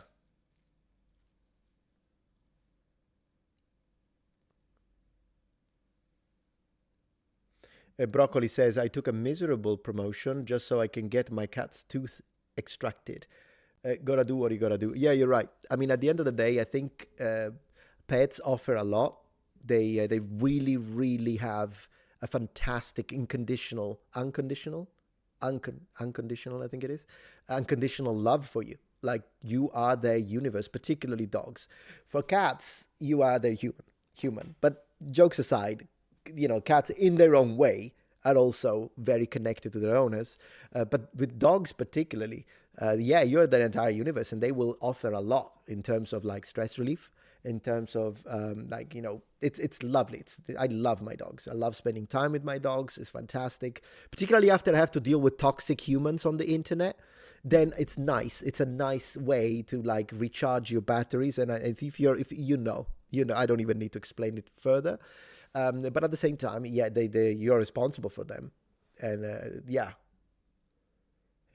James says, new subscriber today, you had me a Muppet. Oh yeah, so I filmed a whole series of funny intros that I'm going to be using on my videos, because I do need to push a little more when it comes to asking people to subscribe, simply because I've had a massive downfall in subscribers. I had an upsurge in memberships, which is great. Thank you so much, guys. But I've had a terrible collapse in subscribers. I went from 12,000 subscribers a month on YouTube as a growth metric to 300 subscribers a month. It was never happened before. I don't know what happened. I think it has to do with the current changes with the algorithm, which occurred on the 15th of this month, but it was catastrophic. So I tried to counter it by trying to, using my call to action more often, but I also didn't want to annoy you. So I decided, you know what, I'm going to make them funny. I'm going to make them like comedic. And I think it worked because you guys loved that one. And so I filmed a few of those, and you'll see me mentioning calls to actions because they do work.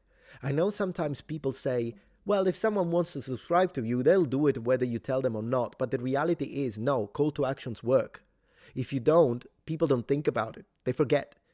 Sometimes they would subscribe, but at that moment they're not thinking and they're watching the video, and then maybe they're doing something else. A lot of people watch my content while they're doing chores. And so, believe it or not, a call to action that isn't too pushy, but a call to action does work, bringing up the numbers. You can see it in the analytics. I'm just telling you from as a content creator. And so I decided I gotta do something, because 300 people a month is catastrophic.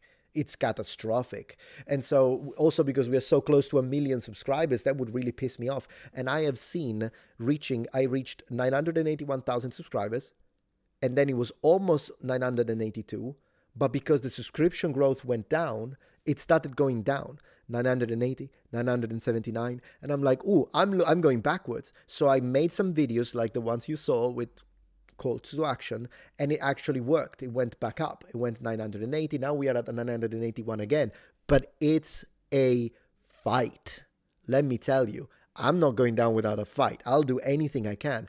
And with your help and your support, I feel like I can win this fight, and we can hit that freaking 1 million subscribers. And it would be our achievement. It's not just me. Without you, it would be impossible. So it would be an achievement that we have done together. And but I have to say it, guys. I gotta do the call to action. So at least I'm trying to make it funny. Okay? It's just one of those things. And I appreciate, David, for you becoming a member. That's really nice. I hope it was a bot purge, OG Kaz. You're absolutely right. I hope it was a bot purge. Absolutely. But in the meantime, subscribe your Muppet is going to be my strategy. And by the power of Muppets, we will, you know what? I might buy a Kermit Muppet from eBay. I might do that tonight. I don't know, guys. I don't know if I can stop myself. That could happen. A Kermit Muppet. You know what? I'm going to check how much it is on eBay. I'm checking right now. eBay.com. Let me see. Kermit Muppet. Let's see, guys. A Kermit Muppet. See if we're getting some good Muppets. I'm going to share my screen in a second. Just one moment, please. But we're getting some good selection of Muppets here. I think I need one that I can... what do I call it? A Muppet glove? Kermit Muppet glove.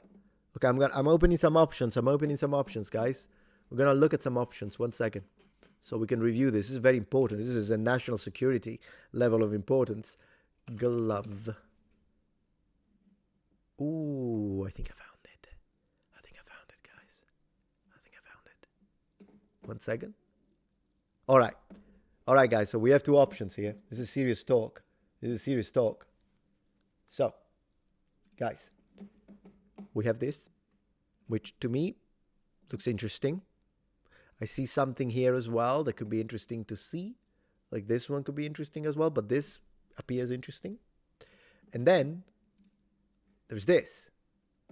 Oh, this could be nice. This could be interesting as well. Yeah. You can go, oh, this is good. Oh, this is good. The Lemon People, thank you for the £2. This is going towards the Muppet, though, just so you know. If we reach $29.98, I'm buying this Muppet. How many cigars did Hawass smoke? Oh, my gosh, yeah, that was... And also, he took his damn time when he went...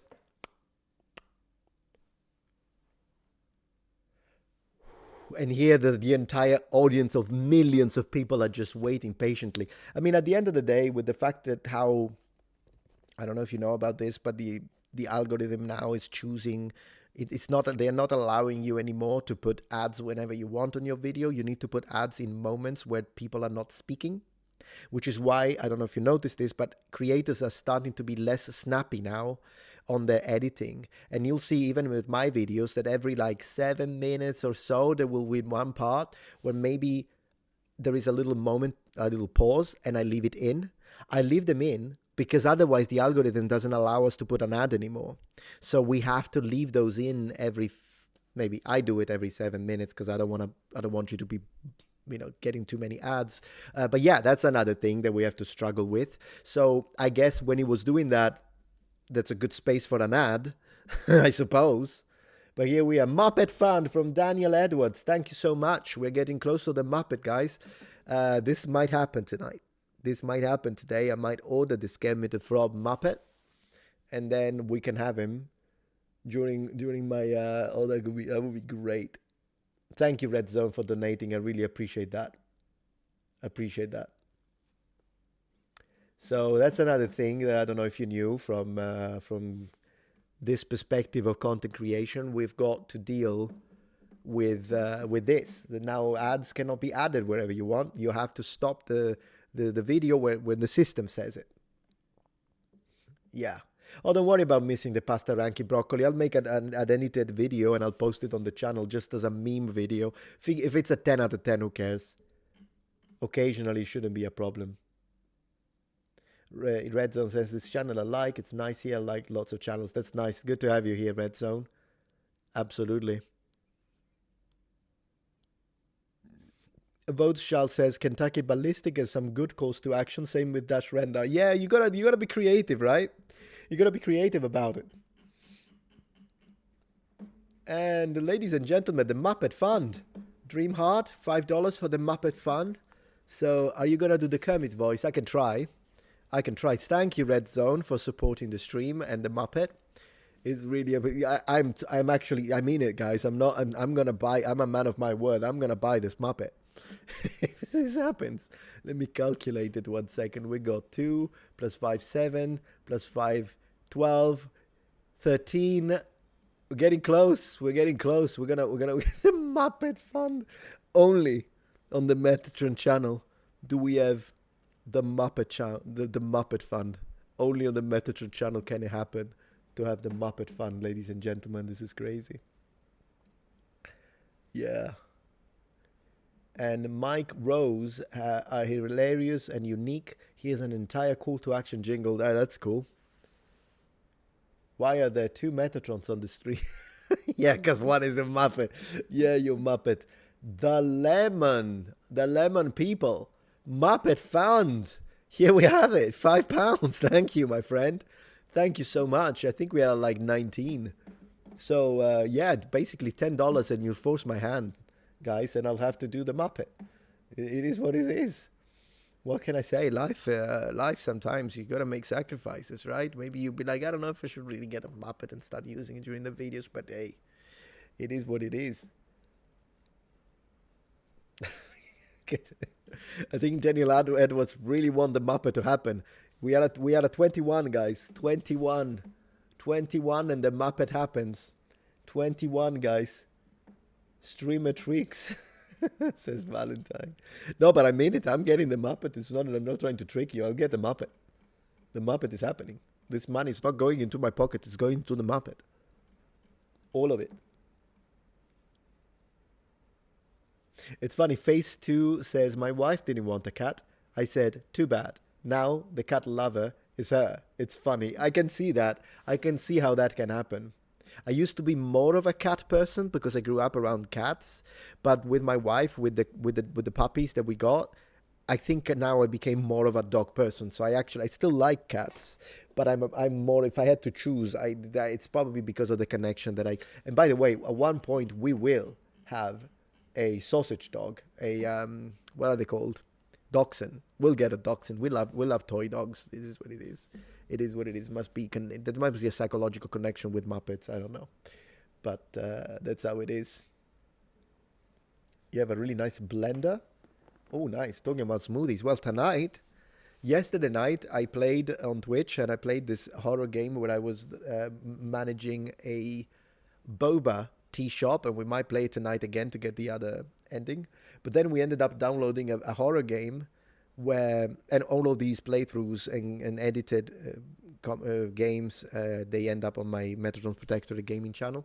But yeah, so we found this one where you are like a guy working at a Starbucks without the official name, but it's a Starbucks in Japan, and it was so fun because it was actually frustrating, but I think it was good comedy because I just couldn't figure out how to freaking steam the milk and all of that, and it was great. So yeah, that was fun. That was really fun, and we might play it tonight again if I'm not too sleepy. We'll see how it is. The Muppet Fund, guys. We're almost there. Power to the Muppets. Yeah. Valentine says, oh my gosh, boba. I don't think I could drink boba. The microplastics plus can't have tea anyway. Are there microplastics? I don't know. Because I do like boba. I don't drink it very often though. So there is that. Broccoli says, I couldn't watch the game. It's what I do all day. Maybe you couldn't play it, but trust me, it was funny to watch me struggle with how it worked, the game mechanics. I honestly think it was hilarious. I started smashing doors in the store because it was pissing me off. And I think rewatching it later, I think it was really funny. Muppet Fund, Muppet Rescue Fund, David Lopez. We are at we're 21, 26, $4, guys, $4, and you will be blamed for this. Okay, this is what you get, by the way, by funding this Muppet thing. That when you'll see me starting to use the Muppet all the time and getting fixated, it'll be like, Metatron, we got to stop with the Muppet. It will be your fault, entirely your fault. That's what's gonna happen. That's what's gonna happen, guys. What can I say? Is that the new Noble One plushie? Yeah, seriously. I can't believe it. It's actually happening. There is gonna be a boom, Mbappe, guys. It's done. We went overboard. We even have extra. Thank you, the lemon people. We even have an extra contribution for the voice. I'll work on it. But thank you so much, guys, for funding. The Muppet is fully funded. I will purchase him once the stream is over, because clicking purchases and having credit cards appear while I'm managing the stream is always a little risky. Not for you, but I'm saying for people watching it afterwards who might want to try and use it against me. But yeah, poor Kenzie. The Muppet is happening. More Muppet funds. Jake Mirren to the Muppet Fund for continuous glory of Rome. Glory to Rome. Thank you so much for your generosity, guys. I really appreciate it. And the Muppet Fund is fantastic. It's a fantastic addition to the Metatron's channel. And after 12 years, could I have ever foreseen when I started and opened the channel that eventually there would have been such a thing as a Muppet Fund while I'm sitting next to a frogmouth helmet that looks like the Muppet in question? This is like a connection of stars that I don't know. I couldn't have ever, but yeah, here we are. That's wonderful. Yeah, Evil Dia's got Elmo, and I'm gonna have Kermit, and it's gonna be great. Goodness gracious. Anyways, yeah, channel upgrade, guys. Thank you so much. And with that being said, I think we are reaching the end of the stream because I'm getting a little sleepy and I need to go make some pasta for dinner. And also, usually at this time, we enjoy watching movies together with the wife. So I'm just gonna do that. But thank you so much for joining the stream. Thank you for your generosity. It was a very successful stream tonight. A lot of people watching, and I hope that the VODs will do well as well, since I think it's an interesting topic even to rewatch, since it was a very dense stream in a good sense. But I thank you so much, guys, for being here.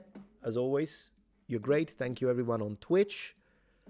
For also, as I say, tonight, Twitch people on Metatron Gemini. I'm gonna put a link before I close, guys. Before I close, I'm gonna put a link to my Twitch channel if you are not aware of it, so that if you want, tonight I'll be playing some very good, I'll be making some great boba teas and horror and medieval games and Oblivion and Ghouls and Ghosts. Like, I do all of that good stuff. And I'm just gonna put the link in chat right now.